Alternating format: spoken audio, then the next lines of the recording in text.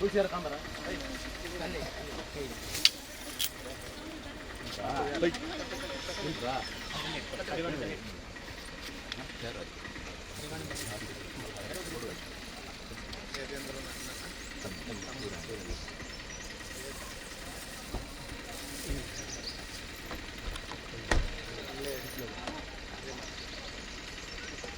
स्वांपराको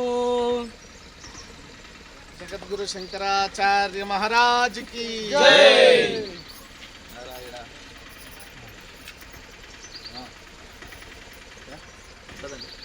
ओम स्वस्ति नो मिमीतामश्विना भग स्वस्ति देवीर्वर्वणः स्वस्ति पूषा असुरो दधातु स्वस्ति द्यावा पृथिवी सुचेतुना दूर आदित्यासो भवन्तु नः विश्वे देवानो अद्यास्महे वसुरग्नि स्वस्तये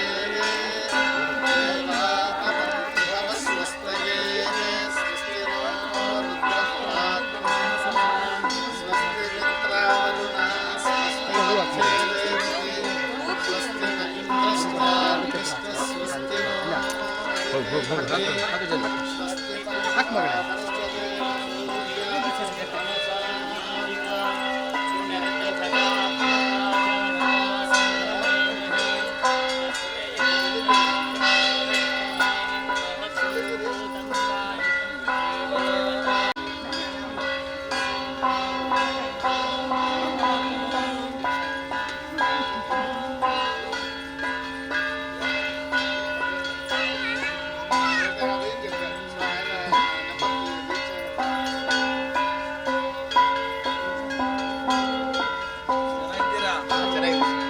ಫಸ್ಟ್ ವೇದಿಕೆ ಹೋಗ್ಬಿಡೋಣ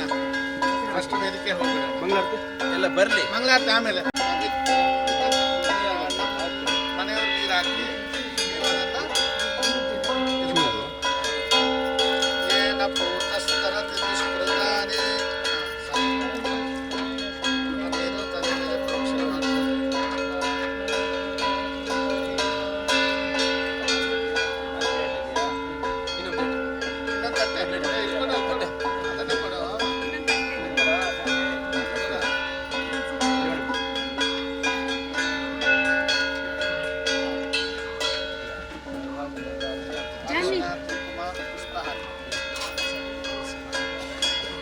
शरणं पवित्रं विततं पुराणं येन पूतस्तरति दुष्कृतानि देवो महेश्वरः गुरुः साक्षात् परब्रह्म तस्मै श्रीगुरवे नमः अखण्डमण्डलाकारं व्याप्तं येन चराचरं तत्परं दर्शितं येन तस्मै श्रीगुरवे नमः अज्ञानतिमिरान्धस्य ज्ञानाञ्जनशलाकया चक्षुरुन्मीलितं येन तस्मै श्रीगुरवे नमः।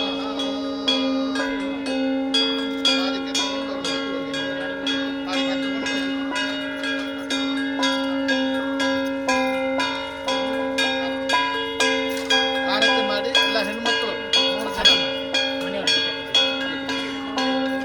ಲಕ್ಷ್ಮೀವಾಣಿ ಸರಸ್ವತಿ ವಂದೇ ಗುರುಣಾಂ ಚರಣಾರವಿಂದೇ ಸಂದರ್ಶಿತಸ್ವಾತ್ಮಸುಖಾರಬೋಧೆ ಜನಸ್ಯ ಯೇಜಾಂಗಳಿಕಾಯಮಾನೆ ಸಂಸಾರಹಾಲಾಹಲಮೋಹ ಶಾಂತಿ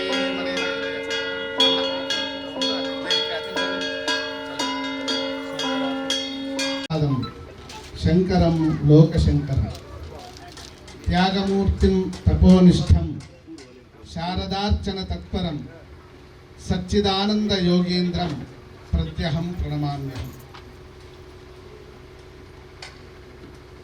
ದಿವ್ಯ ಕ್ಷೇತ್ರ ಹರಿಹರಪುರದ ಶ್ರೀ ಆದಿಶಂಕರಾಚಾರ್ಯ ಶಾರದಾ ಲಕ್ಷ್ಮೀ ನರಸಿಂಹ ಪೀಠಾಧೀಶ್ವರರಾಗಿರುವ ಪರಮ ಪೂಜ್ಯ ಶ್ರೀಮದ್ ಜಗದ್ಗುರು ಶಂಕರಾಚಾರ್ಯ ಶ್ರೀ ಶ್ರೀ ಸ್ವಯಂ ಪ್ರಕಾಶ ಸಚ್ಚಿದಾನಂದ ಸರಸ್ವತಿ ಮಹಾಸ್ವಾಮಿಗಳವರ ದಿವ್ಯ ಚರಣಾರವಿಂದಗಳಲ್ಲಿ ಎಲ್ಲರ ಪರವಾಗಿ ಭಕ್ತಿಪೂರ್ವಕವಾದಂತಹ ಪ್ರಣಾಮಗಳನ್ನು ಸಮರ್ಪಣೆ ಮಾಡ್ತಾ ಇದ್ದೇನೆ.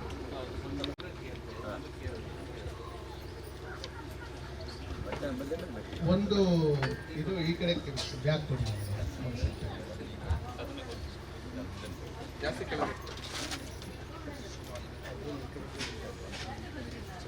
ಮಹಾಸ್ವಾಮಿಗಳವರು ಪೀಠಾರೋಹಣವನ್ನು ಮಾಡಿ 25 ವರ್ಷಗಳಾಗ್ತಾ ಇವೆ. ಈ 25 ವರ್ಷಗಳಲ್ಲಿ ಪರಮಪೂಜ್ಯ ಮಹಾಸ್ವಾಮಿಗಳವರು ನಮ್ಮ ದೇಶ, ನಮ್ಮ ಧರ್ಮ, ನಮ್ಮ ಸಂಸ್ಕೃತಿ ಇದರ ಸಂರಕ್ಷಣೆ ಆಗಬೇಕು, ನಮ್ಮ ಭಾರತೀಯ ಸಂಸ್ಕೃತಿಯ ಸಮಾಜ ಕೆಲವೊಂದು ದೋಷಗಳಿಂದ ಅತ್ಯಂತ ಬಲಹೀನವಾಗಿದೆ, ನಾವೆಲ್ಲರೂ ಒಗ್ಗಟ್ಟಾಗಿದ್ದಿದ್ರೆ ಇಷ್ಟೊತ್ತಿಗಾಗಲೇ ನಮ್ಮೆಲ್ಲ ಹಿರಿಯರು ಕಂಡಿರುವಂತಹ ಕನಸು ಯಾವತ್ತೋ ನನಸಾಗ್ತಿತ್ತು. ನಮ್ಮ ದೇಶ ಪ್ರಪಂಚದಲ್ಲೇ ಬಲಿಷ್ಠವಾದಂತಹ ದೇಶ ಆಗಬೇಕು, ಭಾರತ ಜಗದ್ಗುರು ಆಗಬೇಕು ಅನ್ನುವಂತಹ ನಮ್ಮೆಲ್ಲರ ಹಿರಿಯರ ಕನಸು ನಾವೀಗ ನೆರವೇರಿಸಬೇಕಾಗಿದೆ. ನಮ್ಮಲ್ಲಿ 2 ಪ್ರಮುಖವಾದಂತಹ ರೋಗ ವ್ಯಾಪಿಸಿಕೊಂಡಿದೆ.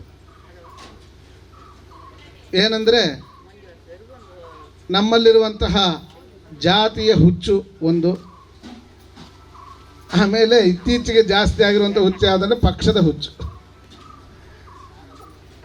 ಈ 2 ಭಾಳ ಜಾಸ್ತಿಯಾಗಿ ಯಾರು ಯಾವುದೇ ಕಾರ್ಯಕ್ರಮ ಮಾಡಿದರೂ, ಯಾವುದೇ ವಿಧವಾದಂತಹ ಕಾರ್ಯಕ್ರಮ ನಡೆದರೂ ಸಹ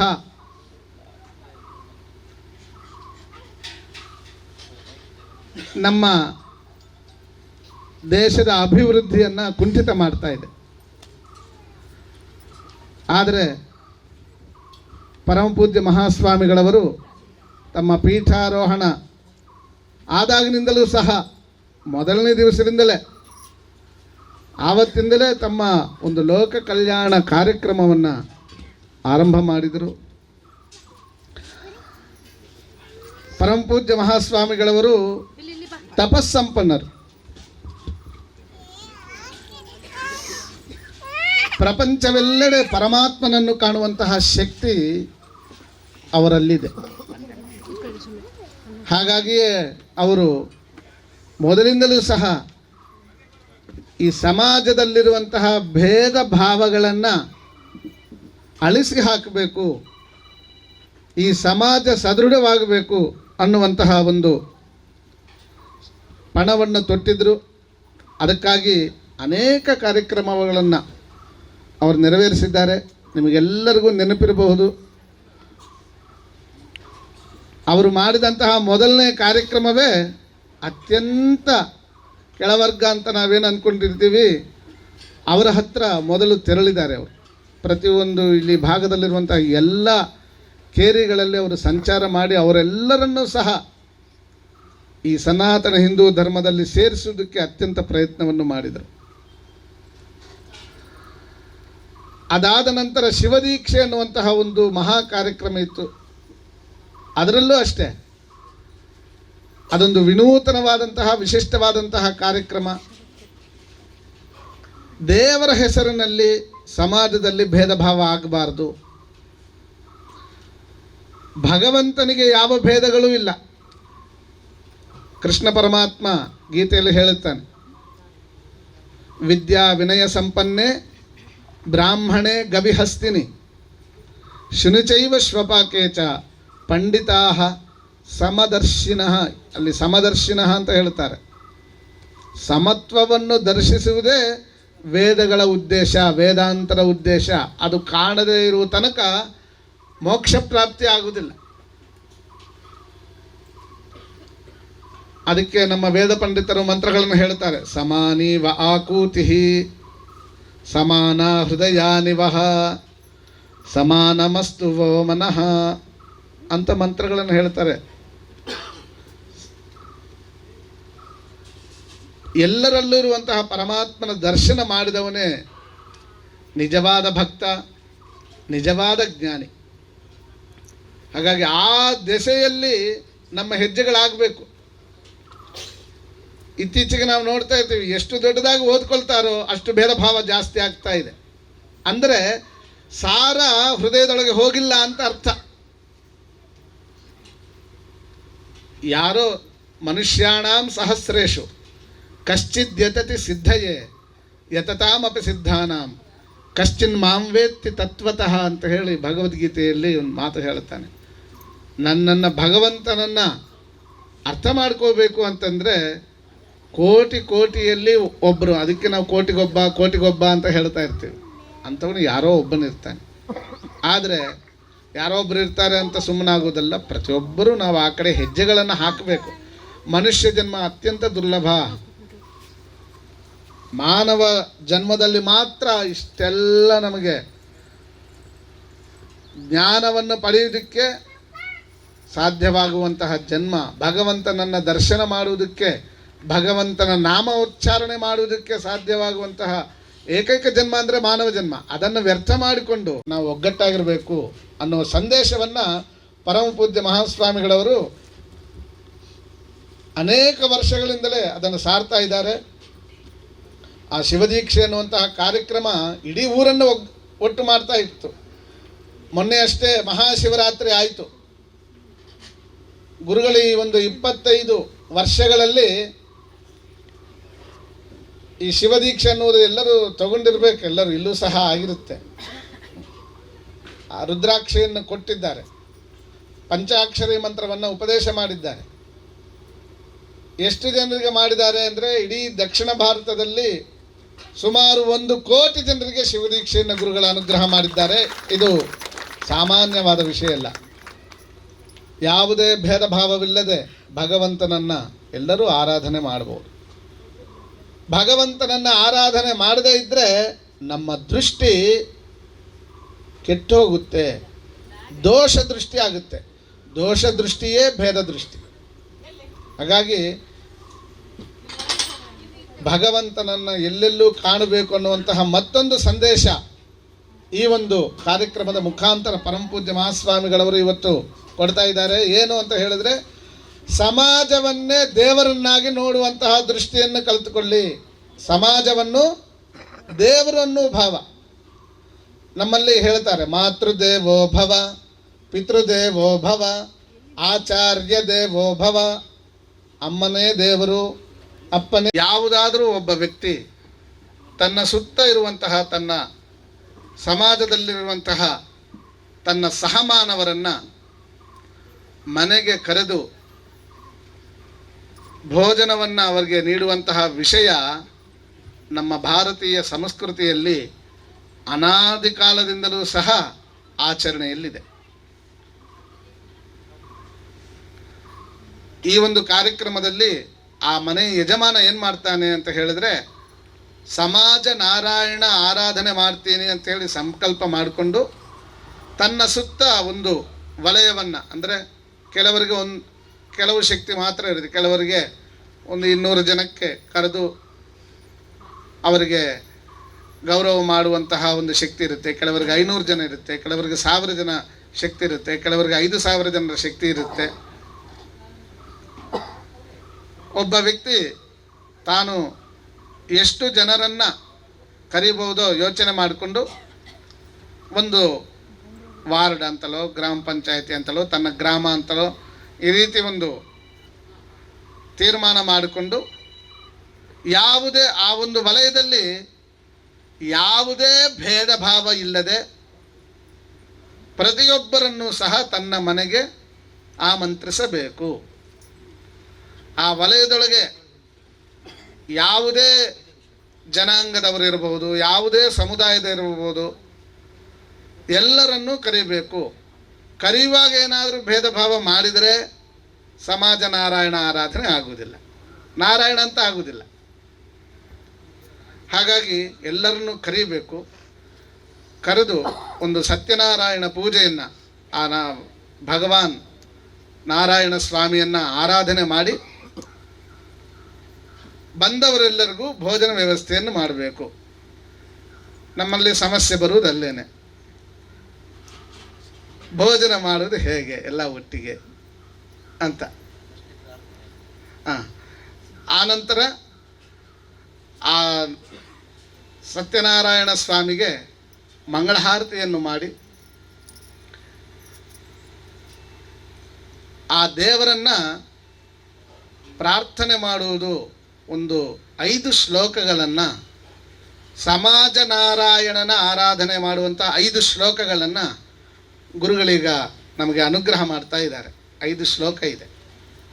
ನಮ್ಮ ದೇಶ, ಧರ್ಮ, ಸಂಸ್ಕೃತಿಯನ್ನು ರಕ್ಷಣೆ ಮಾಡಿಕೊಳ್ಳುವಂತಹ ಶಕ್ತಿ, ನಮ್ಮೆಲ್ಲರನ್ನು ಒಗ್ಗಟ್ಟಾಗಿಡುವಂತಹ ಶಕ್ತಿಯನ್ನು ಕೊಡು ಅಂತ ಹೇಳಿ ಪರಮಾತ್ಮನಲ್ಲಿ ಪ್ರಾರ್ಥನೆ ಮಾಡಿಕೊಳ್ಳೋದು.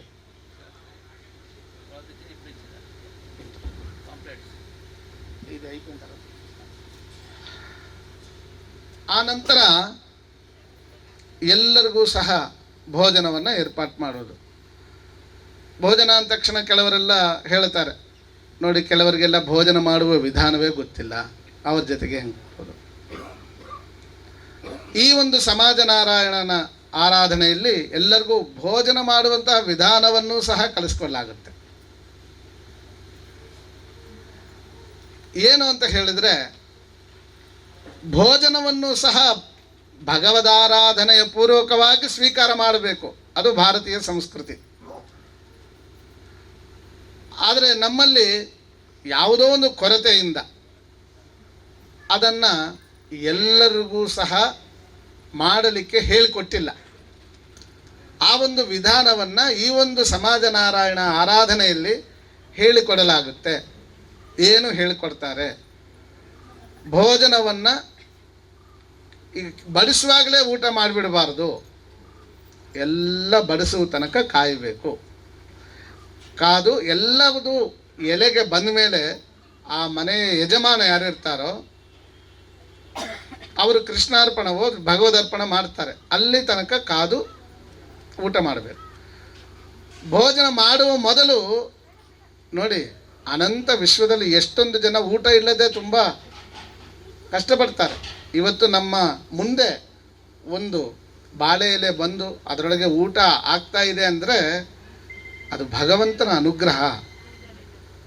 ಹಾಗಾಗಿ ಊಟ ಮಾಡುವ ಮೊದಲು ದೇವರ ಪ್ರಾರ್ಥನೆಯನ್ನು ಮಾಡಬೇಕು.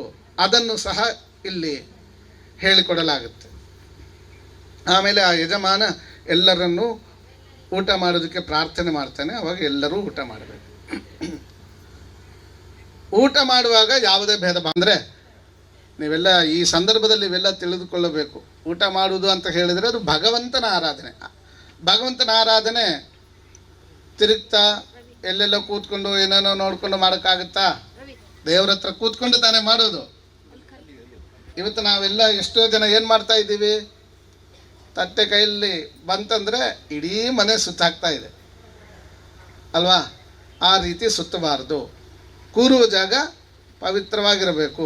ಕೆಳಗಡೆ ಕೂತ್ಕೊಂಡು ಊಟ ಮಾಡಬೇಕು. ಈಗ ಎಷ್ಟೊಂದು ಜನ ಟೇಬಲನ್ನು ಆಶ್ರಯಿಸ್ಕೊಂಡಿದ್ದಾರೆ, ಕೆಲವ್ರಿಗೆ ಆಗೋದಿಲ್ಲ ಮಂಡಿ ನೋವು ಅಂತ. ಆ ಮಂಡಿ ನೋವು ಯಾಕೆ ಬಂತು ಅಂದರೆ ಕೆಳಗಡೆ ಕೂರಲಿಲ್ಲ, ಅದಕ್ಕೆ ಬಂತು. ಹಾಗಾಗಿ ಕೆಳಗಡೆ ಕೂತ್ಕೊಂಡು ಊಟ ಮಾಡಬೇಕು, ತಿರುಗ್ತಾ ಊಟ ಮಾಡಬಾರ್ದು. ಇತ್ತೀಚೆಗೆ ಬಫೆ ಅನ್ನೋದು ಬಂದಿದೆ. ತುಂಬ ಜನ ಇದ್ದಾಗ ಏನು ಮಾಡೋಕ್ಕೆ ಆಗ್ತಾ ಇಲ್ಲ. ಆದರೆ ಆವತ್ತಿಗೆ ಅದನ್ನು ನಾವೇನಾದ್ರು ಮಾಡ್ಬೋದು, ಬಿಟ್ಟರೆ ಪ್ರತಿನಿತ್ಯ ಕೆಳಗಡೆ ಕೂತ್ಕೊಂಡು ದೇವರಿಗೆ ಪ್ರಾರ್ಥನೆ ಮಾಡಿ ಆಮೇಲೆ ಊಟ ಮಾಡಬೇಕು. ಇದು ನಮ್ಮ ಮಕ್ಕಳಿಗೆ ನಾವು ಕಲಿಸ್ಕೊಡ್ತಾನೇ ಇಲ್ಲ. ಹಾಗಾಗಿ ಈ ಒಂದು ಸಮಾಜ ನಾರಾಯಣ ಆರಾಧನೆಯಲ್ಲಿ ಊಟ ಮಾಡುವಂತಹ ಈ ವಿಧಾನವನ್ನು ಕಲಿಸ್ಕೊಳ್ಳಾಗ್ತಾ ಇದೆ. ಹಾಗೆಯೇ ನಮ್ಮ ಭಾರತೀಯ ಸಂಸ್ಕೃತಿ ಅತ್ಯಂತ ಶ್ರೇಷ್ಠವಾದದ್ದು ಪ್ರಪಂಚದಲ್ಲೇ. ಇಲ್ಲಿರುವ ಪ್ರತಿಯೊಂದು ವಿಷಯವೂ ಸಹ ಅಷ್ಟೇ ದೈವಿಕವಾದದ್ದು, ಶ್ರೇಷ್ಠವಾದದ್ದು. ಬೇರೆ ದೇಶಗಳು ನಮ್ಮನ್ನು ನೋಡಿ ಕಲಿತಾರೆ. ಹಾಗಾಗಿ ನಾವು ಆ ರೀತಿಯಲ್ಲಿರಬೇಕು. ಇತ್ತೀಚೆಗೆ ದೇವಸ್ಥಾನಗಳಿಗೂ ಸಹ ವಸ್ತ್ರ ಸಂಹಿತೆಗೋಸ್ಕರ ಬೋರ್ಡ್ ಹಾಕ್ತಾ ಇದ್ದೀವಿ. ಇತ್ತೀಚೆಗೆ ಹಿಂಗೆ ಬನ್ನಿ ಅಂತ. ಯಾಕೆ ಹಾಕಬೇಕು? ನಾವು ದೇವಸ್ಥಾನಕ್ಕೆ ಹೋಗುವಾಗ ಅದಕ್ಕೆ ಸರಿಯಾದಂತಹ ವಸ್ತ್ರಗಳಲ್ಲೇ ಹೋಗಬೇಕು. ಹಾಗೆ ಈ ಸಮಾಜ ನಾರಾಯಣ ಆರಾಧನೆ ಮಾಡುವಾಗಲೂ ಸಹ ಹೆಂಗಂದರೆ ಹಂಗೆ ಬರೋಂಗಿಲ್ಲ, ಒಳ್ಳೆ ವಸ್ತ್ರಗಳನ್ನು ಧರಿಸಿ ಬರಬೇಕು. ನಾವು ಅದನ್ನೆಲ್ಲ ಪಾಂಪ್ಲೆಟಲ್ಲೂ ಹಾಕ್ಸಿದ್ದೀವಿ. ಏನು ಮಾಡೋದು? ಇವತ್ತು ಎಷ್ಟು ಸುಂದರವಾದ ದೃಶ್ಯ ಅಂತ ಹೇಳಿದ್ರೆ, ಎಲ್ಲರೂ ಸಹ ಎಷ್ಟೊಂದು ಸುಸಂಸ್ಕೃತವಾಗಿ ನಮ್ಮ ಭಾರತೀಯ ಸಂಸ್ಕೃತಿಯನ್ನು ಬೆಳಗುವ ಹಾಗೆ ಎಷ್ಟು ಅದ್ಭುತ ಒಳ್ಳೊಳ್ಳೆ ಸೀರೆಗಳು, ಕುಂಕುಮಗಳು, ವಸ್ತ್ರಗಳು ಈ ರೀತಿ ಪ್ರತಿನಿತ್ಯ ಇರಬೇಕು ಅಂತ. ಪ್ರತಿನಿತ್ಯ ಇರಬೇಕು. ಯಾವುದೋ ಫಂಕ್ಷನ್ಗೆ ಹೋಗುವಾಗ ಮಾತ್ರ ಅಲ್ಲ, ದೇವರ ಫಂಕ್ಷನ್ಗೆ ಹೋಗುವಾಗ ಮಾತ್ರ ಅಲ್ಲ, ಬೇರೆ ಫಂಕ್ಷನ್ಗೂ ಸ್ವಲ್ಪ ಇದನ್ನೇ ಕಾಪಾಡಿಕೊಳ್ಳಬೇಕು.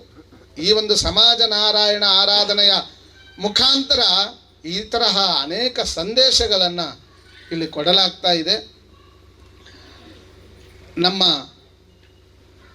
ಗಜೇಂದ್ರ ನಿಜವಾಗಲೂ ಅವರನ್ನು ನಾವೆಲ್ಲರೂ ಅಭಿನಂದಿಸಬೇಕು. ಯಾಕೆ ಅಂತ ಹೇಳಿದರೆ, ಗುರುಗಳು ಅವ್ರಿಗೆ ಅಪ್ಪಣೆ ಮಾಡಿದ್ರು, ನಿಮ್ಮ ಮನೆಯಲ್ಲಿ ಕಾರ್ಯಕ್ರಮ ಮಾಡಪ್ಪ ಅಂತ. 10 ದಿನ ಇತ್ತಷ್ಟೇ, ಕೇವಲ 10 ದಿನ. ಬೇರೆಯವರಾದರೆ ಸ್ವಲ್ಪ ಟೈಮ್ ಬೇಕಾಗುತ್ತೆ, ಅದು ಇದೆಲ್ಲ ಹೇಳ್ತಾರಲ್ವ. ಆದರೆ ಗುರುಗಳ ಬಾಯಿಂದ ಒಂದು ಮಾತು ಬಂದ ತಕ್ಷಣ ಕಾರ್ಯಪ್ರವೃತ್ತನಾಗಿ ಇಷ್ಟೊಂದು ವ್ಯವಸ್ಥೆ, ಮನೆ ಮನೆ ಹೋಗಿ ಕರೀಬೇಕು, ಮನೆಯಲ್ಲಿ ವ್ಯವಸ್ಥೆ ಮಾಡ್ಕೋಬೇಕು, ದುಡ್ಡೊಟ್ಟು ಮಾಡ್ಕೋಬೇಕು, ತುಂಬ ವಿಷಯಗಳು. ಆದರೆ ಆ ಸಹೋದರರು ಗಜೇಂದ್ರ ಅವರ ಕುಟುಂಬದ 3 ಜನ ಸಹೋದರರು ಎಷ್ಟೊಂದು ಗುರುಭಕ್ತಿಯಿಂದ, ದೈವಭಕ್ತಿಯಿಂದ ಈ ಒಂದು ಕಾರ್ಯಕ್ರಮವನ್ನು ಇಷ್ಟೊಂದು ಚೆನ್ನಾಗಿ ಮಾಡ್ತಾ ಇದ್ದಾರೆ ಅಂದರೆ, ಈ ಥರ ಮಾಡಿದರೆ ನಮ್ಮ ಸಮಾಜ ಎಲ್ಲ ಚೆನ್ನಾಗಿರುತ್ತೆ. ಹಾಗಾಗಿ ಆ ಶ್ರದ್ಧೆ ಇರುವುದರಿಂದಲೇ ಅವರ ಮನೆಗೆ ಗುರುಗಳು ಯಾವಾಗ ಬರ್ತಿದ್ರೋ ಗೊತ್ತಿಲ್ಲ, ಇವತ್ತು ಬಂದೇ ಬಿಟ್ಟಿದ್ದಾರೆ, ಅವರನ್ನು ಅನುಗ್ರಹ ಮಾಡಿದ್ದಾರೆ. ಭಕ್ತಿ ಶ್ರದ್ಧೆ ಇರುವಲ್ಲಿ ಗುರುಗಳು ಇದ್ದೇ ಇರ್ತಾರೆ, ಬಂದೇ ಬರ್ತಾರೆ. ನಮಗೆ ಬೇಕಾದಂಗೆ ಗುರುಗಳಿರಬೇಕು ಅಂತ ನಾವು ಅಂದ್ಕೋಬಾರ್ದು. ಗುರುಗಳು ಹೇಳ್ದಂಗೆ ನಾವು ಮಾಡಿದರೆ ನಮ್ಗೆ ಒಳ್ಳೇದಾಗುತ್ತೆ, ಸಮಾಜಕ್ಕೆ ಒಳ್ಳೇದಾಗುತ್ತೆ. ನಮ್ಮ ದೃಷ್ಟಿ ಯಾವಾಗಲೂ ನಂಗೆ ಒಳ್ಳೇದಾಗಬೇಕು, ನನ್ನ ಕುಟುಂಬಕ್ಕೆ ಒಳ್ಳೇದಾಗಬೇಕು, ಇಷ್ಟೇ ಇರುತ್ತೆ. ಗುರುಗಳ ದೃಷ್ಟಿ ಹಾಗಿಲ್ಲ. ಗುರುಗಳ ದೃಷ್ಟಿ ಲೋಕ ಕಲ್ಯಾಣ ಆಗಬೇಕು. ಇನ್ನೊಂದು 100 ವರ್ಷದ ನಂತರವೂ ಸಹ ಈ ದೇಶ, ಧರ್ಮ, ಸಂಸ್ಕೃತಿ ಚೆನ್ನಾಗಿರಬೇಕು ಅಂತ ಹೇಳಿ ಸಂಕಲ್ಪ ಮಾಡ್ಕೊಂಡು ಕೂತಿದ್ದಾರೆ ಅವರು. ಹಾಗಾಗಿ ಅವರ ಮಾತುಗಳನ್ನು ನಾವು ಕೇಳಿದ್ರೆ ಎಲ್ಲರೂ ಮನಸ್ಸು ಮಾಡಬೇಕು. ಮೇಲಿಂದ ಕೆಳಗೆ, ಕೆಳಗಿಂದ ಮೇಲೆ ಏನಂತಿರೋ ಗೊತ್ತಿಲ್ಲ, ಎಲ್ಲರೂ ಮನಸ್ಸು ಮಾಡಬೇಕು. ಅಂತಹ ರೀತಿಯಲ್ಲಿ ಕಾರ್ಯಕ್ರಮ ಅತ್ಯಂತ ವೈಭವವಾಗಿ ಆಗ್ತಾ ಇದೆ. ನಿಜವಾಗಲೂ ಇಲ್ಲಿಗೆ ಬಂದಿರುವ ಹಿರಿಯರನ್ನು, ಸಮಾಜದ ಹಿರಿಯರನ್ನು ನಾವು ಅಭಿನಂದಿಸಲೇಬೇಕು. ನೋಡಿ, ಪನ್ರಾಜ್ ಭಟ್ರು ಬಂದಿದ್ದಾರೆ ಈಗಷ್ಟೇ. ಎಷ್ಟು ವಯೋವೃದ್ಧರವರು. ಒಂದಿನ ಆಗುತ್ತೆ ಅಷ್ಟು ಹೇಳಬೇಕು ನಿಮ್ಮ ಬಗ್ಗೆ. ನೋಡಿ, ಅವರು ಬಂದಿದ್ದಾರೆ. ಹಾಗೆ ಪ್ರಬೋಧಿನಿ ಗುರುಕುಲದ ನಮ್ಮ ಉಮೇಶ್ ಜಿ ಅವರು ಅನೇಕ ಕಾರ್ಯಕ್ರಮಗಳಲ್ಲಿ ಮಾಡ್ತಾ ಇದ್ದಾರೆ. ಮತ್ತು ಪಂಡಿತರಾಗಿರುವಂತಹ ನಾರಾಯಣ ಶೇವರೆ ಅವರು ನೋಡಿ, ಅಂಥವರೆಲ್ಲ ಬಂದು ಕೂತ್ರೆ ಇಂಥ ಕಾರ್ಯಕ್ರಮಗಳಿಗೆ ಬಲ ಬರುತ್ತೆ. ಅವ್ರು ನಿಜವಾಗ್ಲೂ ಇವತ್ತು ಬಂದು ಕೂತು ನೀವು ಕರೆದಿದ್ದೀರಾ ಶೇವರೆ ಅವರನ್ನು, ಅವ್ರಿಗೆ ಗೊತ್ತೇ ಇಲ್ಲ, ಪರಿಚಯವೇ ಇಲ್ಲ. ಅದು ದೊಡ್ಡತನ ಅಂದರೆ. ಎಷ್ಟೊಂದು ಜನ ನಮ್ಮನ್ನು ಕರೆದಿಲ್ಲ, ನಾವು ಹೋಗಲ್ಲ, ಈ ರೀತಿ ಕೊಂಕು ಹೇಳುವುದೇ. ಆದರೆ ಇವತ್ತು ನಾರಾಯಣ ಶೇವರೆ ನಿಮ್ಮನ್ನು ಒಂದು ಸಲ ತೋರಿಸ್ಕೊಳ್ಳಿ ಸಮಾಜಕ್ಕೆ. ನಾರಾಯಣ ಶೇವರೆ ಅವರು ಸತತ ಪುರಾಣ ಪ್ರವಚನಗಳನ್ನು ಮಾಡಿ ಈ ಥರದ ಭಾವಜಾಲವನ್ನು ಬಿತ್ತರಿಸ್ತಾ ಇರುವಂಥವ್ರು. ಅವರೇನಾದರೂ ಇವತ್ತು ಇಲ್ಲೇ ಇದ್ದು ಬರದೇ ಇದ್ದಿದ್ರೆ ನಮಗೆ ಬೇಜಾರಾಗ್ತಿತ್ತು. ನಿಜವಾಗ್ಲೂ ಅವ್ರು ಬಂದಿದ್ದಕ್ಕೆ ನಿಜವಾಗ್ಲೂ ಸಂತೋಷ ಆಯಿತು. ನುಡಿದಂತೆ ನಡೀತಾ ಇದ್ದಾರೆ ಶ್ರೀ ನಾರಾಯಣ ಶೇವರೆ ಅವರು. ಅವರಿಗೆ ವಿಶೇಷವಾದಂತಹ ನಮ್ಮ ಗೌರವಗಳನ್ನು ತಿಳಿಸ್ತಾ ಇದ್ದೀವಿ ಈ ಸಂದರ್ಭದಲ್ಲಿ. ಹಾಗೆಯೇ ನಮ್ಮ ರಾಮ್ ಪ್ರಸಾದರು, ಜ್ಞಾನವೃದ್ಧರು ಈ ಭಾಗದಲ್ಲಿ, ಅವರು ಸಹ ಈ ಕಾರ್ಯಕ್ರಮಕ್ಕೆ ದಂಪತಿಗಳಾಗಿ ಬಂದಿದ್ದಾರೆ. ಶಶಿ ಈಶ ಪಾಪ ಚಿಕ್ಕ ಹುಡುಗ, ಏನು ಗೊತ್ತಿಲ್ಲ, ತುಂಬ ಭವಿಷ್ಯ ಇರುವವನು. ಆದರೆ ಅವನು ಎಲ್ಲವೂ ಬಿಟ್ಟುಬಿಟ್ಟು ಗುರುಗಳ ಕೆಲಸ ಮಾತ್ರ ಇಟ್ಕೊಂಡಿದ್ದಾನೆ. ಅವನು ಗುರುಗಳು ಏನು ಹೇಳ್ತಾರೋ ಆ ಕೆಲಸಗಳನ್ನು ಮಾತ್ರ ಮಾಡುವುದು ಅಂತ. ಹಾಗಾಗಿ ಇವತ್ತು ನಿಜವಾಗಲೂ ಈ ಒಂದು ಸಭೆ, ಇನ್ನು ಬಹುಶಃ ಯಾರೋ ಎಷ್ಟೊಂದು ಜನ ದೊಡ್ಡವರು ತಾವೆಲ್ಲರೂ ಸಭೆಯಲ್ಲಿ ಇರಬಹುದು, ನನಗೆ ಗೊತ್ತಿಲ್ಲ. ಆದರೆ ಯಾರು ಈ ಕಾರ್ಯಕ್ರಮಕ್ಕೆ ಬಂದಿದ್ದೀರೋ, ನಿಜವಾಗಲೂ ನಾವೆಲ್ಲ ದೇಶಕ್ಕೋಸ್ಕರ, ಧರ್ಮಕ್ಕೋಸ್ಕರ ಒಂದು ಹೆಜ್ಜೆ ಇವತ್ತು ಹಾಕ್ತಾ ಇದ್ದೀವಿ ಮುಂದಕ್ಕೆ. ನಮ್ಮ ಭಾರತ ದೇಶವನ್ನು ಜಗದ್ಗುರು ಮಾಡಬೇಕಂತ ಸಂಕಲ್ಪ ಇದ್ದರೆ ಅದಕ್ಕೋಸ್ಕರ ಇವತ್ತೊಂದು ಹೆಜ್ಜೆ ಹಾಕ್ತಾ ಇದ್ದೀವಿ. ಅಂತಹ ಒಂದು ಅದ್ಭುತವಾದ ಕಾರ್ಯಕ್ರಮವನ್ನು ಇವತ್ತು ನಾವೆಲ್ಲ ನೋಡ್ತಾ ಇದ್ದೀವಿ. ನಮ್ಮ ಎದುರುಗಡೆ ಇರುವವರು, ಪಕ್ಕದಲ್ಲಿರುವವರು ಎಲ್ಲರೂ ಸಹ ಈ ಪುರಾಣಗಳಲ್ಲಿ ಶಾಸ್ತ್ರಗಳನ್ನು ಮಾತು ಬರುತ್ತೆ, ನನ್ನ ಮುಂದುಗಡೆ ಭಗವಂತ ಇದ್ದಾನೆ, ನನ್ನ ಹಿಂದುಗಡೆ ಭಗವಂತ ಇದ್ದಾನೆ, ನನ್ನ ಪಕ್ಕದಲ್ಲಿ ಭಗವಂತನೇ ಇದ್ದಾನೆ. ಆ ಭಾವ ಇವತ್ತು ನಿಜವಾದ ಭಾವ. ಇದು ಸಮಾಜ ನಾರಾಯಣ ಆರಾಧನೆ. ಹಾಗಾಗಿ ಪಕ್ಕದಲ್ಲಿ ಊಟ ಕೂತವ್ರು ಯಾರು ಅನ್ನೋ ಪ್ರಶ್ನೆ ಬಂದಾಗ ನೀವು ಅದನ್ನು ನೋಡಬಾರ್ದು. ಬ್ರಹ್ಮಾರ್ಪಣಂ ಬ್ರಹ್ಮಹವಿಹಿ ಬ್ರಹ್ಮಾಗ್ನವು ಬ್ರಹ್ಮಣಾಹುತಂ ಅಂತ ಮಾಡಬೇಕಂತೆ. ಅಂದರೆ ನನ್ನ ಮುಂದಿರುವ ಆ ಅನ್ನ ಏನಿದೆಯೋ ಅದು ಭಗವಂತ, ಯಾರು ಕರೆದಿದ್ದಾನೋ ಯಜಮಾನ ಅವನು ಭಗವಂತ, ತಿನ್ನುವನು ಭಗವಂತ, ತಿನ್ನುವನು ಭಗವಂತನೇ. ಅಲ್ಲಿಗೆ ಹೋಗ್ಬೇಕು ನಾವು, ಅದು ಮೇಲಿನ ಸ್ಥಿತಿ. ಆ ಥರ ಭಾವನೆಯಲ್ಲಿ ಇರುವವನಿಗೆ ಫಲ ಏನು ಅಂತ ಹೇಳಿದ್ರೆ ಅವನು ಸಾಕ್ಷಾತ್ತು ಬ್ರಹ್ಮನೇ ಆಗುತ್ತಾನೆ. ಅವನು ಮಾಡ್ತಿದ್ದಾನೆ, ಅವನಿಗೋಸ್ಕರ ಒಂದು ಎಲೆ ಹಾಕಿಟ್ಟಿರಿ, ಒಂದು ಎಲೆ ಭಗವಂತನಿಗೆ ಅಂತ, ಮತ್ತೆ ಎಲ್ಲರಿಗೂ ಈಗ ಅಂತ ಒಂದು ಮನೆ ಮೇಲೆ ಮೇಲ್ಗಡೆ ಎಲ್ಲರೂ ನಮಸ್ಕಾರ ಮಾಡಿಕೊಳ್ಳಿ. ವ್ಯಾಪ್ತಂ ಯೇನ ಚರಾಚರಂ ತತ್ಪದಂ ದರ್ಶಿತಂ ಯೇನ ತಸ್ಮೈ ಶ್ರೀ ಗುರವೇ ನಮಃ. ಅಜ್ಞಾನತಿಮಿರಾಂಧಸ್ಯ ಜ್ಞಾನಾಂಜನಶಲಾಕಯಾ ಚಕ್ಷುರುನ್ಮೀಲಿತಂ ಯೇನ ತಸ್ಮೈ ಶ್ರೀ ಗುರವೇ ನಮಃ. ಗುರುರ್ಬ್ರಹ್ಮ ಗುರುರ್ವಿಷ್ಣುಃ ಗುರುರ್ದೇವೋ ಮಹೇಶ್ವರಃ ಗುರುಃ ಸಾಕ್ಷಾತ್ ಪರಬ್ರಹ್ಮ ತಸ್ಮೈ ಶ್ರೀ ಗುರವೇ ನಮಃ.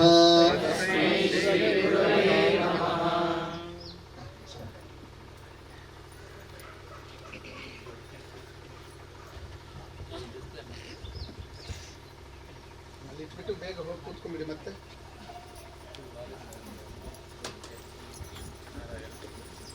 ಎಲ್ಲರದ್ದು ಯಾವುದೋ ವಿಷಯಗಳು ಪ್ರಚಾರ ಆಗುವುದಿಲ್ಲ. ಅಂತಹ ಒಂದು ಪ್ರಚಾರ ಮಾಧ್ಯಮದವರು ಇವತ್ತು ಇಲ್ಲಿಗೆ ಬಂದು ಇದ್ದಾರೆ. ಅವರೆಲ್ಲರಿಗೂ ಸಹ ಈ ಸಂದರ್ಭದಲ್ಲಿ ವಿಶೇಷವಾದ ಹೃದಯಪೂರ್ವಕವಾದಂತಹ ಧನ್ಯವಾದಗಳನ್ನು ಸಮರ್ಪಣೆ ಮಾಡ್ತಾ, ಇದೀಗ ನಾವು ಈ ಕಾರ್ಯಕ್ರಮಕ್ಕೆ ಸಂಬಂಧಪಟ್ಟ ಹಾಗೆ ನಾವು ಏನು ಶ್ಲೋಕಗಳನ್ನು ನಾನು ಹೇಳಿದೆನೋ, ಗುರುಗಳು ಅನುಗ್ರಹ ಮಾಡಿರುವಂಥದ್ದು, ಅದರ ಹೆಸರು ಸಮಷ್ಟಿ ಕಲ್ಯಾಣ ಪ್ರಾರ್ಥನಾ ಅಂತ. ಅದರ ಹೆಸರು ಏನು?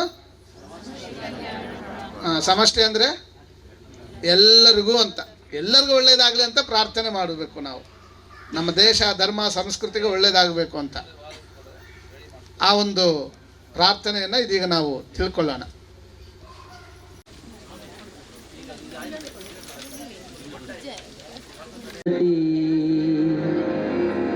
ವಾತ್ಸಲ್ಯೇನ ಸದಾ ಸಮೀರಸಲಿಲಾಹಾರಾಶ್ರಯಾನ್ ದಾಸ್ಯತಿ ದೇಶಪ್ರೇಮಮಯೇನ ಸೋದರಗುಣೋತ್ಕರ್ಷೇಣ ಭಾವೇನ ತಾಂ ಹೇ ದೇವಾನುಗೃಹಾಣ ಶಕ್ತಿಮಮಿತಾಂ ಸಂರಕ್ಷಿತುಂ ಮಾತರಂ. ಹೇ ದೇವರೇ, ನಾವೆಲ್ಲರೂ ಭಾರತ ಮಾತೆಯ ಮಕ್ಕಳಾಗಿದ್ದೇವೆ. ನಮಗೆಲ್ಲರಿಗೂ ಭಾರತ ಮಾತೆಯು ಅನ್ನ, ನೀರು, ಆಶ್ರಯವನ್ನು ನೀಡಿ ನಮ್ಮನ್ನು ಮಾತೃವಾತ್ಸಲ್ಯದಿಂದ ಸಲಹುತ್ತಿದ್ದಾಳೆ. ಆದ್ದರಿಂದ ಭಾರತ ಮಾತೆಯ ಸಂರಕ್ಷಣೆಗಾಗಿ ನಾವೆಲ್ಲರೂ ನಿಜವಾದ ರಾಷ್ಟ್ರ ಪ್ರೇಮಿಗಳಾಗಿ ಜೀವನದಲ್ಲಿ ಸಹೋದರ ಭಾವದಿಂದ ಸದಾ ಒಟ್ಟಾಗಿ ಮುನ್ನಡೆಯಲು ಅಪಾರವಾದ ಶಕ್ತಿಯನ್ನು ನಮಗೆ ಅನುಗ್ರಹಿಸು. ತ್ವಂದೇವೋಸಿ ಹೃದಾತ್ಮಶಕ್ತಿಕಲಯಾ ಸರ್ವಾನ್ ಜನಾನ್ ಭ್ರಾಜಯನ್ ಬ್ರಹ್ಮಾಂಡಸ್ಯ ಸಮಸ್ತಜೀವನಿವಹಸ್ಯಾಧಾರಭೂತಃ ಪ್ರಭುಃ ಸಾಮ್ಯಾಂಶಾನ್ ಪುರತೋ ನಯಂತರತಮಕ್ಲೇಶಂ ದುಷಂ ನಾಶಯನ್ ಹೇ ದೇವಾನುಗೃಹಾಣ ಜೀವನಮಿದಂ ಶಾಂತಂ ಸುಖಂ ಸ್ಯಾದ್ಯಥಾ. ಹೇ ದೇವರೇ, ಸಮಸ್ತ ಬ್ರಹ್ಮಾಂಡಕ್ಕೆ ಆಧಾರ ಶಕ್ತಿಯಾಗಿರುವ ನೀನು ನಮ್ಮೆಲ್ಲರಲ್ಲೂ ಸಮಾನವಾಗಿ ಆತ್ಮಶಕ್ತಿಯಾಗಿ ಬೆಳಗುತ್ತಿರುವೆ. ಆದ್ದರಿಂದ ಎಲ್ಲ ರೀತಿಯ ತಾರತಮ್ಯದ ವಿಷವನ್ನು ನಾಶ ಮಾಡಿ ಸದಾ ಸಮಾನತೆಯನ್ನು ಎತ್ತಿ ಹಿಡಿಯುತ್ತಾ ನಾವೆಲ್ಲರೂ ಹೃದಯದಿಂದ ಒಂದಾಗಿ ಸುಖ ಸಂತೋಷದಿಂದ ಬಾಳುವಂತೆ ಕೃಪೆ ತೋರಿ ನಮ್ಮನ್ನು ಅನುಗ್ರಹಿಸು. ಶ್ರೇಷ್ಠಾ ಭಾರತ ಸಂಸ್ಕೃತಿರ್ವಿವಿಧತಾಯಾಮೇಕತಾಮೇತಿ ಸಾ ತಸ್ಮಾತ್ ಭಾರತ ಭಾರತಾವರಸುತಾ ಪ್ರಾಪ್ತುಂಚ ಸಂಪೂರ್ಣತಾ. ಆಚಾರಸ್ಯ ಸುಸಂಹಿತಾಂ ಗುರುಮತಾಮೇಕಸ್ವರೂಪಾಂ ಮುದಾ ಹೇ ದೇವಾನುಗೃಹಾಣ ಚಾನುಚರಿತುಂ ಸ್ವಾಚಾರ ಸಂಚಾರಿಣಿ. ಹೇ ದೇವರೇ, ನಮ್ಮ ಭಾರತೀಯ ಸಂಸ್ಕೃತಿಯು ಸದಾ ವಿವಿಧತೆಯಲ್ಲಿ ಏಕತೆಯನ್ನೇ ಸಾರುತ್ತದೆ. ಆದ್ದರಿಂದ ನಾವೆಲ್ಲರೂ ಸಹ ನಮ್ಮ ನಮ್ಮ ಸಂಪ್ರದಾಯಗಳಿಗೆ ಅನುಸಾರವಾಗಿಯೇ ಏಕರೂಪ ಆಚಾರ ಸಂಹಿತೆಯನ್ನು ಇಷ್ಟಪಟ್ಟು ಶ್ರದ್ಧೆಯಿಂದ ಆಚರಿಸುತ್ತಾ ಬದುಕಿನಲ್ಲಿ ಪರಿಪೂರ್ಣತೆಯನ್ನು ಸಾಧಿಸುವಂತೆ ಕರುಣೆಯಿಂದ ನಮ್ಮನ್ನು ಅನುಗ್ರಹಿಸು. ಸರ್ವಾನ್ ಕಾಲಕೃತಾನ್ ವಿನಾಶ್ಯ ವಿವಿಧಾನ್ ದೋಷಾಂಶ್ಚ ಸಾಮಾಜಿಕಾನ್ ನಿರ್ಮಾತುಂ ಸುದೃಢಂ ಸುಸಂಸ್ಕೃತಸಮಂ ಶ್ರೇಷ್ಠಂ ಸಮಾಜಂ ಧೃತಂ. ಅಸ್ಮಭ್ಯಂಚ ವಿಭೋ ಸಮನ್ವಯಯುತಾಂ ದೃಷ್ಟಿಂ ವಿಶಾಲಾಮಲಾಂ ಹೇ ದೇವಾನುಗೃಹಾಣ ಶಿಷ್ಟಮತುಲಂ ನೈಜಾತ್ಮಜಾತಂ ಬಲಂ. ಹೇ ದೇವರೇ, ನಮ್ಮ ಸಮಾಜದಲ್ಲಿರುವ ಕಾಲ ವೈಪರೀತ್ಯ ದೋಷಗಳನ್ನು ಸಂಪೂರ್ಣವಾಗಿ ತೊಡೆದು ಹಾಕಿ ಸುಸಂಸ್ಕೃತವಾದ, ಸದೃಢವಾದ ಮತ್ತು ಶ್ರೇಷ್ಠವಾದ ಸಮ ಸಮಾಜವನ್ನು ನಿರ್ಮಾಣ ಮಾಡಲು ನಮಗೆಲ್ಲರಿಗೂ ಸಮನ್ವಯ ದೃಷ್ಟಿಯನ್ನು, ಅಪಾರವಾದ ಆತ್ಮಬಲವನ್ನು ಅನುಗ್ರಹಿಸು. ನಿತ್ಯಾಂ ಸೋದರ ಸಾಮರಸ್ಯ ಧರಣಿಂ ಶಾಂತಿ ಕ್ಷಮಾಧಾರಿಣೀ ಸತ್ಯಾಂ ಭಾರತ ಸಂಸ್ಕೃತಿಂ ಸಮವಿತುಂ ವಿಶ್ವಂ ಪರಾಂ ಬಂಧುರಾಂ. ತೇಷಂ ಧರ್ಮಮನಾರತಂ ದೃಢಯತಾಂ ತ್ಯಾಗಾರ್ಪಣೈರ್ನೋ ನಿಜಂ. ಹೇ ದೇವಾನುಗೃಹಾಣ ಜೀವನವನಂ ಸತ್ಯಂ ಶಿವಂ ಸುಂದರಂ.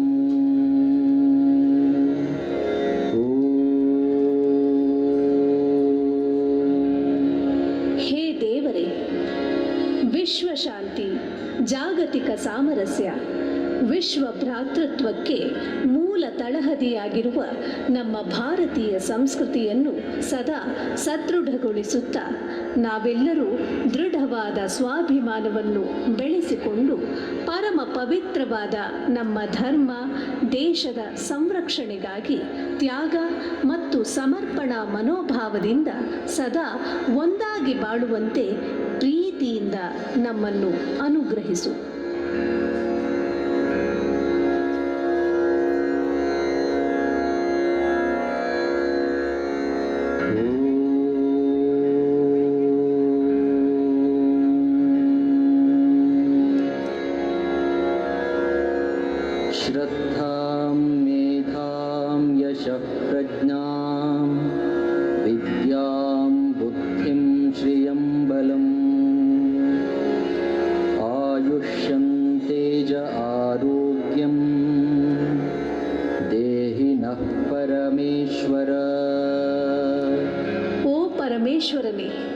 ನಮಗೆಲ್ಲರಿಗೂ ಕಲ್ಯಾಣವನ್ನು ಉಂಟು ಮಾಡು.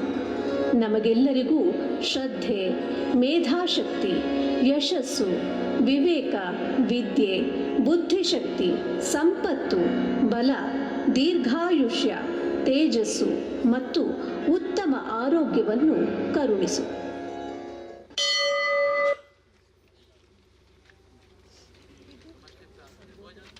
ಶ್ಲೋಕಗಳು.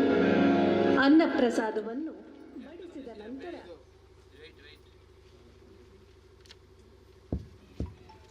ಇದು ಸಮಷ್ಟಿ ಕಲ್ಯಾಣ ಪ್ರಾರ್ಥನೆ. ದೇಶಕ್ಕಾಗಿ ಧರ್ಮಕ್ಕಾಗಿ ಪ್ರಾರ್ಥನೆ ಮಾಡುವಂತಹ ಅಭ್ಯಾಸವನ್ನು ನಾವು ಮಾಡಬೇಕು. ಸಮಾಜ ನಾರಾಯಣ ಅಂದರೆ ಸಮಾಜದ ಬಗ್ಗೆ ಪ್ರಾರ್ಥನೆ ಮಾಡುವಂತಹ ಶ್ಲೋಕಗಳನ್ನು ಗುರುಗಳು ಕೊಟ್ಟಿರುವಂತಹದ್ದು, ಅನುಗ್ರಹ ಮಾಡಿರುವಂತಹದ್ದು ಈ ಶ್ಲೋಕಗಳು. ಹಾಗೆ ಇದೀಗ ಭೋಜನ ಮಾಡುವಂತಹ ಸಂದರ್ಭದಲ್ಲಿ ಮಾಡುವಂತಹ ಪ್ರಾರ್ಥನೆಯನ್ನು ಇದೀಗ ತೋರಿಸ್ತಾ ಇದೆ. ಅನ್ನಪ್ರಸಾದವನ್ನು ಬಡಿಸಿದ ನಂತರ ಈ ಶ್ಲೋಕಗಳ ಮೂಲಕ ದೇವರನ್ನು ಪ್ರಾರ್ಥಿಸಿ ನಂತರ ಪವಿತ್ರ ಭಾವದಿಂದ ಊಟವನ್ನು ಮಾಡಬೇಕು.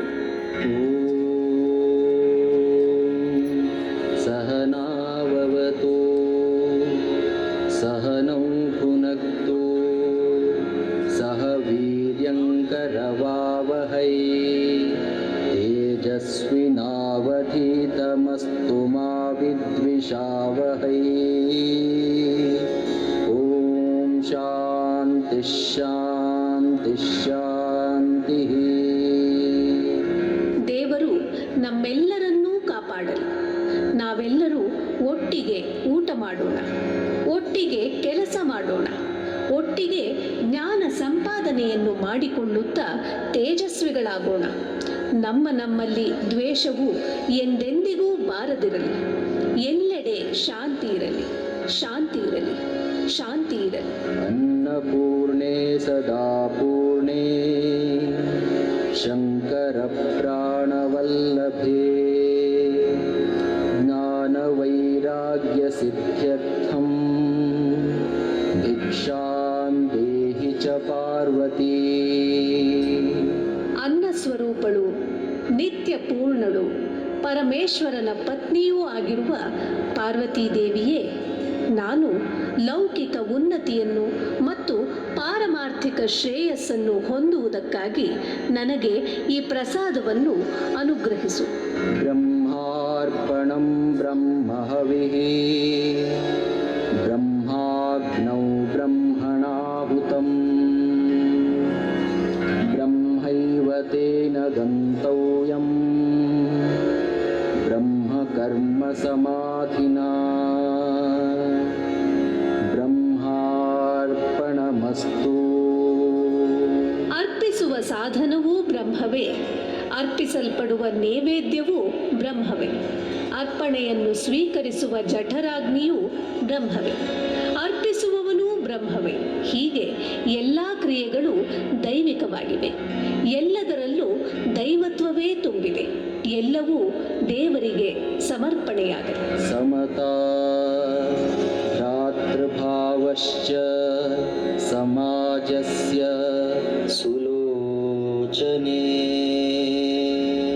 ಸಮಾನತೆ ಮತ್ತು ಸಹೋದರ ಪ್ರೇಮವೇ ಸಮಾಜದ ಎರಡು ನಿಜವಾದ ಕಣ್ಣುಗಳು.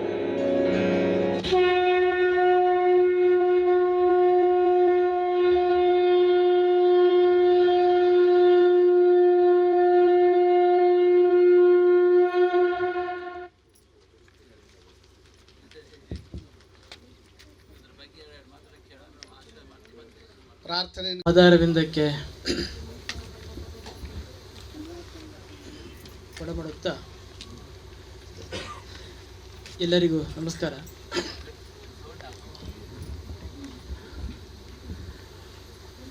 ಇದೊಂದು ಕ್ರಾಂತಿಕಾರಕ ಹೆಜ್ಜೆ ಅಂತ ಅಂದ್ಕೊಳ್ಬೇಕು. ಇದು ಕ್ರಾಂತಿಕಾರಕ ಹೆಜ್ಜೆಯಾಗಿರುವುದು ನಮ್ಮ ದುರಂತ. ಯಾಕಂದರೆ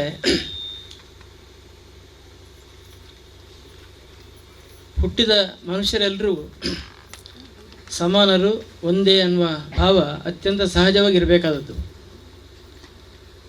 ಆದರೆ ಕಾಲದ ಪ್ರವಾಹದಲ್ಲಿ ಅದ್ಯಾಕೋ ಸಮಾಜದಲ್ಲಿ ಭೇದ ನಿರ್ಮಾಣ ಆಗಿದೆ, ಬೇರೆ ಬೇರೆ ರೀತಿಯಲ್ಲಿ ಭೇದ ನಿರ್ಮಾಣ ಆಗಿದೆ. ಭೇದ ನಿರ್ಮಾಣ ಆಗುವುದು ಅಥವಾ ಭೇದ ನಿರ್ಮಾಣವನ್ನು ಮಾಡುವುದು ಮನುಷ್ಯನ ಸ್ವಭಾವ ಆಗಿದೆ ಅಂತ ಅನಿಸ್ತದೆ. ಮನುಷ್ಯ ಪ್ರವೃತ್ತಿಯೇ ಆಗಿದೆ. ತನ್ನನ್ನು ಇತರರಿಗಿಂತ ಭಿನ್ನ ಅಂತ ಭಾವಿಸುವ ಒಂದು ಪ್ರವೃತ್ತಿ. ಆ ಭಿನ್ನ ಅಂತ ಭಾವಿಸಬೇಕಿದ್ರೆ ಒಂದು ಮೇಲರಿಮೆ, ಇಲ್ಲದಿದ್ದರೆ ಕೀಳರಿಮೆ, ಇದೆರಡೂ ಕೂಡ ಕೆಲಸ ಮಾಡ್ತದೆ. ಹಾಗಾಗಿ ಅದು ಬೇರೆ ಬೇರೆ ಕ್ಷೇತ್ರದಲ್ಲಿ ಬೇರೆ ಬೇರೆ ರೀತಿಯಲ್ಲಿ ಆ ಭೇದ ನಮಗೆ ಕಾಣಿಸ್ತದೆ. ಹೇಗೆ ಸಾಮಾಜಿಕವಾಗಿ ಒಂದು ಸಾಮುದಾಯಿಕ ಭೇದ ಅನ್ನೋದು ಇದೆಯೋ ಅದೇ ರೀತಿ ನಾವೀಗ ಯಾವುದೋ ಉದ್ಯೋಗ ಕ್ಷೇತ್ರಕ್ಕೆ ಹೋದರೆ ಅಲ್ಲಿ ಕೂಡ ಆ ಥರದ ಭೇದ ವರ್ಗದ ಹಿನ್ನೆಲೆಯಲ್ಲಿದೆ. ಅಂದರೆ ಭೇದ ಅನ್ನೋದು ಮನುಷ್ಯನ ಸ್ವಭಾವದಲ್ಲಿ ಅದು ಅಂತರ್ಗತ ಆಗಿದೆ. ಮನುಷ್ಯ ಯಾವಾಗಲೂ ಅವನು ಸುಸಂಸ್ಕೃತ ಅನಿಸುವುದು, ಅವನು ಮಾಧವನಾಗುವುದು ತನ್ನಲ್ಲಿ ಅಂತರ್ಗತವಾದಂತಹ ಈ ರೀತಿಯ ಸಲ್ಲದ ಪ್ರವೃತ್ತಿಯಿಂದ ಅವನು ಮೇಲೆದ್ದು ಬಂದಾಗ. ನಾವು ಎಲ್ರಿಗೂ ತಾವೇ ಆ ರೀತಿ ಮೇಲೆದ್ದು ಬರಲಿಕ್ಕೆ ಸಾಧ್ಯ ಆಗೋದಿಲ್ಲ. ಆವಾಗ ಅದಕ್ಕೆ ಗುರುಗಳ ಆಶೀರ್ವಾದ ಬೇಕು, ಗುರುಗಳ ಸಹಾಯ ಬೇಕು. ನಮಗೆಲ್ಲರಿಗೂ ಆ ರೀತಿಯೊಬ್ಬ ಗುರುಗಳು ನಮಗೆ ಒದಗಿದ್ದಾರೆ. ಸಮಾಜದಲ್ಲಿ ನಾವೆಲ್ಲ ಒಂದು ಅನ್ನೋ ಭಾವನೆಯನ್ನು ಭಾಷಣ ಮಾಡಿ ಹೇಳಲಿಕ್ಕಾಗತ್ತೆ, ಅಥವಾ ಇನ್ಯಾವುದೋ ಕಾರ್ಯಕ್ರಮದಲ್ಲಿ ಹೀಗೆ ಒಟ್ಟಿಗೆ ಕುಳಿತುಕೊಂಡು ಅದನ್ನು ಸಾಧಿಸಲಿಕ್ಕಾಗತ್ತೆ. ಆದರೆ ಪ್ರತ್ಯಕ್ಷ ಭೋಜನ ಮಾಡ್ತಾ ಅದನ್ನು ಸಾಧಿಸೋದು ಅದು ತುಂಬ ಕಷ್ಟದ ಕೆಲಸ. ಅಂತಹ ಒಂದು ದೊಡ್ಡ ಸಾಧನೆಯನ್ನು ನಾವೆಲ್ಲರೂ ಮಾಡುವ ಹಾಗೆ ನಮಗೆ ಒಂದು ಮಾರ್ಗದರ್ಶನವನ್ನು ಗುರುಗಳು ಮಾಡಿದ್ದಾರೆ. ಇದು ನಿಜಕ್ಕೂ ಒಂದು ತುಂಬ ದೊಡ್ಡ ಹೆಜ್ಜೆ, ಕ್ರಾಂತಿಕಾರಕ ಹೆಜ್ಜೆ, ಆಗಬೇಕಾದಂತಹ ಒಂದು ದೊಡ್ಡ ಕಾರ್ಯ. ಅದನ್ನು ಗುರುಗಳು ಮಾಡ್ತಾ ಇದ್ದಾರೆ. ನಾವೆಲ್ಲರೂ ಕೂಡ ಇದಕ್ಕೆ ಗುರುಗಳಿಗೆ ಋಣಿಗಳು ಅಂತ ನನಗೆ ಅನಿಸ್ತದೆ. ಇಷ್ಟು ಹೇಳಿ ನನ್ನ ಮಾತನ್ನು ಮುಗಿಸ್ತೀನಿ. ಮಾಡಿದ್ರೆ ಅದು ರಾಮಾಯಣ ಆಗುತ್ತೆ. ಚಿಕ್ಕವರು ತಪ್ಪು ಮಾಡಿದಾಗ ದೊಡ್ಡವರು ಸರಿ ಮಾಡದೇ ಇದ್ದರೆ ಅದು ಮಹಾಭಾರತ ಆಗುತ್ತೆ. ದೊಡ್ಡವರು ತಪ್ಪು ಮಾಡಿದರು, ಚಿಕ್ಕವರು ತಪ್ಪು ಮಾಡಿದರು,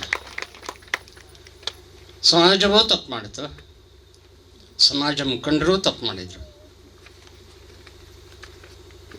ಆಡಳಿತ ಚುಕ್ಕಾಣಿ ಹಿಡ್ಕೊಂಡವರು ತಪ್ಪು ಮಾಡಿದರು, ಅವರ ಕೈ ಕೆಳಗೆ ಇದ್ದಂಥ ಜನರು ತಪ್ಪು ಮಾಡಿದರು. ಇದನ್ನು ಸರಿ ಮಾಡೋರು ಯಾರು? ಇದು ಬಹಳ ದೊಡ್ಡ ಕಷ್ಟದ ಕೆಲಸ. ಯಾರೋ ಸರಿ ಮಾಡಲಿಕ್ಕೆ ಮುಂದೆ ಹೋದರೆ ವಿಘ್ನಗಳು ನೂರಾರು. ಇದನ್ನು ಯಾರು ಸರಿ ಮಾಡ್ತೀವಿ ಅಂತ ಹೊರಟ್ರೆ, ಆಗಲೇ ಶಾಸ್ತ್ರಿಗಳು ಹೇಳಿದರು, ವಿದ್ಯಾವಿನಯ ಸಂಪನ್ನೆ ಬ್ರಾಹ್ಮಣೆ ಶುನಶೈವ ಶಪಾಕೆ ಚ ಪಂಡಿತ ಸಮದರ್ಶನ. ಎಲ್ಲವನ್ನು ಸಮಾನವಾಗಿ ಕಾಣುವಂಥ ವ್ಯಕ್ತಿಯೊಬ್ಬ ಮುಂದೆ ಬರಬೇಕು. ಬರೀ ಅಷ್ಟೇ ಇದ್ದರೂ ಸಾಲದು, ಸ್ವಲ್ಪ ರಾಜಸಿಕ ಗುಣವೂ ಇರಬೇಕಾಗಿತ್ತು. ವೀರ ಸನ್ಯಾಸಿಯ ಆಗಮನವೇ ಇದಕ್ಕೆಲ್ಲ ಪರಿಹಾರ ಅಂತ ನಮ್ಮ ಹರಿಹರಪುರದ ಮಹಾಸ್ವಾಮಿಗಳು ತೋರಿಸ್ಕೊಟ್ಟಿದ್ದಾರೆ. ಸಮಾಜದಲ್ಲಿ ನಾವೇನು ತಪ್ಪು ಮಾಡ್ತಾ ಇದ್ದೀವಿ, ನಮಗೆ ಯಾಕೆ ಮುಂದೆ ಬರಲಿಕ್ಕೆ ಧೈರ್ಯ ಇಲ್ಲ, ಯಾಕೆ ಈ ಪಿಡುಗುಗಳನ್ನು ಹೋಗಲಾಡಿಸ್ಕೊಳ್ಳಿಕ್ಕೆ ನಮಗೆ ಸಾಮರ್ಥ್ಯ ಇಲ್ಲ, ನಮ್ಮಲ್ಲಿ ಏನೇನು ಕ್ಲೇಶಗಳಿದೆ ಇದೆಲ್ಲವನ್ನು ತೋರಿಸ್ಕೊಟ್ಟಿದ್ದಾರೆ. ಹಾಗೆ ಸಮಾಜ ಮುಖಂಡರಿಗೂ ಕೂಡ ಒಂದು ಕಿವಿ ಮಾತನ್ನು ಹೇಳಿದ್ದಾರೆ, ಸಮಾಜವನ್ನು ತಿದ್ದಿ, ತುಂಬ ಬುದ್ಧಿವಂತಿಕೆ ಇದೆ ಅಂತ ಸಮಾಜವನ್ನು ಹಾಳು ಮಾಡಬೇಡಿ. ಇವತ್ತು ಯಾಕೆಂದರೆ ಹಾಳು ಮಾಡ್ತಿರೋರೆ ತುಂಬ ಬುದ್ಧಿವಂತರು. ಯಾರ್ಯಾರಿಗೆ ನಾವು ಅನ್ನ ಕೊಟ್ಟು ಬೆಳೆಸಿ ಹೆಸರನ್ನು ಕೊಟ್ಟಿದ್ದೀವೋ ಅಂತಹವರು ಇವತ್ತು ನಮ್ಮ ಧರ್ಮದ ಬಗ್ಗೆ, ಸಂಸ್ಕೃತಿಯ ಬಗ್ಗೆ ಅತ್ಯಂತ ಕೆಟ್ಟದಾಗಿ ಮಾತಾಡ್ತಿದ್ದಾರೆ. ಇವರನ್ನೆಲ್ಲ ಸರಿದಾರಿಗೆ ಕರ್ಕೊಂಡು ಬರುವಂಥ ಶಕ್ತಿ ಇರೋದು ಈ ಕಾವಿ ಬಟ್ಟೆ ಹುಟ್ಟಂಥ ಸನ್ಯಾಸಿಗೆ ಮಾತ್ರ. ಬರೀ ಸನ್ಯಾಸಿ ಅಲ್ಲ, ವೀರ ಸನ್ಯಾಸಿ. ಇದರಲ್ಲೇ ಇರುವಂಥ ನಮ್ಮೆಲ್ಲರಿಗೂ ಸಿಗ್ತಾ ಇರುವಂಥ ಪರಮ ಪೂಜ್ಯ ಶ್ರೀ ಶ್ರೀ ಸಚ್ಚಿದಾನಂದ ಸರಸ್ವತಿ ಮಹಾಸ್ವಾಮಿಗಳು ನಮಗೆ ಪರಮ ಸೌಭಾಗ್ಯ. ಅವರು ಹೇಳಿದ ಮಾತನ್ನು, ಅವರು ತೋರಿಸಿದ ಮಾರ್ಗವನ್ನು ತುಳಿತಾ ನಮ್ಮ ಜೀವನವನ್ನು ಪಾವನ ಮಾಡಿಕೊಂಡು ನಮ್ಮ ಮುಂದಿನ ಪೀಳಿಗೆಯನ್ನು ಚೆನ್ನಾಗಿರುವಂಥ ನೋಡಿಕೊಳ್ಳುವಂಥ ಜವಾಬ್ದಾರಿ ನಮ್ಮ ಮೇಲಿದೆ ಅಂತ ಹೇಳಿ ನನ್ನ ಮಾತನ್ನು ಮುಗಿಸ್ತೀನಿ. ಧನ್ಯವಾದ. ಶ್ರೀ ಗುರುಭ್ಯೋ ನಮಃ. ಗುರುಗಳ ಪಾದಾರವಿಂದಗಳಿಗೆ ಸಾಷ್ಟಾಂಗ ಪ್ರಣಾಮಗಳನ್ನು ಮಾಡ್ತಾ ಈ ಒಂದು ವಿಶೇಷ ಕಾರ್ಯಕ್ರಮದಲ್ಲಿ ಪಾಲ್ಗೊಂಡಂಥ ನಾವೆಲ್ಲರೂ ನಿಜಕ್ಕೂ ಧನ್ಯರು. ಹಿಂದೂ ಸಮಾಜೋತ್ಸವ ಕಾರ್ಯಕ್ರಮ ಇಡೀ ಕೊಪ್ಪ ತಾಲೂಕಿನಲ್ಲಿ ಎಲ್ಲ ಗ್ರಾಮ ಪಂಚಾಯಿತಿಯಲ್ಲಿ ಒಂದಾದ್ಮೇಲೆ ಒಂದು ಆಗ್ತಾ ಇರಬೇಕಾದ್ರೆ ಪ್ರತಿಯೊಂದು ಹಿಂದೂ ಸಮಾಜೋತ್ಸವದಲ್ಲೂ ಸಹ ಪೂಜ್ಯ ಶ್ರೀಗಳು ಅವರ ತಮ್ಮ ಆಶೀರ್ವಚನದಲ್ಲಿ ಹೊಸ ಹೊಸ ದಿಕ್ಕನ್ನು ಸಮಾಜಕ್ಕೆ ಕೊಡ್ತಾ ಬಂದರು. ಪರಿಸರದ ಬಗ್ಗೆ ಇರ್ಬೋದು, ತಾರತಮ್ಯವನ್ನು ಹೋಗಲಾಡಿಸೋ ಬಗ್ಗೆ ವಿಷಯಗಳಿರ್ಬೋದು, ಇದನ್ನು ಆಶೀರ್ವಚನದಲ್ಲಿ ಹೇಳ್ತಾ ಬರೀ ಅಲ್ಲಿಗೆ ಬಿಡಲಿಲ್ಲ ಅವರು. ನಾವೇನು ಮಾಡಬೇಕು ಅನ್ನೋದನ್ನು ನಮ್ಮ ಎಲ್ಲರ ಮುಂದೆ ಇಟ್ಟರು ಅವರು. ಮಾತು ಕೇವಲ ಮಾತು ಆಗಿರಬಾರ್ದು, ಅದು ಕೃತಿಯಲ್ಲಿ ಬಂದಾಗ ಅದಕ್ಕೆ ಒಂದು ಹೆಚ್ಚು ಬಲ ಬರ್ತದೆ. ಹೀಗಾಗಿ ತುಂಬ ದೊಡ್ಡ ದೊಡ್ಡ ಸಭೆಯಲ್ಲಿ ಕಾರ್ಯಕ್ರಮಗಳಲ್ಲಿ ಪೂಜ್ಯ ಶ್ರೀಗಳ ಆಶೀರ್ವಚನವನ್ನು ಮಾಡಿದಾಗ ಎದುರು ಕೂತಂತಹ ಎಲ್ಲರಿಗೂ ಸಹ ಒಂದು ದಿಕ್ಕನ್ನು ತೋರಿಸಿದರು. ಸಮಾಜೋತ್ಸವದ ಸಮಾರಂಭ ಈ ಒಂದು ಹಿರೇಕೊಡುಗೆ ಗ್ರಾಮ ಪಂಚಾಯಿತಿಯಲ್ಲಿ ಸುಮಾರು 1300 ಜನ ಆ ಒಂದು ದೊಡ್ಡ ಸಮಾರಂಭದಲ್ಲಿ ಸೇರಿದರು. ಈ ಸಮಾರಂಭದಲ್ಲಿ ಅವರು ಬಹುಶಃ ಈ ಸಮಾಜೋತ್ಸವ ಸಮಾರಂಭದಲ್ಲೇ ಈ ಒಂದು ಕಾರ್ಯವನ್ನು ಸಭೆಯ ಮುಂದೆ ಇಟ್ಟರು ಅವರು. ಸೊ ಮೊದಲನೇ ಕಾರ್ಯಕ್ರಮ ಇಲ್ಲಿಂದನೇ ಶುರುವಾಗಿದೆ. ಈಗ ಇದು ನಮ್ಮ ಸೌಭಾಗ್ಯ ಅಂತ ಹೇಳ್ಬೋದು.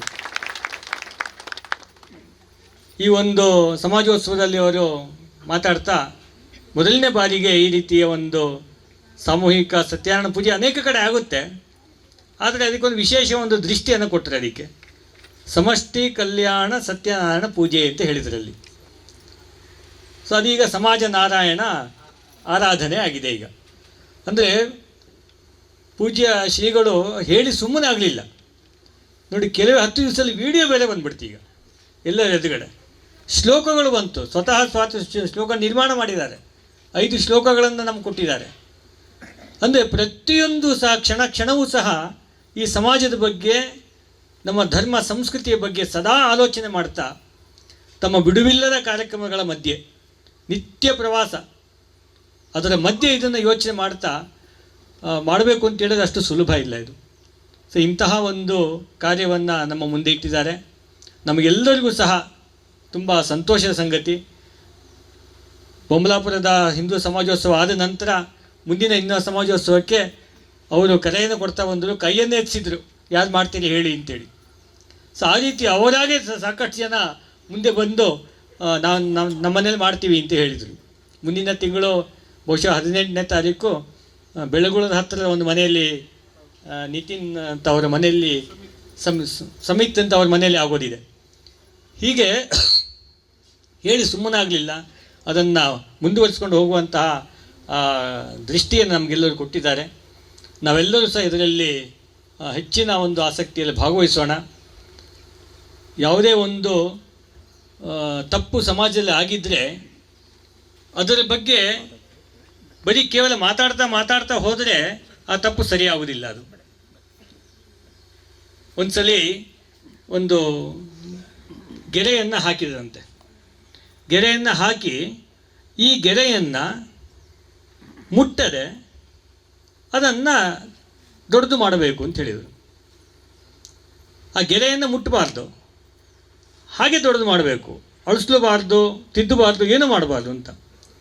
ಸೊ ಆ ಒಂದು ಅನೇಕ ತುಂಬ ಯೋಚನೆ ಮಾಡ್ತಾಯಿದ್ರು. ಆವಾಗ ಒಬ್ಬರು ಬಂದರು.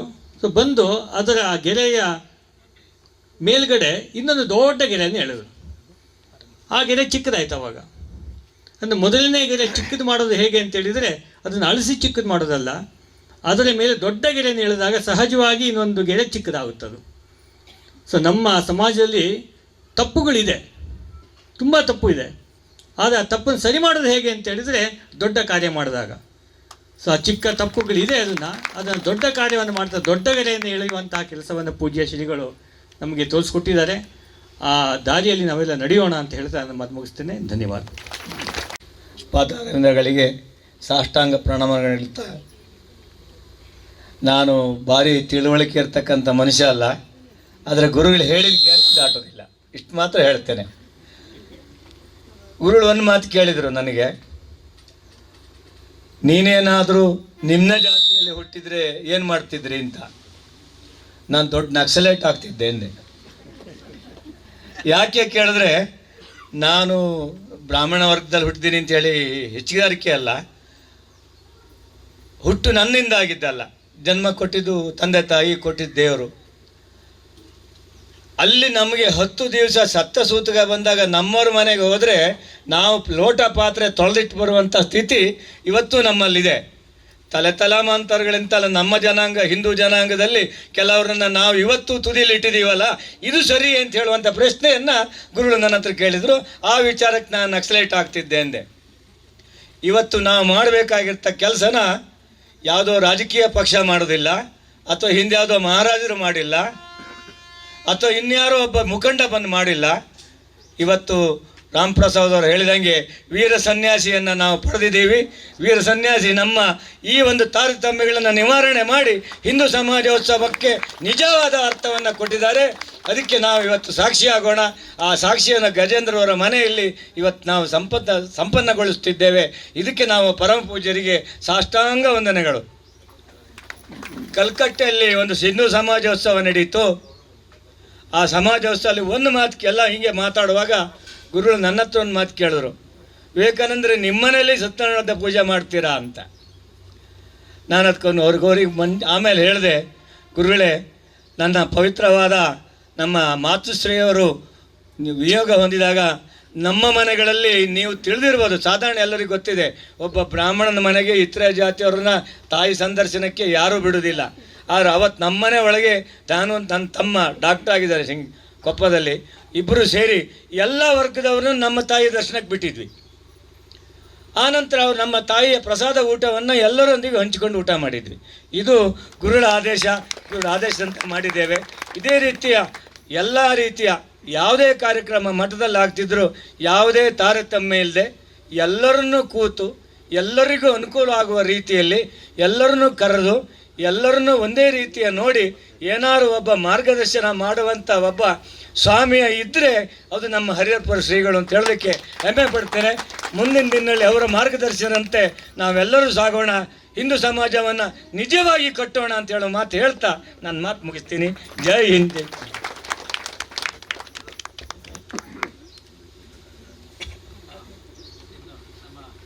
ರಾಮಸ್ವಾಮಿಗಳು ನನಗೆ ಅರ್ಥ ಆಯಿತು. ನಮಗೊಂದು ಮುಂದಿನ ಪೀಳಿಗೆಗೆ ಒಂದು ಬುನಾದಿ ಹಾಕಿಕೊಟ್ಟಿದ್ದಾರೆ. ಆ ಬುನಾದಿಲಿ ನಾವೆಲ್ಲರೂ ನಡ್ಕೊಂಡು ಹೋಗಬೇಕು. ನಮ್ಮ ಕೈಲಾಗಿದ್ದನ್ನು ನಮ್ಮ ಸಮಾಜಕ್ಕೆ ತಿಳಿಸ್ಕೊಂಡು ಅವ್ರ ಜೊತೆ ಕೈ ಜೋಡಿಸ್ಕೊಂಡು ಹೋಗಬೇಕು ಅಂತ. ಏನು ನಮ್ಮ ಯಾವುದೇ ಅನ್ಯ ಜಾತಿಗಳಿದೆ, ಒಂದೇ ಒಂದು ಧರ್ಮ ಇದೆ, ಅದು ಹಿಂದೂ ಧರ್ಮ. ಅದನ್ನು ಕಟ್ಟಿ ಬೆಳೆಸಿ ನಮ್ಮ ಭಾರತದ ಸಂಸ್ಕೃತಿಯನ್ನು ಬೆಳೆಸ್ಕೊಂಡು ಹೋಗಬೇಕು ಅನ್ನೋದೊಂದು ಏನು ಧ್ಯೇಯ ಪಟ್ಕೊಂಡಿದ್ದಾರೆ. ಆ ಧ್ಯೇಯನ ಒಂದು ಬುನಾದಿ ಮುಂದಿನ ಪೀಳಿಗೆಗೆ ಹಾಕಿಕೊಟ್ಟಿದ್ದಾರೆ. ಇಲ್ಲ ಅಂದರೆ ನಮ್ಮ ಭಾರತ ಮತ್ತು ನಮ್ಮ ಏನು ಹಿಂದೂ ಧರ್ಮ ಅನ್ನೋದು ಮುಂದಿನ ದಿನದಲ್ಲಿ ನಾವು ಅಳಿಸಿ ಹೋಗ್ತಾ ಇರೋದನ್ನ ಕಟ್ಟಿ ಬೆಳೆಸಲಿಕ್ಕೆ ದಿಟ್ಟ ಹೆಜ್ಜೆ ಇಟ್ಟಿದ್ದಕ್ಕೆ ನಾವೆಲ್ಲರೂ ಆ ದಾರಿಲಿ ನಡ್ಕೊಂಡು ಹೋಗಬೇಕು, ಪರಮ ಪೂಜ್ಯರ ದಾರಿಲಿ ಅಂತ ಹೇಳ್ತಾ ನನಗೆ 2 ಅವಕಾಶ ಕೊಟ್ಟಿದ್ದಕ್ಕೆ ಧನ್ಯವಾದಗಳು. ಜನ್ಮ ಕೊಟ್ಟ ಕಾರಣದಿಂದ ಇರಬಹುದು. ಯಾವುದೇ ಉನ್ನತ ಸ್ಥಾನಕ್ಕೆ ಹೋಗಬೇಕಾದ್ರೆ ತಾಯಿ ಕಾರಣ ಆಗ್ತಾಳೆ ಅಂತ ಹೇಳ್ತಾರೆ. ತಾಯಿಯಿಂದನೇ ಸಂಸ್ಕಾರವನ್ನು ಪಡೆಯೋದು. ಯಾವುದೇ ಒಳ್ಳೆಯದು ಸಿಕ್ಕಿದ್ರೂ ಅದನ್ನು ತನ್ನ ಮಕ್ಕಳಿಗೆ. ಪರಮೇಶ್ವರಿ ವೀರಭದ್ರ ಮನೆ ದೇವರು ಪಂಜುರುಳಿ, ಒತ್ತೆ, ಚಾಮುಂಡಿ, ಜಡಿಗ ಹಾಗೂ ಗುಳಿಗ, ಇಷ್ಟು ದೇವರು ನಮ್ಮಲ್ಲಿದ್ದಾರೆ. ಇಷ್ಟು ದೇವರ ಇಷ್ಟು ದೇವರನ್ನು ಕೂಡ ನಾವು ಆರಾಧನೆ ಮಾಡ್ತೇವೆ. ಪರಮ ಪೂಜ್ಯರಿಗೆ ಮೊದಲನೇದಾಗಿ ನಮಸ್ಕಾರಗಳನ್ನು ಸಲ್ಲಿಸುತ್ತಾ ಈ ಕಾರ್ಯಕ್ರಮವನ್ನು ಹಿಂದೂ ಸಮಾಜ ವೇದಿಕೆ ಅಂತ ಏನು ಮೊನ್ನೆ ನಡೀತಲ್ಲ, ಅದರಲ್ಲಿ ನಾನು ಭಾಗವಹಿಸಿದ್ದೆ. ಆಗ 1000ಕ್ಕೂ ಹೆಚ್ಚಿನ ಜನ ನಮ್ಮ ಹಿಂದೂ ಬಾಂಧವರು ಸೇರಿದ್ರಿ. ತುಂಬ ಖುಷಿ ಆಯಿತು. ಬಹುಶಃ ಇವತ್ತಿನ ಕಾರ್ಯಕ್ರಮದಲ್ಲಿ ಗುರುಗಳೇ ಪುರುಷರಿಗಿಂತ ಮಹಿಳೆಯರು ಜಾಸ್ತಿ ಇದ್ದಾರೆ. ಇದು ಖುಷಿ ಪಡುವಂತ ವಿಚಾರ. ಮೇಡಮ್ ಹೇಳಿದರು. ಹಾಗೇನೆ ನೆನ್ಪಿಟ್ಕೊಳ್ಳಿ, ಮಹಾಭಾರತ ನಡೆದಿದ್ದಿರ್ಬೋದು, ರಾಮಾಯಣ ನಡೆದಿದ್ದಿರ್ಬೋದು, ಅಥವಾ ಈ ದೇಶ ಮತ್ತೊಮ್ಮೆ ಎದ್ದು ನಿಂತಿದ್ದು ಕೂಡ ಮಹಿಳೆಯಿಂದನೇ. ಅದಕ್ಕೆ ಒಂದು ಘಟನೆ ಹೇಳ್ತೇನೆ, ಆ ಕಾರಣ ಏನಂತ ಹೇಳ್ತೇನೆ. ಗುರುಗಳು ಕೇಳಿದರು, ಯಾರಾದರೂ ಸಮಾಜ ಸತ್ಯನಾರಾಯಣ ವೃತ್ತವನ್ನು ಅಲ್ಲಿ ಹೇಳಿದ್ರು, ಅನೌನ್ಸ್ ಮಾಡಿದರು, ಯಾರಾದರೂ ಮಾಡ್ತೀರಾ ಅಂತ ಹೇಳಿ. ನಾನು ನೋಡ್ತಾ ಕೂತೆ, ಯಾವುದಾದ್ರೂ ಕೈಗಳದು ಸ್ವಯಂ ಆಗಿ ಮೇಲೆ ಬರ್ತದೆ ಅಂತ ಹೇಳಿ. ಆದರೆ ನನ್ನೂರಿನಲ್ಲಿ ಬಂದು ನನ್ನ ಗುರುಗಳು ಇಷ್ಟು ಚೆನ್ನಾಗಿ ಯಾರು ಮಾಡ್ತೀರಾ ಅಂತ ಕೇಳಿದಾಗ ಒಂದು ಕೈಯು ಮೇಲೂ ಬರಲಿಲ್ಲ ಅಂತ ಹೇಳಿದ್ರೆ ನನಗೆ ಮಾತ್ರ ಅಲ್ಲ, ಇಡೀ ನನ್ನ ಬಮ್ಲಾಪುರದ ಗ್ರಾಮಕ್ಕೆ ಅದು ಅವಮಾನ ಆಗ್ತದೆ, ಆಗಬಾರದು ಈ ರೀತಿ ಅನ್ನುವಂಥ ಮನಸ್ಸು ನನಗೆ ಮೂಡ್ತಾ ಇತ್ತು. ಆಮೇಲೆ ನಾನು ತಕ್ಷಣ ಎದ್ದು ನಿಂತೆ, ಗುರುಗಳೇ ಅದು ಏನು ಕಾರ್ಯ ಗೊತ್ತಿಲ್ಲ ನನಗೆ, ಅಂತೂ ಈ ಕಾರ್ಯವನ್ನು ಮಾಡಲೇಬೇಕು, ಮಾಡ್ತೀನಿ ಅಂತೇಳಿ ಎದ್ದು ನಿಂತೆ. ಬಹುಶಃ ನನ್ನ ಅಣ್ಣನ ಕೇಳಲಿಲ್ಲ, ನನ್ನ ತಮ್ಮನ ಕೇಳಲಿಲ್ಲ, ಮನೆ ಬಂದು ಹೇಳಿದ ತಕ್ಷಣ ಹೇಳಿದ್ರು, ನೀನೇ ಕೇಳ್ತೀಯ ಅಂತ ನಂಗೆ ಗೊತ್ತಿತ್ತು, ನೀನೇ ಕೇಳಲಿ ಅಂತ ನಾವು ಸುಮ್ಮನೆ ಇದ್ವಿ ಅಂತ. ಹಾಗಾಗಿ ಬಹುಶಃ 3 ಜನರ ಮನಸ್ಸಲ್ಲೂ ಇದೇ ಇತ್ತು, ಮಾಡ್ಬೇಕನ್ನೋದು ಇತ್ತು. ಆದ್ರೆ ಒಟ್ಟಾಗಿ ಮಾಡ್ತೀವಿ ಅಂತ ಒಂದು ತೀರ್ಮಾನ ಮಾಡಿದ್ವಿ. ನಾವು ಯಾವ ಕಾರ್ಯಕ್ರಮಗಳನ್ನಾದ್ರೂ ಗುರುಗಳೇ ಇದುವರೆಗೆ ಮಾಡಿರುವಂಥ ಕಾರ್ಯಕ್ರಮಗಳು ಕೂಡ ನಾವು ಸಮಾಜ ಸತ್ಯನಾರಾಯಣ ವೃತ್ತದ ರೀತಿಯಲ್ಲೇ ಮಾಡಿದ್ವಿ. ಆದರೆ ಇವತ್ತಿನ ವಿಶೇಷ ಏನು ಕೇಳಿದ್ರೆ, ತಾವು ಬಂದು ಈ ಒಂದು ಕಾರ್ಯಕ್ರಮಕ್ಕೆ ವಿಶೇಷ ಮೆರಗು ನೀಡಿದ್ದೀರಿ. ಗೊತ್ತಿದೆ, ಬೊಮ್ಮಲಾಪುರದಲ್ಲಿ 6ಕ್ಕೆ ಹೆಚ್ಚಬೇಡ, 3ಕ್ಕೆ ತಗ್ಬೇಡ, 7 ಜಡೆ ಕಟ್ಟಬೇಡ ಅಂತ ಶಾಪ ಇತ್ತು ಒಂದೊಮ್ಮೆ ಹಿಂದಿನ ಕಾಲದಲ್ಲಿ. ಬಹುಶಃ ಅದು ತಮ್ಮ ಪಾದ ಸ್ಪರ್ಶದಿಂದ ಅದೆಲ್ಲ ಮುಕ್ತವಾಗ್ತದೆ. ಬಹುಶಃ ನಮ್ಮ ಊರಿನ ಜನರು ಕೂಡ ಈ ನಿಟ್ಟಿನಲ್ಲಿ ಬೆಳೀತಾರೆ ಅನ್ನುವಂತಹ ಕಲ್ಪನೆ ನಮ್ಮದು. ಸೊ ಆ ನಿಟ್ಟಿನಲ್ಲಿ ತಾವು ಇವತ್ತು ಬಂದಿದ್ದೀರಿ. ವಿಶೇಷವಾಗಿ ಈ ದಿನವನ್ನ ಯಾಕೆ 19ನೇ ತಾರೀಕೆ ಬೇಕು ಅಂತ ನಾನು ಗುರುಗಳು ಹೇಳಿದ ತಕ್ಷಣ ನಾನು ವೇದಿಕೆ ಮೇಲೆ ಹೋಗಿ, ಗುರುಗಳೇ ಇದೇ ತಿಂಗಳ 19ನೇ ತಾರೀಕೆ ನನಗೆ ಬೇಕು ಈ ಡೇಟು, ತಾವು ಇರುವುದಾದ್ರೆ ಅವತ್ತೇ ಈ ಕಾರ್ಯವನ್ನು ಪ್ರಾರಂಭ ಮಾಡಬಹುದು ಅನ್ನುವಂಥ ಬೇಡಿಕೆಯನ್ನಿಟ್ಟೆ. ಸದ್ಯ ಗುರುಗಳು ಆ ಡೇಟ್ನಲ್ಲಿ ಖಾಲಿ ಇದ್ರು. ಸೊ ಅದು ನಮ್ಮ ಅದೃಷ್ಟ. ಯಾಕೆ ಅಂತ ಕೇಳಿದ್ರೆ, ಬಹುಶಃ ಆ ಡೇಟ್ ನನಗೆ ಸಿಗದೆ ಹೋಗಿದ್ರೆ, ಖಾಲಿ ಅಲ್ಲ, ಆಯ್ತು ಖಾಲಿ ಮಾಡ್ಕೊಂಡಿದ್ದು ಆಗ್ಲಿ, ತಪ್ಪಾಯ್ತು. ಸೊ ಹಾಗೆ ಯಾಕೆ ಅಂತ ಕೇಳಿದ್ರೆ, 2 ವರ್ಷದ ಕೆಳಗೆ ನಮ್ಮ ಮನೆಯ ಗೃಹ ಪ್ರವೇಶ, ಈ ಮನೆಗೆ ಓಂಕಾರ ಅಂತ ಹೆಸರಿಡಬೇಕು ಅಂತ ತೀರ್ಮಾನ ಮಾಡ್ಕೊಂಡಿದ್ದೆ. ಯಾಕೆ ಅಂತ ಹೇಳಿದ್ರೆ, ಓಂಕಾರ ಅಂದ್ರೆ ಈಶ್ವರ, ನಮ್ಮಪ್ಪ ಶಂಕರ. ಸೊ ಹಾಗಾಗಿ ಓಂಕಾರ ಅಂತ ಹೆಸರಿಟ್ಟೆ. ಗುರುಗಳಿಗೂ ಕೂಡ ಖುಷಿ ಆಗಬೇಕು ಈ ಹೆಸರು. ಹಾಗಾಗಿ ಗುರುಗಳು ಓಂಕಾರ ಅಂದ ತಕ್ಷಣ ಪತ್ರಿಕೆ ಕೊಡ್ಲಿಕ್ಕೆ ಸಿಕ್ಲಿಲ್ಲ. ಅವ್ರು ತುಂಬಾ ಬ್ಯುಸಿ ಇದ್ರು. ಆ ನಂತರ ಪತ್ರಿಕೆ ಕೊಟ್ಟ ತಕ್ಷಣ ಹೆಸರು ಏನಿಟ್ಟಿದೆಯಾ ಕೇಳಿದ್ರು, ಓಂಕಾರ ಅಂತ ಹೇಳಿದೆ. ಅದಕ್ಕೆ ಕೈಯನ್ನು ಹೆಬ್ಬೆರಳು ಶಬಾಸ್ ಅಂತ ಹೇಳಿದ್ರು, ನೀ ತುಂಬಾ ಧೈರ್ಯವಂತ ಇದೆಯಾ, ಮಾಡು ಅಂತ ಹೇಳಿದ್ರು. ಬಹುಶಃ ಅದೇ ಕ್ಷಣದಲ್ಲಿ ಮರು ಮಾತನಾಡಿದ್ರು, ನಾನು ಯಾವತ್ತಾದ್ರೂ ಬೊಮ್ಮಲಾಪುರ ಕಡೆ ಬಂದರೆ ನಿಮ್ಮ ಮನೆಗೆ ಬರ್ತೇನೆ ಅಂತ ಹೇಳಿ. ಬಹುಶಃ ನಮ್ಮ ಮನೆಯವಳ ಹತ್ರ ಹೇಳಿದ್ದೆ ನಾನು, ಗುರುಗಳು ಸುಮ್ಮನೆ ಮಾತಾಡೋದಿಲ್ಲ, ಸುಮ್ಮನೆ ಆಗೋದಿಲ್ಲ, ಹಾಗಾಗಿ ಯಾವತ್ತಾರು ಒಂದು ದಿವಸ ಬಂದೇ ಬರ್ತಾರೆ ಅಂತ. ನಮ್ಮ ಮನೆಯೊಳಗೆ ಕಷ್ಟ, ನಂಬಿಕೆ ಇಲ್ಲ. ಯಾಕೆಂದ್ರೆ ಅಷ್ಟು ದೊಡ್ಡ ಗುರುಗಳು ನಮ್ಮ ಮನೆಗೆ ಬರೋದಾ, ಹೌದಾ, ಸಾಧ್ಯವಾ ಅಂತ ಹೇಳಿ. ಬಹುಶಃ ನಾನು ಅದನ್ನು ಮನಸ್ಸಿನ ತೆಗ್ದಿಲ್ಲ, ನಾನು ಕಾಯ್ತಾನೆ ಇದ್ದೆ. ಬಹುಶಃ ಅಂಥ ಒಂದು ಅವಕಾಶ ಆ ಸಮಾರಂಭದಲ್ಲಿ ಸಿಕ್ತಲ್ಲ, ಅದು ನನಗೆ ಕ್ಷಣ ಮಾತ್ರ ಯೋಚನೆ ಮಾಡುವಷ್ಟು ಟೈಮ್ ಕೊಡಲಿಲ್ಲ. ಬಂದೇ ಬರ್ತಾರೆ ಅಂತ ಹೇಳಿದ ಮೇಲೆ ಯೋಚನೆ ಮಾಡಿದ್ರೆ ನಾನು ಆ ಮಾತನ್ನ ಪೂರೈಸುವಂಥ ಅಗತ್ಯ ಇತ್ತು. ಸೊ ಹಾಗಾಗಿ ಇವತ್ತು ನಮ್ಮ ಗುರುಗಳು ಬಂದಿದ್ದಾರೆ. ಅದೇ 1 ವರ್ಷಕ್ಕೆ ಇನ್ನೊಂದು ವಿಶೇಷ ಏನು ಕೇಳಿದ್ರೆ, ಅದೇ 19ನೇ ತಾರೀಕು, ಇದೇ 19ನೇ ತಾರೀಕು ನನ್ನ ತಮ್ಮನ ಮದುವೆ ಆಯಿತು. ಅದು ನಾನು ಡೇಟ್ ಕೇಳಿ ಬಂದಿದ್ದಲ್ಲ. ಆ ಪುರೋಹಿತರು 19ಕ್ಕೆ ಒಳ್ಳೆ ಮುಹೂರ್ತ ಇದೆ ಮಾಡಿ ಅಂತ ಹೇಳಿದ್ರು. ಬಹುಶಃ 19 2ನೇ ವರ್ಷದ ಕಾರ್ಯಕ್ರಮ ಆಯಿತು. ಇದೇ ವೇದಿಕೆಯನ್ನು ಹಾಕಿದ್ವಿ. ಹಾಗೇನೆ ಇನ್ನೊಂದು 2 ಆದ್ಮೇಲೆ 3 ಆಗುತ್ತೆ ಅನ್ನೋ ಶಾಸ್ತ್ರ ಸಾಧಾರಣವಾಗಿ ಅಥವಾ ಅಂದ್ಕೊಂಡಿರ್ತಾರೆ. ಆ 3ನೇ ಕಾರ್ಯಕ್ರಮ 19ನೇ ತಾರೀಕು ಆದ್ರೆ ತುಂಬಾ ಚೆನ್ನಾಗಿರುತ್ತಲ್ಲ ಅಂತ ಹೇಳಿ ಇವತ್ತಿನ ಡೇಟನ್ನು ಆಯ್ಕೆ ಮಾಡ್ಕೊಂಡಿದ್ದು. ಸೊ ನಾನೇ ಫಸ್ಟ್ ಮಾಡಬೇಕು ಅಂತೇಳಿ ಅಹಂಕಾರದಿಂದ ಮಾಡಿದ್ದಲ್ಲ. ಇದು ಕರಿಬೇಕಾದ್ರೂ ಅಷ್ಟೇ, ನಾನು ಇಡೀ ಸಮಾಜವನ್ನು ಕರಿಬೇಕಾದ್ರೆ ಅಥವಾ ಪತ್ರಿಕೆಯನ್ನು ಮಾಡಿಸ್ಬೇಕಾದ್ರೆ ನಾನು ಎಲ್ಲೆಲ್ಲಿ ಕರೆದಿದ್ದೀನೋ ಅಥವಾ ನಾವೆಲ್ಲೆಲ್ಲಿ ಕರೆದಿದ್ದೀವೋ ಅಲ್ಲೆಲ್ಲ ಇದು ನಮ್ಮನೆ ಕಾರ್ಯಕ್ರಮ ಅಲ್ಲ, ಇದು ನಿಮ್ಮನೆ ಕಾರ್ಯಕ್ರಮ ಅಂತ. ಮನೆಗೆ ಹೆಸರಿಡ್ಬೇಕಾದ್ರೂ ಯೋಚನೆ ಮಾಡಿದ್ದೆ, ನಮ್ಮನೆ ಅಲ್ಲ ನಿಮ್ಮನೆ ಅಂತ ಹೆಸರಿಡೋಣ ಅಂತ ಯೋಚನೆ, ಮನೆಗೊಂದು ಹೆಸರಿಡ್ಬೇಕಲ್ವಾ, ನಿಮ್ಮನೆ ಅಂತ ಇಡೋಣ ಅಂತ ಯೋಚನೆ ಮಾಡಿದ್ದೆ. ಬಟ್ ಆಮೇಲೆ ಅದು ಚೇಂಜ್ ಆಯಿತು, ಓಂಕಾರ ಅಂತ ಇಟ್ವಿ. ಸೊ ಆ ನಿಟ್ಟಲ್ಲಿ ನಾನು ಇವತ್ತಿನವರೆಗೂ ಕೂಡ ನಾನು ಹೃದಯ ವೈಶಾಲ್ಯನಾಗಿದ್ದೇನೆ. ಕೆಳಜಾತಿಯಿಂದ ಹಿಡಿದು ಮೇಲ್ಜಾತಿಯ ವರ್ಗದವರೆಗೂ ಕೂಡ ಎಲ್ಲರನ್ನೂ ಕೂಡ ಧೈರ್ಯವಾಗಿ ನಾನು ನಮ್ಮನೆ ಒಳಗೆ ಸೇರಿಸ್ಕೊಳ್ತೇನೆ, ಊಟವನ್ನು ಬಡಿಸ್ತೇನೆ, ಅವರಿಗೆ ಊಟವನ್ನು ಹಾಕ್ತೇನೆ. ಈ ಧೈರ್ಯವನ್ನ ನಾವೆಲ್ಲರೂ ಮಾಡಿದರೆ ಖಂಡಿತವಾಗಿಯೂ ಹಿಂದೂ ಧರ್ಮ ಅಂತ ಏನಿದೆ ಅಥವಾ ನಮ್ಮ ಧರ್ಮ, ಭಾರತೀಯ ಧರ್ಮ, ನೆನ್ಪಿಟ್ಕೊಳ್ಳಿ, ಚೀನಾದಲ್ಲಿ ದೇವಸ್ಥಾನಗಳಿಗೆ ಹೋದ್ರೆ ಅಲ್ಲಿ ಬರೆದಿರ್ತಾರಂತೆ, ಅತಿ ಹೆಚ್ಚು ಪುಣ್ಯ ಮಾಡಿದ್ರೆ ನೀನು ಭಾರತದಲ್ಲಿ ಹುಟ್ಟುತ್ತೀಯ ಅಂತ ಹೇಳಿ. ಸೊ ನೀವು ಭಾರತದಲ್ಲಿ ಹುಟ್ಟಿದ್ದೀರಿ ಅಂದ್ರೆ ನೀವೆಲ್ಲರೂ ಕೂಡ ಅತಿ ಪುಣ್ಯಾತ್ಮರು. ಈ ಭಾರತದಲ್ಲಿ ಹುಟ್ಟಿದ್ದೀರಿ, ಅದರಲ್ಲೂ ನೀವು ಚಿಕ್ಕಮಗಳೂರು ಜಿಲ್ಲೆಯಲ್ಲಿ ಹುಟ್ಟಿದ್ದೀರಿ ಅಂತ ಹೇಳಿದ್ರೆ ಇನ್ನೂ ಪುಣ್ಯಾತ್ಮರು. ಯಾಕೆ ಗೊತ್ತೇನೋ, ಒಂದು ಸಮೀಕ್ಷೆಯ ಪ್ರಕಾರ ಇನ್ನು 100 ವರ್ಷಗಳ ಕಾಲ ಯೋಗ್ಯವಾಗಿ ಬದುಕಲಿಕ್ಕೆ, ಪ್ರಪಂಚದಲ್ಲಿ ಅತ್ಯಂತ ಯೋಗ್ಯವಾಗಿ ಬದುಕಲಿಕ್ಕೆ ಇರುವಂತಹ ದೊಡ್ಡ ಸ್ಥಾನದಲ್ಲಿ 2ನೇ ಸ್ಥಾನದಲ್ಲಿ ಈ ಚಿಕ್ಕಮಗಳೂರು ಜಿಲ್ಲೆ ಇದೆ. ಬಹುಶಃ ಈ ಸ್ಥಾನದಲ್ಲಿ ನೀವು ಹುಟ್ಟಿದ್ದೀರಿ ಅಂದ್ರೆ ನೀವು ನಿಜವಾಗಿ ಪುಣ್ಯಾತ್ಮರು. ಅದರಲ್ಲೂ ಈ ಸ್ಥಳದಲ್ಲಿ ನಮ್ಮ ಪರಮ ಪೂಜ್ಯ ಶ್ರೀಗಳು ಇದ್ದಾರೆ. ಬೊಮ್ಮಲಾಪುರದ ಪಕ್ಕದಲ್ಲಿ ಹರಿಹರಪುರ, ಬೊಮ್ಮಲಾಪುರ ಹರಿಹರಪುರ ಇದೆರಡೂ ಕೂಡ ಅವಳಿ ನಗರಗಳಂತೆ ಇತ್ತು, ಮೊದಲಿತ್ತು, ಇರಲಿಲ್ಲ ಅಂತಿಲ್ಲ, ಈಗಲೂ ಇದೆ. ಆದರೆ ನಮಗೆ ರಸ್ತೆ ಬಹುಶಃ ಈಗ ಕೊಪ್ಪಕ್ಕೆ ತುಂಬ ಚಂದವಾಗಿ ರಸ್ತೆ ಆಗಿದೆ. ಹಾಗಾಗಿ ಹೆಚ್ಚಿನ ವ್ಯವಹಾರಗಳೆಲ್ಲರೂ ಕೊಪ್ಪದ ಕಡೆಗೆ ಮಾಡ್ತಿದ್ರು ಅಥವಾ ಕೊಪ್ಪ ಕಡೆ ತಿರುಗಿದ್ದಾರೆ. ಮೊದಲಿನ ಇದ್ದಂಥ ವ್ಯವಹಾರಗಳೆಲ್ಲವೂ ಕೂಡ ಹರಿಹರಪುರದ ಕಡೆಗೆ ಇತ್ತು. ಆದರೆ ಆ ರಸ್ತೆಯ ಕೊರತೆಯಿಂದಾಗಿ ಮಾತ್ರ ಸ್ವಲ್ಪ ಸಂಪರ್ಕ ಸ್ವಲ್ಪ ದೂರ ಆಯಿತು ಅಂತ ಹೇಳ್ಬೋದು. ನಮ್ಮ ಊರಿನಲ್ಲಿ ನವರಾತ್ರಿ ಉತ್ಸವ, ಜಾತ್ರಾ ಮಹೋತ್ಸವ ತುಂಬ ಚೆನ್ನಾಗಿ ನಡೆಯುತ್ತೆ. ಅದು ಬೊಮ್ಮಲಾಪುರ ಜನದ ಒಗ್ಗಟ್ಟಿನ ಒಂದು ರೀತಿ. ಯಾಕೆ ಅಂತ ಹೇಳಿದ್ರೆ, ನೀವು ಬೊಮ್ಮಲಾಪುರದಲ್ಲಿ ಯಾವುದೇ ಒಂದು ಕಾರ್ಯಕ್ರಮ ತಗೊಳ್ಳಿ, ಶಾಲೆಯ ಪ್ರತಿಭಾ ಕಾರಂಜಿ ತಗೊಳ್ಳಿ, ದೇವಸ್ಥಾನದ ಕಾರ್ಯಕ್ರಮ ತಗೊಳ್ಳಿ, ಅಥವಾ ಇನ್ಯಾವುದೇ ಒಂದು ಸಮಾವೇಶ ಮಾಡಿ, ಇಡೀ ಊರಿನ ಜನ ತುಂಬ ಅಚ್ಚುಕಟ್ಟಾಗಿ ಭಾಗವಹಿಸ್ತಾರೆ. ಮಾತ್ರ ಗುರುಗಳು ಹೇಳಿದ್ರು ನೋಡಿ, ಸಮಾಜ ಸತ್ಯನಾರಾಯಣ ವ್ರತ ದಿವಸ ಯಾರು ಮನೇಲಿ ಅಡುಗೆ ಮಾಡಬೇಡಿ, ಇಲ್ಲಿಗೆ ಬರಬೇಕು ಅಂತ ನೀನು ಕರಿಬೇಕು ಅಂತ ಹೇಳಿದ್ರು. ಬಹುಶಃ ಅದು ಕರೆಯುವುದಲ್ಲ ಸ್ವಾಮೀಜಿ, ಪ್ರತಿ ವರ್ಷವೂ ಕೂಡ ಪ್ರತಿ ಕಾರ್ಯಕ್ರಮದಲ್ಲೂ ಹಾಗೆ ಮಾಡ್ತಾರೆ. ನಮ್ಮೂರಿನಲ್ಲಿ ಅವತ್ತು ಯಾರು ಅಡುಗೆ ಮಾಡಲ್ಲ, ಆ ಕಾರ್ಯಕ್ರಮದಲ್ಲಿ ಭಾಗವಹಿಸ್ತಾರೆ. ಮಾತ್ರ ಅಲ್ಲ, ಕಾರ್ಯಕ್ರಮದ ಸಂಪೂರ್ಣ ಉಸ್ತುವಾರಿಯನ್ನು ಎಲ್ಲ ಜನರು ಅವರೇ ನೋಡ್ಕೊಳ್ತಾರೆ. ಇದು ಒಂದು ವಿಶೇಷ. ಯಾಕೆ ಅಂತ ಕೇಳಿದ್ರೆ ಗೊತ್ತಿರಬೇಕು, ನವರಾತ್ರಿ ಉತ್ಸವಗಳಲ್ಲಿ ರಾಮಸ್ವಾಮಣ್ಣ ಇದರ ಅಧ್ಯಕ್ಷರು. ನವರಾತ್ರಿ ಉತ್ಸವಗಳಲ್ಲಿ ಒಂದೊಂದು ವಿಭಾಗದಲ್ಲಿ ಹೊಸಹಳ್ಳಿ, ಕಗ್ಗ, ಬೊಮ್ಮಲಾಪುರ, ಹೊಕ್ಳಿಕೆ, ಹೊಲಗೋಡು, ಈ ರೀತಿ ಒಂದೊಂದು ವಿಭಾಗದವರು ಒಂದೊಂದು ದಿವಸ ನವರಾತ್ರಿ ನಡೆಸ್ಕೊಡೋದು ತುಂಬ ಚೆನ್ನಾಗಿ ನಡೆಸ್ಕೊಡ್ತಾ ಇದ್ದಾರೆ. ಈ ಕಾನ್ಸೆಪ್ಟ್ ಬಹುಶಃ ಈ ಕಾನ್ಸೆಪ್ಟ್ನಲ್ಲಿ ನಮ್ಮ ಹರಿಹರಪುರದಲ್ಲೂ ಕೂಡ ನವರಾತ್ರಿ ನಡೆಯುತ್ತೆ. ಆ ನವರಾತ್ರಿಯಲ್ಲಿ ಕೂಡ ತಾವು ಈ ರೀತಿ ಮಾಡಿ ಬೊಮ್ಮಲಾಪುರದ ಗ್ರಾಮಕ್ಕೆ, ಹಿರೇಕೊಡಗೆ ಗ್ರಾಮಕ್ಕೆ ಒಂದೊಂದು ದಿವಸ 9 ದಿವಸಕ್ಕೆ 9 ಜವಾಬ್ದಾರಿ ಕೊಟ್ಬಿಟ್ರೆ ಅದು ಬಹುಶಃ ಇನ್ನೂ ಸಂಪೂರ್ಣ ಯಶಸ್ವಿ ಆಗ್ತದೆ ಅಂತ ನಾನು ಅನ್ಕೊಳ್ತೇನೆ. ಅದು ಜನ ಸೇರ್ತಾರೆ. ಇದು ನಮ್ಮ ಜವಾಬ್ದಾರಿ ಆಗಬೇಕು. ಈ ನಿಟ್ಟಿನಲ್ಲಿ ನಾವಿವತ್ತು ಗುರುವಾರ ಬಹುಶಃ ಮಕ್ಕಳ ಸಂಖ್ಯೆ ಬಹಳ ಕಮ್ಮಿ ಇದೆ. ಯಾಕೆಂದ್ರೆ ಎಲ್ಲರೂ ಕೂಡ ಶಾಲೆಯಲ್ಲಿದ್ದೀರಿ, ಆದರೆ ತಾಯಂದಿರಿದ್ದೀರಿ. ಇನ್ನೊಂದು ಈ ದಿನದ ವಿಶೇಷ ಏನು ಕೇಳಿದರೆ ಗೊತ್ತಿರಬೇಕು ನಿಮಗೆ, ಇಡೀ ಪ್ರಪಂಚದಲ್ಲಿ ಹಿಂದೂ ಧರ್ಮ ಅಂತ ಉಳ್ಕೊಂಡಿರೋದು ಇದು ಭಾರತದಲ್ಲಿ. ಉಳ್ಕೊಂಡಿರೋದಲ್ಲ, ಹುಟ್ಟಿರೋದು ಇಲ್ಲೇ, ಬೆಳೆದಿರೋದು ಇಲ್ಲೇ, ಉಳಿಸ್ಬೇಕಾಗಿರೋದು ಇಲ್ಲೇ.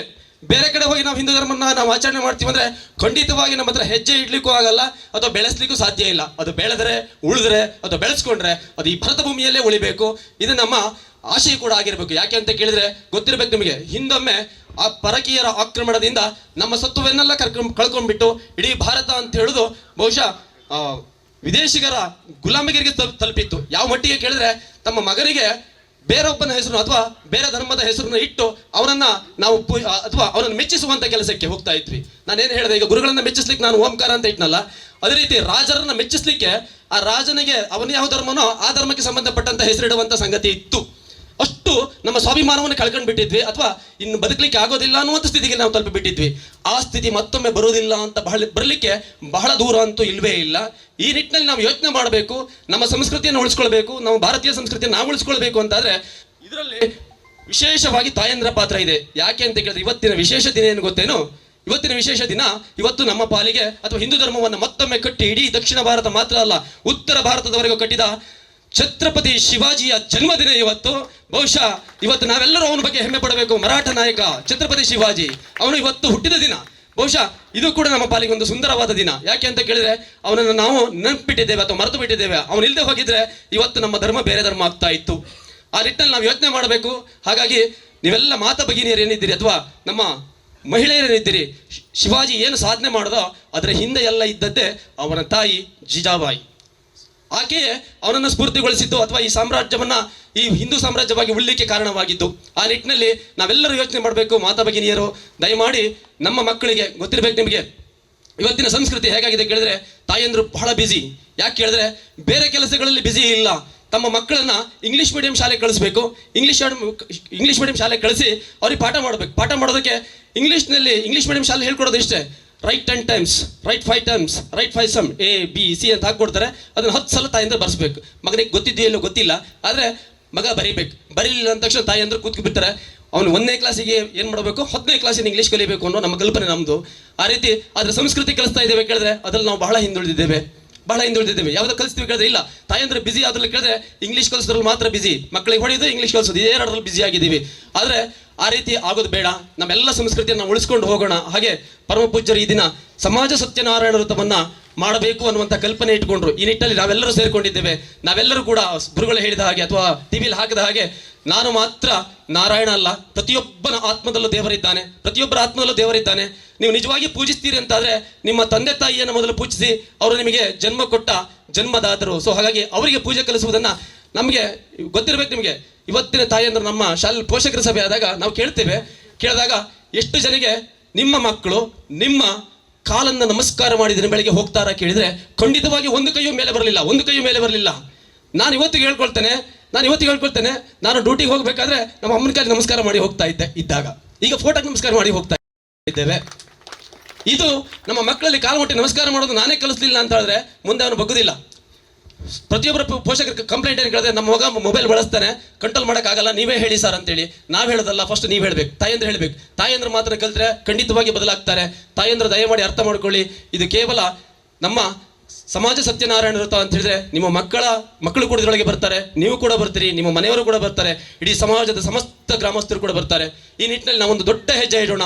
ಎಲ್ಲರೂ ಕೂಡ ಇಂಥ ಕಾರ್ಯಕ್ರಮಗಳಲ್ಲಿ ಭಾಗವಹಿಸೋದು ಮಾತ್ರ ಅಲ್ಲ, ಇದನ್ನು ಚಾಚು ತಪ್ಪದೆ ಪಾಲಿಸಬೇಕು. ನನಗೆ ಧೈರ್ಯವಾಗಿ ಹೇಳಬೇಕು, ನಾನು ಇಂಥ ಕೆಲಸವನ್ನು ಗುರುಗಳು ಹೇಳಿದ್ದಾರೆ ಅಂತ ತಿಳ್ಕೊಳ್ಳಿ. ಸಮಾಜದಲ್ಲಿ ನಾವೇನೇ ತೊಂದರೆ ಆದರೂ, ತಾಪತ್ರೆ ಆದರೂ ಅಥವಾ ಶಾಸ್ತ್ರದಲ್ಲಿ ವ್ಯತ್ಯಾಸಗಳಾದಾಗ ಅಂತಿಮವಾಗಿ ನಾವು ದೇವರ ಹತ್ರ ಕೇಳ್ತೀವಿ. ದೇವರ ಹತ್ರ ಹೋದ ತಕ್ಷಣ ಪ್ರಸಾದ ನೋಡೋದಂಥ ಪದ್ಧತಿ ಇದೆ. ಬಲಭಾಗಕ್ಕೆ ಬಿದ್ದರೆ ಪ್ರಸಾದ, ಎಡಭಾಗಕ್ಕೆ ಬಿದ್ದರೆ ಪ್ರಸಾದ ಇಲ್ಲ, ಅಲ್ಲಿ ಉತ್ತರ ಏನಂತ ಗೊತ್ತಿಲ್ಲ, ಅಥವಾ ಮೌಖಿಕವಾದ ಆದೇಶ. ಆದರೆ ಅಂತಿಮವಾಗಿ ನಾವು ಕೇಳಬೇಕು ಅಂದಾಗ ನಾವು ಪರಮ ಪೂಜ್ಯರಲ್ಲಿ ಹೋಗಿ ಕೇಳ್ಕೊಳ್ತೇವೆ. ಆಗ ಅವ್ರು ಏನು ಹೇಳ್ತಾರೋ ಅದೇ ಶ್ರೇಷ್ಠವಾಗಿರುತ್ತೆ. ಸೊ ಹಾಗಾಗಿ ಸಮಾಜದಲ್ಲಿ ಅತ್ಯಂತ ಶ್ರೇಷ್ಠ ಸ್ಥಾನದಲ್ಲಿರುವಂತಹ ಗುರುಗಳು ಹೇಳಿದ ಮೇಲೆ ಇದನ್ನು ಯಾವುದೇ ಕಾರಣಕ್ಕೂ ಯಾರೂ ಈ ಮಾತನ್ನು ತೆಗೆದು ಹಾಕ್ಲಿಕ್ಕಿಲ್ಲ. ಅವ್ರಿಗಿಂತ ಶ್ರೇಷ್ಠರು ನಾವು ಯಾರೂ ಇಲ್ಲ. ಸೊ ಹಾಗಾಗಿ ಅವ್ರು ಏನು ಹೇಳ್ತಾರೋ ಅದು ಪರಮ ಶ್ರೇಷ್ಠವಾಗಿರ್ತದೆ. ಸಿಂಹಾಖ್ಯಂ ಬ್ರಹ್ಮವೇದಾಂತಗೋಚರಂ ಭೂಯೋಲ್ಲಾಸಿತ ಸಂಸಾರಚ್ಛೇದಹೇತುಂ ಜಗದ್ಗುರುಂ. ಆತ್ಮೀಯ ಧರ್ಮಬಂಧುಗಳೇ,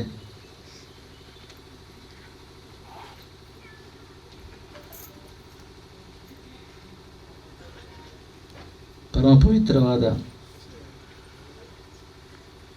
ತ್ರಿಪುರಾಂತಕಿ ದೇವಿಯ ಸನ್ನಿಧಿಯಲ್ಲಿ ಇವತ್ತೊಂದು ವಿಶಿಷ್ಟವಾದ ಕಾರ್ಯಕ್ರಮ.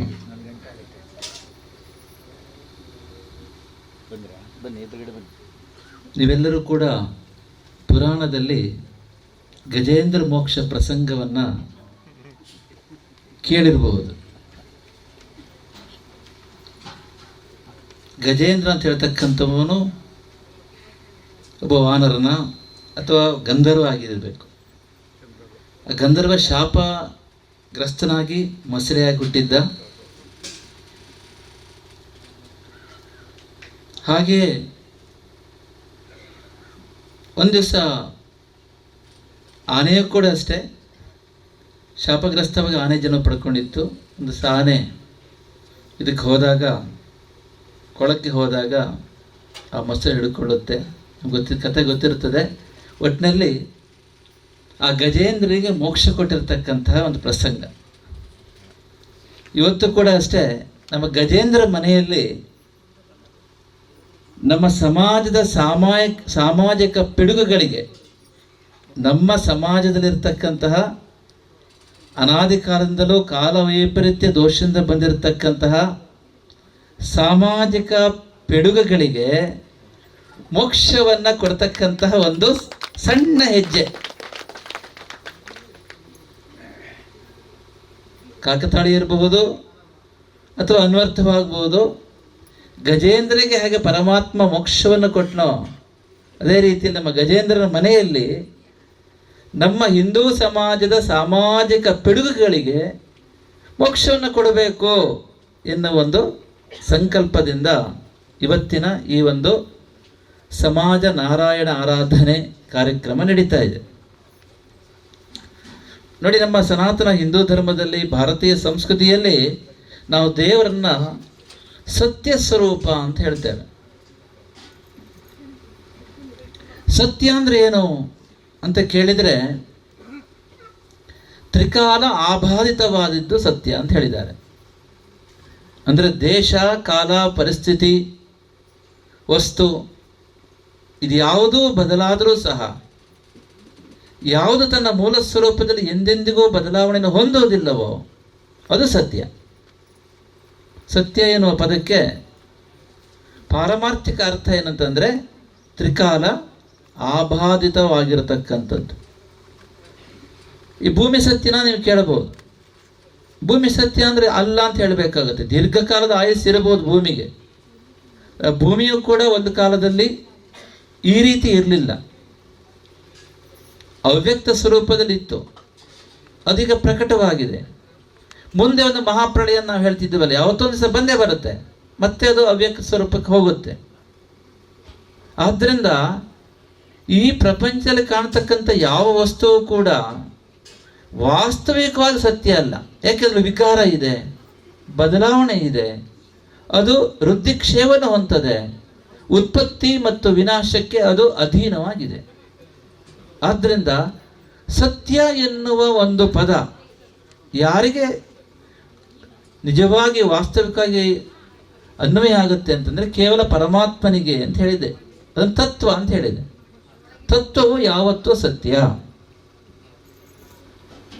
ಆದರೆ ಈ ಸತ್ಯವನ್ನು ತಿಳ್ಕೊಳ್ಳಿಕ್ಕೆ, ಸತ್ಯದ ಎಡೆಗೆ ಸಾಗಲಿಕ್ಕೆ ಇರತಕ್ಕಂತಹ ಆಚಾರ, ವಿಚಾರ, ನಂಬಿಕೆ, ಮಾರ್ಗಗಳು ಅದು ಬದಲಾಗ್ತಾ ಇರುತ್ತೆ. ನಮಗೆ ಸ್ಪಷ್ಟವಾಗಿ ಗೊತ್ತಿರಬೇಕು, ಸತ್ಯ ಯಾವತ್ತೂ ಸತ್ಯನೇ. ಆದರೆ ಸತ್ಯಕ್ಕೆ ಸಾಕ್ತಕ್ಕಂಥ ಮಾರ್ಗ ಇದೆ ನೋಡಿ. ಉದಾಹರಣೆಗೆ ಇಲ್ಲಿ ಕಾಶಿಯಲ್ಲಿ ವಿಶ್ವನಾಥ ಸ್ವಾಮಿ ಸಾವಿರ ವರ್ಷಗಳಿಂದ ಸಾನ್ನಿಧ್ಯವನ್ನು ಕೊಟ್ಟು ಇಡೀ ಒಂದು ಭೂಲೋಕದ ಜನರಿಗೆ ಅನುಗ್ರಹವನ್ನು ಮಾಡ್ತಾ ಇದ್ದಾನೆ. ಒಂದು ಕಾಲದಲ್ಲಿ ಕಾಶಿಗೆ ಹೋಗಬೇಕು ಅಂತ ಆದರೆ ಜೀವಮಾನದ ಸಾಧನೆ ಆಗಿತ್ತು. 100 ವರ್ಷಗಳ ಹಿಂದೆ ಒಬ್ಬ ಕಾಶಿಗೆ ಹೋಗಿ ಬಂದ ಅಂತ ಹೇಳಿದರೆ ಅದು ಜೀವಮಾನದ ಸಾಧನೆ. ತುಂಬ ದುಡ್ಡಿರ್ತಕ್ಕಂಥವರು ರಥದಲ್ಲಿ ಹೋಗ್ತಾ ಇದ್ರು, ರಾಜರು ತರದವರು. ಸ್ವಲ್ಪ ಊರಿನ ಶ್ರೀಮಂತರು ಎತ್ತಿನ ಬಂಡಿಯಲ್ಲಿ ಹೋಗ್ತಾ ಇದ್ರು, ಹೆಚ್ಚಿನವರು ಪಾದಯಾತ್ರೆಯಲ್ಲಿ ಹೋಗ್ತಾ ಇದ್ರು. ಈಗ ನಾವು ಕೇಳ್ತೇವೆ, ನಮ್ಮ ಮುತ್ತಜ್ಜ ಕಾಶಿಗೆ 2 ಸಲ ಹೋಗಿ ಬಂದ್ರಂತೆ, ನಮ್ಮ ಮುತ್ತಜ್ಜ ಕಾಶಿಯಿಂದ ಒಂದು ಶಿವಲಿಂಗ ತಂದಿಲ್ಲಿ ಪ್ರತಿಷ್ಠಾಪನೆ ಮಾಡಿದ್ದಾರೆ, ಕಾಶಿ ವಿಶ್ವನಾಥ ಸ್ವಾಮಿ ಹೆಸರಿಟ್ಟಿದ್ದೇವೆ ಅಂತ ಎಲ್ಲ ಕಡೆ ಹೋದಾಗ ನೋಡ್ತಾ ಇರ್ತೇವೆ. ಅಂದರೆ ಕಾಶಿ ಎನ್ನುವುದು ರಾಮಾಯಣ ಕಾಲದಿಂದಲೂ ಇದೆ, ಸಾವಿರ ವರ್ಷಗಳ ಕಾಲದಿಂದ ಇದೆ. ಕಾಶಿಯ ವಿಶ್ವನಾಥ ಸ್ವಾಮಿ ತತ್ವ ಶಾಶ್ವತ. ಆದರೆ ಕಾಶಿಗೆ ನಾವು ಹೋಗ್ತಕ್ಕಂಥ ಮಾರ್ಗ ಇದೆ ನೋಡಿ, ಮಾರ್ಗ ದಾರಿ ಅದು ಕಾಲಕ್ರಮೇಣ ಬದಲಾಗ್ತಾ ಇದೆ. ನಾವು ಆ ಮಾರ್ಗದಲ್ಲಿ ಸಾಕ್ತಕ್ಕಂಥ ಬಳಸ್ತಕ್ಕಂಥ ಸಾಧನ ಅದು ಬದಲಾಗ್ತಾ ಇದೆ. ಕಾಶಿಗೆ ಹೋಗ್ತಕ್ಕಂತಹ ಒಂದು ವ್ಯವಸ್ಥೆ ಅದು ಬದಲಾಗ್ತಾ ಇದೆ. ಒಂದು ಕಾಲದಲ್ಲಿ ಪಾದಯಾತ್ರೆ ಹೋಗಬೇಕು ಅಂದ್ರೆ 1 ವರ್ಷ ಬೇಕಾಗಿತ್ತು ಹೋಗಿ ಬರಲಿಕ್ಕೆ. ಆದರೆ ಈಗ ಮನಸ್ಸು ಮಾಡಿದರೆ ಬೆಳಗ್ಗೆ ಹೋಗಿ ಕಾಶಿಯಲ್ಲಿ ಪೂಜೆ ಮಾಡ್ಕೊಂಡು ಸಂಜೆ ವಾಪಸ್ ಬರ್ಬೋದು. ಒಂದು ಕಾಲದಲ್ಲಿ ಎತ್ತಿನ ಬಂಡಿಲಿ ಹೋಗ್ತಾ ಇದ್ದು, ಈಗ ಬೇರೆ ನಮ್ಮ ಕಾರ್ನಲ್ಲಿ ಹೋಗ್ತೇವೆ, ಬಸ್ನಲ್ಲಿ ಹೋಗ್ತೇವೆ, ಟ್ರೈನಲ್ಲಿ ಹೋಗ್ತೇವೆ, ವಿಮಾನದಲ್ಲಿ ಹೋಗ್ತೇವೆ. ಅಂದರೆ ಸತ್ಯವನ್ನು ಸೇರ್ತಕ್ಕಂಥ ಮಾರ್ಗಗಳು, ಅದರ ಆಚಾರ ವಿಚಾರಗಳು ಅದೆಲ್ಲ ಬದಲಾಗ್ತಾ ಇದೆ. ಸತ್ಯ ಕಾಶಿ ವಿಶ್ವನಾಥ ಸ್ವಾಮಿ ಬದಲಾಗಿಲ್ಲ. ಆದ್ದರಿಂದ ಭಗವತ್ ತತ್ವ, ಆತ್ಮತತ್ವ ಅದು ಶಾಶ್ವತ. ಆದರೆ ಅದನ್ನು ತಿಳ್ಕೊಳ್ಳಿಕ್ಕೆ ಮಾರ್ಗ ಇದೆ ನೋಡಿ. ನಮ್ಮ ಆಚಾರ ವಿಚಾರ, ನಂಬಿಕೆ, ಸಂಪ್ರದಾಯ ಇದೆಲ್ಲವೂ ಕೂಡ ಬದಲಾವಣೆಯನ್ನು ಹೊಂದ್ತಾ ಇದೆ. ಆದ್ದರಿಂದ ನಾವು ಬದಲಾವಣೆಯನ್ನು ಸ್ವೀಕರಿಸಬೇಕು. ಸಮಾಜದಲ್ಲಿ ತತ್ವ ಗೊತ್ತಿರಬೇಕು. ತತ್ವ ಅದೇ, ತತ್ವ ಎಂದಿಗೂ ಬದಲಾಗೋದಿಲ್ಲ. ಆದರೆ ತತ್ವವನ್ನು ಸೇರ್ಕೊಳ್ಳಲಿಕ್ಕೆ ನಮ್ಮ ಹಿರಿಯರು ಏನು ಕೊಟ್ಟಿದ್ದಾರೆ ಮಾರ್ಗ, ಅದು ಆಯಾ ದೇಶ ಕಾಲ ಪರಿಸ್ಥಿತಿಗೆ ಹೇಳಿರ್ತಕ್ಕಂಥದ್ದು. ಗೀತೆಯಲ್ಲಿ ಪರಮಾತ್ಮ ಹೇಳುವಾಗ ಯುದ್ಧ ಮಾಡುವಾಗ ರಥದ ಮೇಲೆ ಕೂತ ಬಾಣ ಬಿಟ್ಟ ಅಂತ. ಈ ಬಾಣ ಬಿಡುವುದಿಲ್ಲ, ರಥದ ಮೇಲೆ ಕೂತು ಯುದ್ಧ ಮಾಡುವುದಿಲ್ಲ. ಈಗ ಫಿರಂಗಿ, ಈಗ ರಿಮೋಟ್ ಕಂಟ್ರೋಲ್ ಯುದ್ಧ. ಬದಲಾವಣೆ ಸಹಜ. ಆದ್ದರಿಂದ ಈಗಲೂ ಯುದ್ಧ ಮಾಡ್ತೇವೆ, ಆದರೆ ಯುದ್ಧ ಮಾಡ್ತಕ್ಕಂಥ ಸಾಧನಗಳು, ಯುದ್ಧ ಮಾಡ್ತಕ್ಕಂತಹ ಒಂದು ಆಲೋಚನಾ ವಿಧಾನಗಳು, ಅದಕ್ಕೆ ಬಳಸ್ತಕ್ಕಂಥ ತಂತ್ರಜ್ಞಾನ. ಆಗ ಯುದ್ಧ ಅಂತ ಹೇಳೋದು ನೇರವಾಗಿ ಯುದ್ಧ ಆಗ್ತಾ ಇತ್ತು, ಮುಖಾಮುಖಿ ಯುದ್ಧ, ಕತ್ತಿಯ ಯುದ್ಧ. ಈಗ ಆ ಥರ ಯುದ್ಧ ಇಲ್ಲ. ಆದರೆ ಧರ್ಮ ಗೆಲ್ಲಬೇಕು ಅಂದ್ರೆ ಯುದ್ಧ ಮಾಡಲೇಬೇಕು, ಈಗಲೂ ಮಾಡಬೇಕು, ಅವಾಗ ಮಾಡಬೇಕಾಗಿತ್ತು. ಅಂದರೆ ತಾತ್ಪರ್ಯ ಇಷ್ಟೇ, ತತ್ವ ಯಾವತ್ತೂ ಶಾಶ್ವತ. ಆ ತತ್ವವನ್ನು ತಿಳ್ಕೊಳ್ಳಿಕ್ಕೆ ನಾವು ಮಾಡ್ತಕ್ಕಂತಹ ಸಾಕ್ತಕ್ಕಂಥ ದಾರಿ, ನಮ್ಮ ನಂಬಿಕೆಗಳು, ನಮ್ಮ ಆಚಾರ ವಿಚಾರಗಳು ಇವೆಲ್ಲವೂ ಕೂಡ ಕಾಲಕ್ಕೆ ತಕ್ಕಂತೆ ಬದಲಾಗ್ತಾನೇ ಇರ್ತದೆ. ಆ ಬದಲಾವಣೆಯನ್ನು ಸಹಜವಾಗಿ ನಾವು ಸ್ವೀಕಾರ ಮಾಡಬೇಕು. ಒಂದು ಕಾಲ ನೋಡಿ, ಈ ಭೂಮಿಯಲ್ಲಿ ಭಾರತೀಯರು, ಈ ಒಂದು ಸನಾತನ ಧರ್ಮಿಗಳು, ಹಿಂದೂಗಳು ಲಕ್ಷಾಂತರ ವರ್ಷಗಳಿಂದ ಬದುಕ್ತಾ ಇದ್ದಾರೆ. ಅಷ್ಟು ದೊಡ್ಡ ಇತಿಹಾಸ ಇದೆ. ನಾವಿಲ್ಲೂ ಕೇಳ್ತೇವೆ, ಬೊಮ್ಲಾಪುರದಲ್ಲಿ ಋಷಿಮುನಿಗಳು ತಪಸ್ಸು ಮಾಡ್ತಾ ಇದ್ರು, ಅವರು ದಿವಸ ಬರ್ತಾರೆ ತೆಗೊಂಡು ರಾಮಸ್ವಾಮಿ ಹೇಳ್ತಾ ಇದ್ರು ಉತ್ತರದ ಭಾಗ ತೆಗೆದಿಟ್ಟಿದ್ದೇವೆ ಅಂತ. ಅಂದ್ರೆ ಇದು ಭಾರತೀಯ ಪರಂಪರೆ. ಲಕ್ಷಾಂತರ ವರ್ಷಗಳಿಂದ ನಾವು ಭೂಮಿ ಮೇಲೆ ಇದ್ದೇವೆ. ಭೂಮಿ ಮೇಲೆ ರಾಜರ ಆಡಳಿತವೂ ಕೂಡ ಅಷ್ಟೇ, ತ್ರೇತಾಯುಗದಿಂದಲೂ ನಾವು ನೋಡ್ತಾ ಇದ್ದೇವೆ, ಸತ್ಯಯುಗದಲ್ಲೂ ಇತ್ತು. ಆಗ ಹೇಗಾಯ್ತು ಅಂತ ಕೇಳಿದ್ರೆ, ಭೂಮಿ ಮೇಲೆ ಇರ್ತಕ್ಕಂಥ ಎಲ್ಲರೂ ಕೂಡ, ರಾಜರ ಅಧೀನದಲ್ಲಿರ್ತಕ್ಕಂತಹ ಎಲ್ಲ ಪ್ರಜೆಗಳು ಕೂಡ ತಮ್ಮ ಬದುಕನ್ನು ಹೇಗೆ ಸಾಗಿಸ್ತಾ ಇದ್ರು ಅಂತ ಕೇಳಿದ್ರೆ, ಆಗಿನ ವ್ಯವಸ್ಥೆ ಅದು ವಂಶ ಪಾರಂಪರ್ಯ ಆಧಾರಿತ ವೃತ್ತಿ ಜೀವನ ಪದ್ಧತಿ ಇತ್ತು. ವಂಶ ಪಾರಂಪರ್ಯ ಆಧಾರಿತ ವೃತ್ತಿ ಜೀವನ ಪದ್ಧತಿ. ಅದು ಈಗ ಹೇಗಿದೆ ಅಂತ ಕೇಳಿದ್ರೆ, ಇದು ಈಗ ಆಯ್ಕೆ ಆಧಾರಿತ ವೃತ್ತಿ ಜೀವನ ಪದ್ಧತಿ. ವಂಶ ಪಾರಂಪರ್ಯ ಆಧಾರಿತ ವೃತ್ತಿ ಜೀವನ ಪದ್ಧತಿ ಇದ್ದಾಗ ಆ ಪದ್ಧತಿಯನ್ನು ಪೋಷಣೆ ಮಾಡಿದ್ದು ರಾಜರು. ಆ ಪದ್ಧತಿಯನ್ನು ಪೋಷಣೆ ಮಾಡ್ಕೊಳ್ಳಿಕ್ಕೆ ನಮ್ಮ ರಾಮ್ ಪ್ರಸಾದ್ ಹೇಳಿದಾಗೆ ಅದಕ್ಕೆ ವಿದ್ವಾಂಸರು ಕೆಲವೊಂದು ಆಚಾರ ವಿಚಾರಗಳನ್ನ ಬರೆದರು. ಇದನ್ನು ಸ್ಮೃತಿಗಳನ್ನು ನಾವು ಹೇಳ್ತೇವೆ. ಈಗ ಉದ್ದೇಶ ಏನಂತ ಕೇಳಿದ್ರೆ, ಒಬ್ಬ ವ್ಯಕ್ತಿ ಒಂದು ವೃತ್ತಿ ಮಾಡ್ತಾ ಇದ್ದಾನೆ, ಆ ವೃತ್ತಿಯಲ್ಲಿ ಅವನು ಪರಿಪೂರ್ಣತೆಯನ್ನು ಸಾಧಿಸಬೇಕು. ಈಗಲೂ ಇರ್ತದಲ್ಲ, ಒಬ್ಬ IT ಕೆಲಸ ಮಾಡೋರಾಗಲಿ ನಮಗೆ ಯೋಚನೆ ಇರುತ್ತೆ, ಅವನು 100% ಅದರೊಳಗೆ ಪಕ್ಕಾ ಕೆಲಸ ಮಾಡುವಾಗ ಆಗಬೇಕು. ಅವನ ವಿಚಾರಧಾರೆ, ಅವನ ಜೀವನದ ಅಭ್ಯಾಸಗಳು, ಅವನು ಬದುಕನ್ನು ನೋಡ್ತಕ್ಕಂಥ ರೀತಿ, ಅವನು ಆ ಒಂದು ಉದ್ಯೋಗದಲ್ಲಿ ಎದುರಿಸ್ತಕ್ಕಂಥ ಸವಾಲುಗಳನ್ನ ಸ್ವೀಕರಿಸ್ತಕ್ಕಂಥ ಮನೋಭಾವ, ಇವೆಲ್ಲವೂ ಕೂಡ ಆ ವೃತ್ತಿಯಲ್ಲಿ ಪರಿಪೂರ್ಣತೆಯನ್ನು ಸಾಧಿಸುವಂತೆ ಇರಬೇಕು.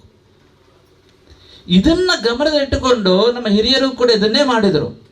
ಆಗ ಇದ್ದಿದ್ದ ಪ್ರಧಾನವಾಗಿ 4 ವೃತ್ತಿಗಳು. ಒಂದು ಜ್ಞಾನ ವೃತ್ತಿ, ಇನ್ನೊಂದು ರಕ್ಷಣಾ ವೃತ್ತಿ, ಇನ್ನೊಂದು ವ್ಯಾಪಾರ ವೃತ್ತಿ, ವಾಣಿಜ್ಯ ವೃತ್ತಿ, ಮತ್ತೊಂದು ಸೇವಾ ವೃತ್ತಿ. ಈ 4 ವೃತ್ತಿಗಳು ಈಗಲೂ ಇದೆ. ವೃತ್ತಿಯಲ್ಲಿ ಪರಿಪಕ್ವತೆಯನ್ನು ಸಾಧಿಸಬೇಕು, ಪೂರ್ಣತೆಯನ್ನು ಸಾಧಿಸಬೇಕು ಅಂತ, ವೃತ್ತಿಗೆ ಅನುಗುಣವಾಗಿ ಮನುಷ್ಯನ ಪ್ರವೃತ್ತಿ ಇರಬೇಕು ಅಂತ, ಅದಕ್ಕೆ ಕೆಲವು ಆಚಾರ ವಿಚಾರಗಳು, ಸಂಪ್ರದಾಯಗಳು, ಇವನ್ನ ಸ್ಮೃತಿಗಳ ಮೂಲಕ ನಮ್ಮ ಋಷಿಮುನಿಗಳು ಬರೆದಿದ್ದಾರೆ. ಇದು ಗೊತ್ತಿರಬೇಕು ನಿಮಗೆ. ಈಗ ಒಬ್ಬ ಉದಾಹರಣೆಗೆ ಆಗ ಹೇಳಿದ್ವಲ್ಲ, ಜ್ಞಾನ ವೃತ್ತಿ ಮಾಡ್ತಕ್ಕಂಥ ನೋಡಿ, ಪುರಾಣದಲ್ಲಿ ನೋಡಿದ್ರೆ ಅಥವಾ ಸ್ಮೃತಿಯಲ್ಲಿ ನೋಡಿದ್ರೆ ದಿನಕ್ಕೆ 3 ಸಲ ಸ್ನಾನ ಮಾಡಲೇಬೇಕು. ಅವನು ಏಕಾದಶಿ ಅಥವಾ ಉಪವಾಸ ಮಾಡಲೇಬೇಕು. ಅವನು ಚಂದ್ರಾಯಣ ಉಪವಾಸ ವ್ರತವನ್ನು ಮಾಡಬೇಕು. ಸೂರ್ಯ ಅಸ್ತದ ಮುಗಿಯೊಳಗೆ ಆ ದಿನದ ಸಂಪಾದನೆಯನ್ನ ಪರಿಪೂರ್ಣವಾಗಿ ದಾನ ಮಾಡಬೇಕು. ಅಪರಿಗ್ರಹ ವ್ರತ. ಮರುದಿನ ಭಿಕ್ಷೆ ಬೇಡ ತಿನ್ನಬೇಕು ಅವನು. ಜ್ಞಾನವೃತ್ತಿ ಮಾಡ್ತಕ್ಕಂಥ ಬ್ರಾಹ್ಮಣರಿಗೆ ಎಲ್ಲೂ ಕೂಡ ಶ್ರೀಮಂತಿಗೆ ಹೇಳಲಿಲ್ಲ. ಸಮಾಜದಲ್ಲಿ ಒಂದು ತೋರಿಸಿ ನೋಡುವ, 1 ರೂಪಾಯಿ ಇಟ್ಕೊಂಡು ಹೋಗಿಲ್ಲ. ಸೂರ್ಯ ಅಸ್ತ ಆಗುವೊಳಗೆ ಅವತ್ತು ಏನು ಬಂದಿರ್ತದೋ ಅದನ್ನು ಸಂಪೂರ್ಣ ದಾನ ಮಾಡಬೇಕು.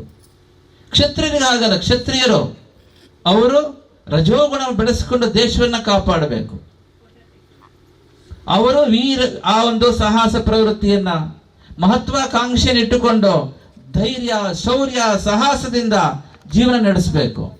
ಅವರಿಗೆ ಭಯ ಎನ್ನುವುದು ಗೊತ್ತೇ ಇರಬಾರದು. ಯಾಕೆ ಭಯ ಇರ್ಲಿಕ್ಕೆ ಸಾಧ್ಯನೇ ಇಲ್ಲ. ಯಾಕೆ ಅಂತ ಹೇಳಿದ್ರೆ, ಆಗಿನ ಕಾಲದಲ್ಲಿ ನೇರವಾಗಿ ಯುದ್ಧ ಮಾಡುವುದು, ಕತ್ತಿಯಲ್ಲಿ ಯುದ್ಧ ಮಾಡುವುದು. ಒಬ್ಬ ಸಾಯ್ತಿದ್ದ, ಉಳಿಲಿಕ್ಕೆ ಅವಕಾಶನೇ ಇಲ್ಲ. 2 ಹೋರಾಟ ಮಾಡಿದ್ರು ಅಂತಂದ್ರೆ ಒಬ್ಬ ಸತ್ತಂತೆ ಲೆಕ್ಕ.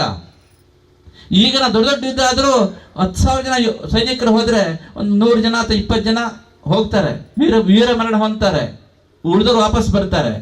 ಆಗ ಎಲ್ಲಾದ್ರೂ ಒಬ್ಬ ದೊಡ್ಡ ರಾಜ ಸಣ್ಣ ರಾಜ್ಯದ ಮೇಲೆ ಬಿದ್ದ ಅಂತಂದ್ರೆ ಸಣ್ಣ ರಾಜ್ಯದ ಎಲ್ಲರೂ ಕೂಡ ಹೋಗ್ತಾ ಇದ್ರು, ಕಲಾಸ್. ಆದ್ರೆ ಅವರು ರಕ್ತಕ್ಕೆ, ಸಾವಿಗೆ, ಪ್ರಾಣಕ್ಕೆ ಹೆದರ್ತಾ ಇರಲಿಲ್ಲ. ಆ ರೀತಿ ಅವರ ಪ್ರವೃತ್ತಿ ಇರ್ತಾ ಇತ್ತು. ಅದಕ್ಕೆ ತಕ್ಕಂತೆ ಸ್ಮೃತಿ ಬರೆದ್ರು, ಈ ರೀತಿ ನೀವು ರಕ್ಷಣಾ ವೃತ್ತಿ ಮಾಡ್ತೀರಾ, ನಿಮ್ಮ ನಡೆ ನುಡಿ ಅಭ್ಯಾಸ ಜೀವನ ಕ್ರಮ ಈ ರೀತಿ ಇರಲಿ. ಜ್ಞಾನವೃತ್ತಿ ಮಾಡ್ತಕ್ಕಂಥ 3 ಸಲ ಸ್ನಾನ ಮಾಡಬೇಕು. ಅದೇ ಒಬ್ಬ ಕೂಲಿ ಆಳಿ ಕೆಲಸ ಮಾಡ್ಕೊಂಡು ಗದ್ದೆಯಲ್ಲಿ ಕೆಲಸ ಮಾಡ್ತಕ್ಕಂಥವನು ಬೆವರು ಸುರಿಸ್ಕೊಂತ ಇರ್ತಾನೆ, ದಿವಸಕ್ಕೆ 3 ಸಲ ಸ್ನಾನ ಮಾಡಕ್ ಆಗೋದಿಲ್ಲ ಅವರಿಗೆ. ಹೀಗೆ ಅವ್ರು 1 ಸಲ ಸ್ನಾನ ಮಾಡಿ ಸಾಕು ಅಂತ ಹೇಳಿದ್ದಾರೆ. ಜ್ಞಾನವೃತ್ತಿ ಮಾಡ್ತಕ್ಕಂಥ ಡ್ರಿಂಕ್ಸ್ ಮಾಡಿದ್ರೆ ಅವ್ನು ಪಾದರಸ ಕೊಡ್ಕೊಂಡು ಸಾಯಬೇಕು ಅಂತ ಹೇಳಿದ್ರು. ಅದೇ ಹೊಲದಲ್ಲಿ ಕೆಲಸ ಮಾಡ್ತಕ್ಕ ಡ್ರಿಂಕ್ಸ್ ಮಾಡಿದ್ರೆ ಪಾಪನೇ ಇಲ್ಲ ಅಂತ ಹೇಳಿದ್ದಾರೆ.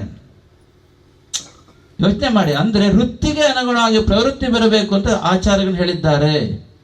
ಈ ರೀತಿ ಆಚಾರ ಹೇಳಿದಾಗ ಸಮಾಜ ಏನಾಯ್ತು ಗೊತ್ತುಂಟಾ? ಇದು ಒಂದು ಸಣ್ಣ ಲೈನ್ ಬೆಳೀತು. ಲೈನ್ ಮೊದಲೇ ಹೇಳಿದಾಗೆ ಮನುಷ್ಯನಿಗೆ ಸಹಜವಾಗಿರುತ್ತೆ, ನಾನು ಅವರಿಗಿಂತ ಜಾಸ್ತಿ, ಹೇಗಾದರೂ ಮಾಡಿ. ಈಗ ಮೊನ್ನೆ ಅವರು ಕಿದ್ವಾಯಿ ಆಸ್ಪತ್ರೆ ಹೇಳ್ತಾ ಇದ್ರು, ತಮಾಷೆ ಹೇಳಿದ್ದವರು. ಅವರು ಹರಿಹರನ್ ಅಂತ ಅವ್ರ ಹೆಸರು. ಅವ್ರು ಯಾವುದೊಂದು ವಿಷಯಕ್ಕೆ ಹೋಗಿದ್ದಾರೆ ಆಸ್ಪತ್ರೆ ತೋರ್ಸೋಕ್ಕೆ. ದೊಡ್ಡ ಕ್ಯೂ ಇದೆ. ಆದರೆ ಚೀಟಿ ಬಂದಾಗ ಕೂತಿದ್ದಾಳೆ, ರಿಸೆಪ್ಷನಿಸ್ಟ್ ಕೂತಿದ್ದಾಳೆ. ಅವ್ಳು ನೋಡ್ತಾಳೆ, ಹರಿಹರನ್ ಚೀಟಿ ಬಂತು. ಇವ್ರು ಕಾಯಬೇಕಂದ್ರೆ ಇವ್ರು 132ನೇ ಹೆಸರಿತ್ತಂತೆ. ಅವಾಗ ಹರಿಹರನ್ ಅಂತ ಬಂತಲ್ವಾ, ಅವ್ರಿಗೆ ಗೊತ್ತಾಯ್ತು ಇವರು ಮಲಯಾಳಿ ಅಂತ. ಆ ಕೂತವಳು ಮಲಯಾಳಿ. ನೋಡಿ ಎಷ್ಟು ಜನ ಇರ್ತಂತ ಮಲಯಾಳಿ ಬಿಟ್ಕೊಡೋದು ತುಂಬ ಅವ್ರಿಗೆ ತುಂಬ ಇದು, ಅವರಿಗೆ ಅಭಿಮಾನ, ಭಾಷಾ ಅಭಿಮಾನ, ನಮ್ಮವರು ಅಂತ. ಅವಳೇ ಎದ್ದು ಬಂದ್ಲಂತೆ ಆ ರಿಸೆಪ್ಷನಿಸ್ಟ್. ನೀವು ಮಲಯಾಳಲ್ವ? ಹೌದು. ಹಾಗಾದ್ರೆ ಒಂದು ಕೆಲಸ, ಒಬ್ಬರು ಬಂದಿಲ್ಲ, ಅಲ್ಲೇ ಅಡ್ಜಸ್ಟ್ ಮಾಡ್ತೀನಿ, ಬನ್ನಿ ಕರ್ಕೊಂಡು ಬೇಗ ಮಾಡಿಸಿದ್ರು ಅಂತ ಹೇಳಿದರು. ಅಂದರೆ ಇವ್ರು 132 ಜನ ಚೀಟಿ ಇತ್ತು, ಹೋಗ್ಬೇಕಿತ್ತು. ಇವ್ರು ಮುಂದ್ಗಡೆ 132 ಜನ ನಿಂತಿದ್ರು. ಆದರೆ 8ನೇ ಚೀಟಿ ತಗೊಂಡವ್ರು ಬಂದಿರಲಿಲ್ಲವಂತೆ. ಅಲ್ಲಿಗೆ ಅಡ್ಜಸ್ಟ್ ಮಾಡಿ 132 8ಕ್ಕೆ ಮಾಡಿ ಕಳಿಸಿ ಅವ್ರನ್ನ ಬೇಗ ಮಾಡಿ ಕಳಿಸ್ಕೊಟ್ರು. ಅಂದರೆ ವಿಷಯ ಹೇಳಿದ್ದು, ಮನುಷ್ಯನಿಗೆ ಈ ಒಂದು ಸ್ವಾಭಿಮಾನ ಜಾಸ್ತಿ ಇರುತ್ತದೆ. ಯಾವುದೋ ಒಂದು ರೀತಿಯಲ್ಲಿ ಜೋಡಿಸ್ಕೊಳ್ಳೋದು, ಯಾವುದೋ ಒಂದು ರೀತಿಯಲ್ಲಿ ಅವ್ರು ನಮ್ಮವರಲ್ಲ, ನಾವು ಬೇರೆ, ಅವರು ಬೇರೆ, ಹೀಗೆ ಸಹಜವಾಗಿರ್ತದೆ. ಇಲ್ಲಿ ಆಚಾರ ವಿಚಾರಗಳ ಹಂತದಲ್ಲೂ ಅದೇ ಬಂತು. ವೃತ್ತಿ ಮಾಡೋರಿಗೆ ಈ ಆಚಾರ ವಿಚಾರ ಇರಬೇಕು, ಈ ವೃತ್ತಿ ಮಾಡಿ ಈ ಆಚಾರ ವಿಚಾರ ಬೇಕು ಹೇಳಿದಾಗ ಇದು ಸಮಾಜದಲ್ಲಿ ಭೇದ ಭಾವಕ್ಕೆ ನಾಂದಿಯನ್ನು ಹಾಡಿದೆ. ಆದರೆ ನಾವು ಈಗ ತಿಳ್ಕೊಬೇಕು, ಈಗ ನಮ್ಮ ಭಾರತದಲ್ಲಿ ವಂಶ ಪಾರಂಪರ್ಯ ಆಧಾರಿತ ವೃತ್ತಿ ಜೀವನ ಪದ್ಧತಿ ಇಲ್ಲ. ವಂಶ ಪಾರಂಪರ್ಯ ಅಂದ್ರೆ ಕುಂಬಾರ ಅನ್ಕೊಳ್ಳಿ, ಕುಂಬಾರರ ಅಪ್ಪ ಕುಂಬಾರು, ಮಗ ಕುಂಬಾರು, ಮೊಮ್ಮಗ ಕುಂಬಾರು, ಮರಿಮಗ ಕುಂಬಾರು, 100 ವಂಶ ಇದ್ರು ಕುಂಬಾರ ಇರ್ತಾ ಇದ್ರು. ಒಂದು ಕಾಲದಲ್ಲಿ ನೇಕಾರರು, ಅಜ್ಜ ಅಮ್ಮ ಅಪ್ಪ ಮಗ ಮೊಮ್ಮಗ ಎಲ್ಲರೂ ನೇಕಾರ ಆಗ್ತಿದ್ರು, ಒಕ್ಕಲಿಗರು ಅದನ್ನೇ ಮಾಡ್ತಾ ಇದ್ರು. ಆದರೆ ಹಾಗೆ ಕೇಳಬೇಕು, ಯಾರು ಯಾವ ವೃತ್ತಿಯನ್ನು ಮಾಡ್ತಾ ಇದ್ರು, ಆ ವೃತ್ತಿ ಮಾಡ್ಲಿಕ್ಕೆ ಎಷ್ಟು ಶಿಕ್ಷಣ ಬೇಕಾಯ್ತು, ಎಲ್ಲರಿಗೂ ಸಿಗ್ತಾ ಇತ್ತು. ತಿಳ್ಕೊಳ್ಳಿ, ಯಾರು ಶಿಕ್ಷಣದಿಂದ ವಂಚಿತರಾಗ್ತಾ ಇರಲಿಲ್ಲ. ನೇಕಾರ ಅಂತ ಹೇಳ್ಕೊಂಡು ನಾವು ಟೆಕ್ಸ್ಟೈಲ್ ಇಂಜಿನಿಯರ್ ನಾವು ಹೇಳ್ತೇವೆ. ಟೆಕ್ಸ್ಟೈಲ್ ಇಂಜಿನಿಯರ್ ಅಂತ ಹೇಳಿಕೊಂಡು ನಮ್ಗೆ ಅನಿಸುತ್ತೆ ದೊಡ್ಡ ಶಿಕ್ಷಣ ಸಿಕ್ತು ಅಂತ. ನೇಕಾರದ ಮನೇಲೇ ಆಗ್ತಾ ಇದ್ರಲ್ಲ ಟೆಕ್ಸ್ಟೈಲ್ ಇಂಜಿನಿಯರು. ಬ್ಲ್ಯಾಕ್ ಸ್ಮಿತ್ ಅಂತ ಹೇಳಿಕೊಂಡು ನಾವು ಈಗ ಯೋಚನೆ ಮಾಡ್ತೇವೆ, ಏನಪ್ಪ ಇವರು ಅಂತ, ಕಮ್ಮಾರರು ಅಂತ. ಆದರೆ ಮೆಕ್ಯಾನಿಕಲ್ ಇಂಜಿನಿಯರ್ ಅಂತ ಹೇಳಿಕೊಂಡು ಯೋಚನೆ ಮಾಡ್ತೇವೆ, ಮೆಕ್ಯಾನಿಕಲ್ ಇಂಜಿನಿಯರ್ ಒಳ್ಳೆ ಶಿಕ್ಷಣ ಅಂತ. ಒಂದು ಶಿಕ್ಷಣ ಸಿಗ್ತಾ ಇತ್ತು, ಆದರೆ ಶಿಕ್ಷಣವನ್ನು ಕೊಡ್ತಕ್ಕಂಥ ವ್ಯವಸ್ಥೆ ಮಾತ್ರ ಬೇರೆ ರೀತಿಯಲ್ಲಿತ್ತು. ಅದು ವಂಶ ಪಾರಂಪರ್ಯ ವೃತ್ತಿ ಆಧಾರಿತ ಆ ಒಂದು ಶಿಕ್ಷಣ ವ್ಯವಸ್ಥೆ ಇತ್ತು. ಅದಕ್ಕೆ ಪೂರಕವಾದ ಶಿಕ್ಷಣ ಎಲ್ಲರಿಗೂ ಸಿಗ್ತಾ ಇತ್ತು.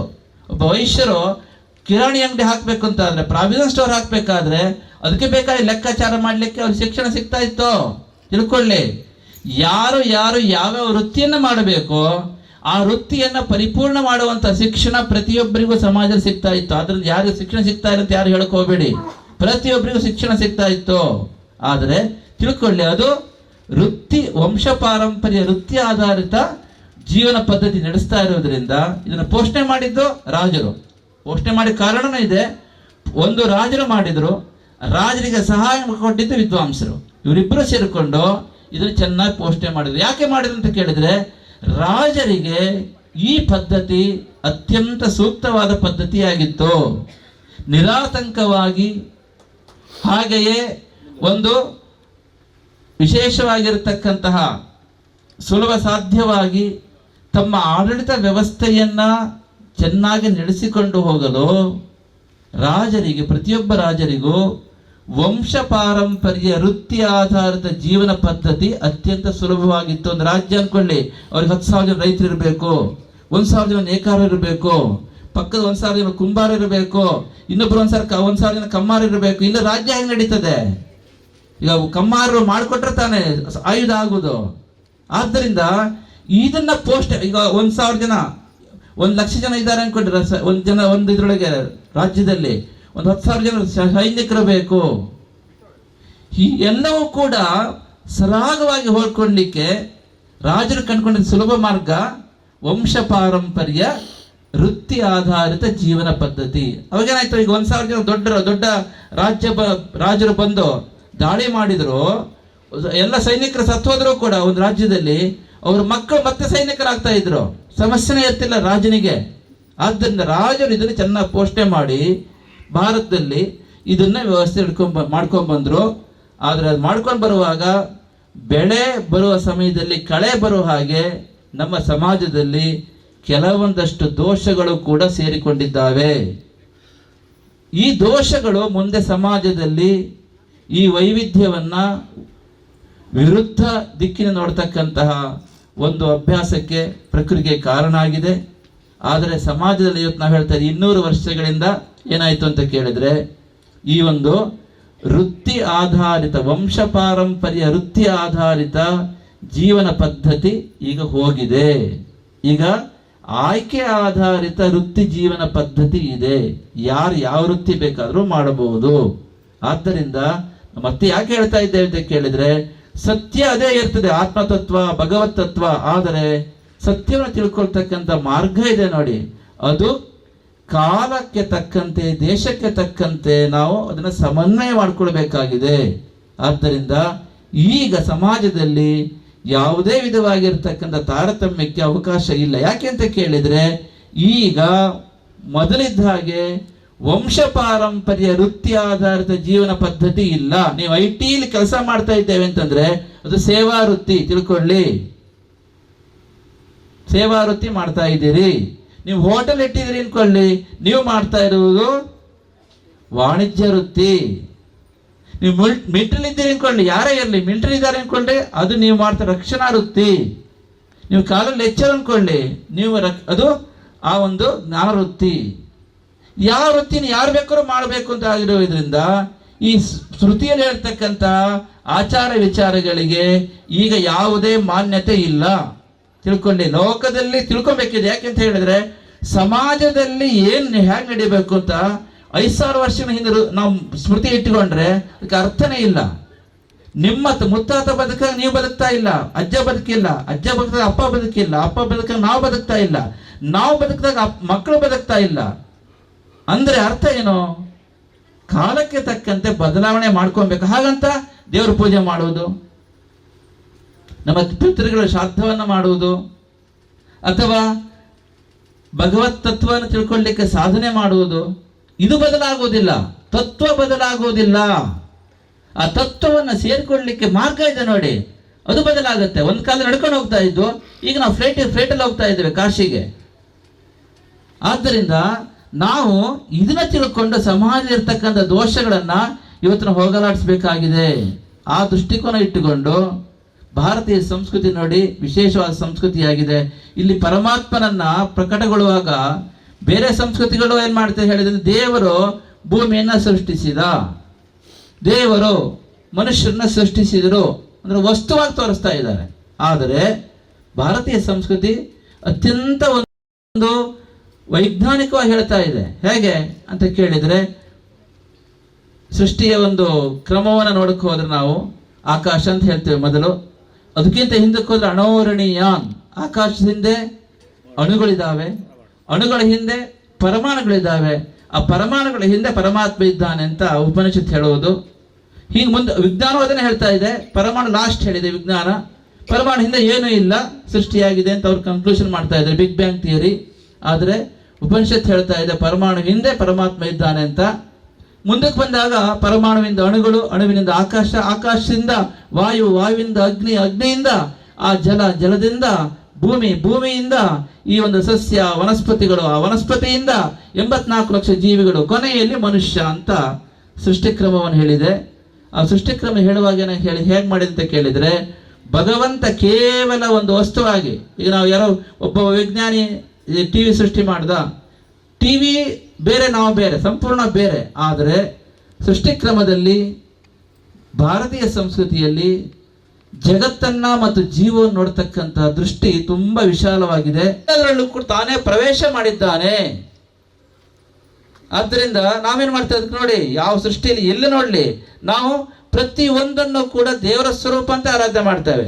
ಪ್ರಕೃತಿ ಆರಾಧನೆ ನಮ್ಮ ಸನಾತನ ಹಿಂದೂ ಧರ್ಮದ ಒಂದು ಅವಿಭಾಜ್ಯ ಅಂಗ.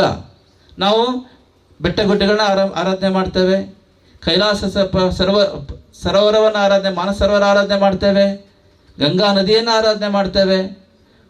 ಭೂಮಿ ಹುಣ್ಣಿಮೆ ದಿವಸ ನಾವು ಭೂಮಿ ತಾಯಿನ ಪೂಜೆ ಮಾಡ್ತೇವೆ. ಭಾರತ ಮಾತೆಯನ್ನು ತಾಯಿ ಅಂತ ಪೂಜೆ ಮಾಡ್ತೇವೆ ನಾವು.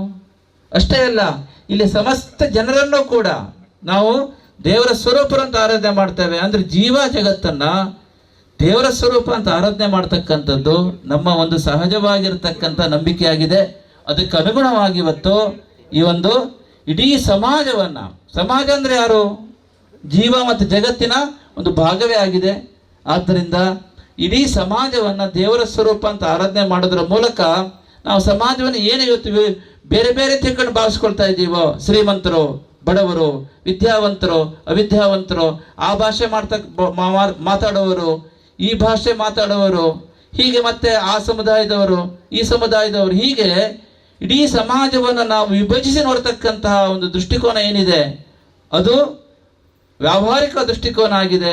ಆದರೆ ಪಾರಮಾರ್ಥಿಕವಾಗಿ ಇಡೀ ಸಮಾಜವನ್ನು ನಾವು ದೇವರ ಸ್ವರೂಪ ಅಂತ ನೋಡಿದಾಗ ಅದು ನಮ್ಮನ್ನು ಐಕ್ಯತೆಯಡೆಗೆ ಕೊಂಡೊಯ್ತದೆ, ತತ್ವದೆಡೆಗೆ ನಮ್ಮನ್ನು ಕೊಂಡೊಯ್ತದೆ. ಆ ದೃಷ್ಟಿಕೋನ ಇಟ್ಟುಕೊಂಡು ಇಡೀ ಸಮಾಜವನ್ನು ನಾವು ಪವಿತ್ರ ದೃಷ್ಟಿಯಿಂದ ನೋಡಬೇಕು ಅನ್ನೋ ದೃಷ್ಟಿಕೋನ ಇಟ್ಟುಕೊಂಡು ಇವತ್ತು ಈ ಸಮಾಜ ನಾರಾಯಣ ಆರಾಧನೆ ಎನ್ನುವ ಒಂದು ಸಂಕಲ್ಪದೊಂದಿಗೆ ಈ ಕಾರ್ಯಕ್ರಮ ಆರಂಭವಾಗಿದೆ.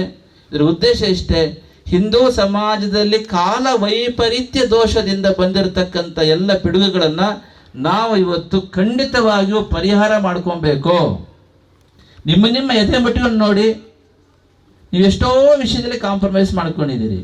ಅದ್ರ ಒಣ ಪ್ರತಿಷ್ಠೆ ಇಟ್ಟುಕೊಂಡು ಇವತ್ತು ಕೂಡ ನೀವು ಹಠ ಮಾಡ್ತಾ ಇದ್ರೆ ಇನ್ನು ಕೆಲವೇ ವರ್ಷಗಳಲ್ಲಿ ಧೂಳಿಪಟವಾಗಿ ಹೋಗ್ತೀರಿ.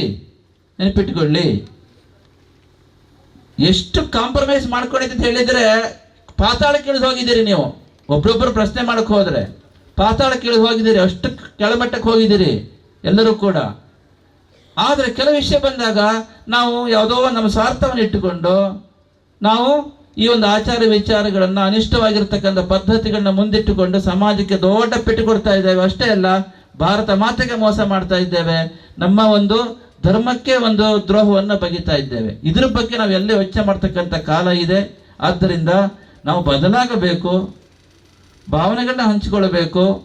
ಈ ದೃಷ್ಟಿಕೋನ ಇಟ್ಟುಕೊಂಡು ಹಿಂದೂ ಸಮಾಜೋತ್ಸವ ಆಗುವಾಗ ನಾವು ನೋಡ್ತಾನೇ ಇದ್ದೀವಿ, ಹಿಂದೂ ಸಮಾಜೋತ್ಸವ ಕೇವಲ ವೇದಿಕೆಗೆ ಸೀಮಿತವಾದರೆ ಬದಲಾವಣೆ ಸಮಾಜದಲ್ಲಿ ಬರುವುದು ಹೇಗೆ ಅಲ್ವಾ? ಮಾತೆಯರು ಯೋಚನೆ ಮಾಡಿ. ನಾವು ಬರೀ ಹಿಂದೂಗಳು ಒಂದು ಅಂತ ಹೇಳ್ಕೊಂಡು ಇಲ್ಲಿ ವೇದಿಕೆಯಲ್ಲಿ ಹೇಳ್ಕೊಂಡು ಮನೆಗೆ ಹೋದ್ಕೊಳ್ಳಿ ಮತ್ತೆ ಅವ್ರು ಬೇರೆ ನಾವು ಬೇರೆ ಅಂತ ಹೇಳಿದ್ರೆ ನಾವು ಗಟ್ಟಿ ಆಗೋದು ಹೇಗೆ? ಆ ದೃಷ್ಟಿಕೋನ ಇಟ್ಟುಕೊಂಡು ಒಂದು ಹೆಜ್ಜೆ, ಸಣ್ಣ ಪುಟ್ಟ ಹೆಜ್ಜೆ ಆದರೂ ನಾವು ಕಾರ್ಯರೂಪಕ್ಕೆ ತರಬೇಕು. ಹಿಂದೂಗಳು ಒಂದಾಗುವಂಥದ್ದು ಬೊಟ್ಟು ಮಾಡಿ ತೋರಿಸ್ತಾ ಇರ್ತಾರಲ್ಲ ನೋಡಿ, ಹಿಂದೂಗಳು ಒಟ್ಟಿಗೆ ಊಟ ಮಾಡೋದಿಲ್ಲ, ಒಟ್ಟಿಗೆ ಒಂದು ದೇವಸ್ಥಾನಕ್ಕೆ ಹೋಗೋದಿಲ್ಲ, ಒಬ್ಬರೊಬ್ಬರ ಮನೆಗೆ ಇನ್ನೊಬ್ಬರು ಹೋಗ್ಕೊಳ್ಳೋದಿಲ್ಲ. ಇದೆಲ್ಲ ಬಟ್ಟು ಮಾಡಿ ತೋರಿಸ್ತಾ ಇದೆ, ಪ್ರಪಂಚ ತೋರಿಸ್ತಾ ಇದೆ. ಈಗ ಹೇಗಿದೆ ಪ್ರಪಂಚ ಅಂತಂದ್ರೆ ಇವತ್ತು ಆಗ್ತಕ್ಕಂಥ ಕಾರ್ಯಕ್ರಮ 2 ನಿಮಿಷದಲ್ಲಿ ಅಮೇರಿಕದಲ್ಲಿ ಮಾತಾಡ್ಕೊಳ್ತಾರೆ. ಒಂದು ಕಾಲದಲ್ಲಿ ಹಾಗಿರಲಿಲ್ಲ. ನಾವೇನು ಮಾಡಿದ್ರು ನಮ್ಮ ಮನೆಯೊಳಗೆ ಇರ್ತಾ ಇತ್ತು. ಇವತ್ತು ಒಳ್ಳೇದು ಮಾಡಿ ಕೆಟ್ಟದ್ದು ಮಾಡಿ 1 ಸೆಕೆಂಡ್ ಒಳಗೆ ಪ್ರಪಂಚಕ್ಕೆ ಗೊತ್ತಾಗತ್ತೆ. ಹಿಂದೂ ಧರ್ಮದ ಎಲ್ಲ ಪ್ಲಸ್ಸು ಮಾತಾಡ್ಕೊಳ್ತಾರೆ, ಹಿಂದೂ ಧರ್ಮದ ಮೈನಸ್ಸು ಮಾತಾಡ್ಕೊಳ್ತಾ ಇದ್ದಾರೆ. ಆ ಮೈನಸ್ಸನ್ನು ಪ್ಲಸ್ ಮಾಡಬೇಕು ಅಂತಾದರೆ ನಾವು ಮಾಡಿ ತೋರಿಸ್ಬೇಕು. ಆದ್ದರಿಂದ ಈ ದೃಷ್ಟಿಕೋನ ಇಟ್ಟುಕೊಂಡು ನಾವೆಲ್ಲ ಹಿಂದೂಗಳು ಒಂದಾಗಬೇಕು. ದಲಿತರು ಹಿಂದೂಗಳಲ್ಲ ಅಂತ ಹೇಳ್ತಕ್ಕಂಥ ಒಂದು ಪರಿಕಲ್ಪನೆ ಪ್ರತಿಯೊಬ್ಬರು ಕೆಲವರಲ್ಲಿದೆ. ಕೆಲವರು ಸ್ವಾರ್ಥಿಗಳು ಇದಕ್ಕೆ ಪುಷ್ಟಿ ಕೊಡ್ತಾರೆ ಇಂಥ ವಿಚಾರಗಳಿಗೆ. ನೀವು ಬೇರೆ, ನೀವ್ಯಾಕೆ ಹೊರಟು ಸೇರ್ತೀರಿ? ಹಾಗಿಲ್ಲ. ರಾಮಾಯಣ ಬರೆದಿರ್ತಕ್ಕಂಥ ವಾಲ್ಮೀಕಿ ಮಹರ್ಷಿ ದಲಿತ. ನಾವು ಪ್ರತಿನಿತ್ಯ ರಾಮಾಯಣ ಓದ್ತೇವೆ, ಸುಂದರಕಾಂಡ ಓದ್ತೇವೆ. ನಾವು ಯಾವತ್ತೂ ಕೂಡ ಭಾರತೀಯ ಸಂಸ್ಕೃತಿ ಜಾತಿಯನ್ನು ನೋಡಿ ಗೌರವ ಕೊಟ್ಟಿಲ್ಲ. ವ್ಯಾಸ ಮಹರ್ಷಿಗಳು ಅವರು ಮಗವೀರರು, ಅವರ ತಾಯಿ ಮಗವೀರರು. ವ್ಯಾಸ ಮಹರ್ಷಿಗಳು ಅವರು ಭಾರತೀಯ ಸಂಸ್ಕೃತಿ ಸನಾತನ ಧರ್ಮ ಉಳಿದಿದೆ ಅಂದರೆ ವ್ಯಾಸ ಮಹರ್ಷಿಗಳಿಂದಲೇ ಉಳಿದಿದ್ದು. ತಿಳ್ಕೊಳ್ಳಿ, ಭಾರತೀಯ ಸಂಸ್ಕೃತಿ ಯಾವತ್ತೂ ಕೂಡ ಜಾತಿಗೆ ಬೆಲೆ ಕೊಟ್ಟಿಲ್ಲ. ಒಂದು ಕಾಲದಲ್ಲಿ ಜಾತಿ ಪದ್ಧತಿನೇ ಇರಲಿಲ್ಲ, ವರ್ಣ ಪದ್ಧತಿ ಇತ್ತು, ವೇದಗಳಲ್ಲಿ ಜಾತಿ ಇಲ್ಲ. ವರ್ಣ ಹೇಳುವುದು ದ್ವಿಮುಖ ಸಂಚಾರ ವ್ಯವಸ್ಥೆ ಹೊಂದಿರತಕ್ಕಂಥ ಜೀವನ ಕ್ರಮ, ದ್ವಿಮುಖ ಸಂಚಾರ ವ್ಯವಸ್ಥೆ. ದ್ವಿಮುಖ ಸಂಚಾರ ಇದ್ದಿದ್ದರಿಂದಲೇ ಕೌಶಿಕ ಮಹರ್ಷಿ ವಿಶ್ವಾಮಿತ್ರ ಮಹರ್ಷಿಗಳಾದರು. ತಪಸ್ಸು ಮಾಡಿ ಕೌಶಿಕ ರಾಜ ವಿಶ್ವಾಮಿತ್ರ ಮಹರ್ಷಿ ಹೇಗಾದರು? ದ್ವಿಮುಖ ಸಂಚಾರ ವ್ಯವಸ್ಥೆ ಇತ್ತು. ರಕ್ಷಣಾ ವೃತ್ತಿಯನ್ನು ಬಿಟ್ಟು ಜ್ಞಾನ ವೃತ್ತಿ ಆಯ್ಕೆ ಮಾಡಿಕೊಂಡ. ಹಾಗೆಯೇ ರಜೋಗುಣವನ್ನು ಬಿಟ್ಟು ಸತ್ವಗುಣನ ಬೆಳೆಸ್ಕೊಂಡ. ತತ್ಪರಿಣಾಮವಾಗಿ ಕೌಶಿಕ ರಾಜ ವಿಶ್ವಾಮಿತ್ರ ಋಷಿಗಳಾದ. ಇದು ದ್ವಿಮುಖ ಸಂಚಾರ. ವರ್ಣ ಋಣ್ ಧಾತುವಿಂದ ಬಂದಿದೆ. One which can be selected is ವರ್ಣ ಅಂತ ಹೇಳಿದ್ದಾರೆ. ಆರಿಸಿಕೊಳ್ಳಲು ಆಯ್ಕೆ ಅವಕಾಶ ಇರತಕ್ಕಂಥದ್ದು ವರ್ಣ.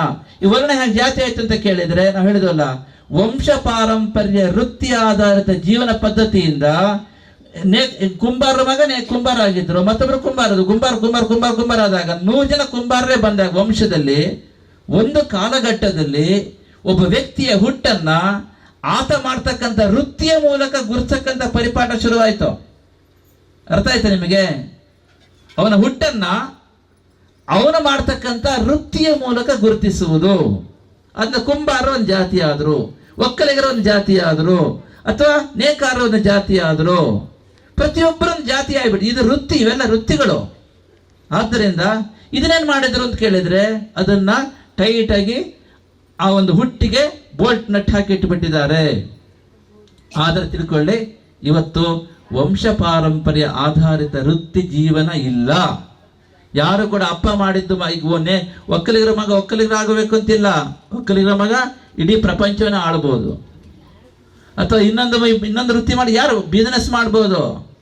ಒಂದು ಕಾಲ ಬಿಸ್ನೆಸ್ ಹೋಟ್ಲೆಲ್ಲ ಇರಲಿಲ್ಲ. ಈಗ ನೋಡಿ, ಮಲ್ಲೇಶ್ವರಿ ಛತ್ರ ಇದೆ. 100 ವರ್ಷ ಕೆಳಗೆ ಯಾರು ಬಂದಿದ್ರೆ ಶಿವಮೊಗ್ಗದಿಂದ ಶೃಂಗೇರಿಗೆ ಹೋಗ್ಬೇಕು ಅನ್ಕೊಳ್ಳಿ, ಮಧ್ಯಾಹ್ನ ಟೈಮಿಗೆ ಏನ್ ಮಾಡ್ತಾರೆ? ಹೋಟೆಲ್ ಇಲ್ಲ. 100 ವರ್ಷ ಕೆಳಗೆ ಅನ್ನ ಮಾರಬಾರ್ದು. ಅನ್ನ ಮಾರೋದು ಭಾರತೀಯ ಸಂಸ್ಕೃತಿ ಅಲ್ಲ ಆ ಟೈಮಲ್ಲಿ.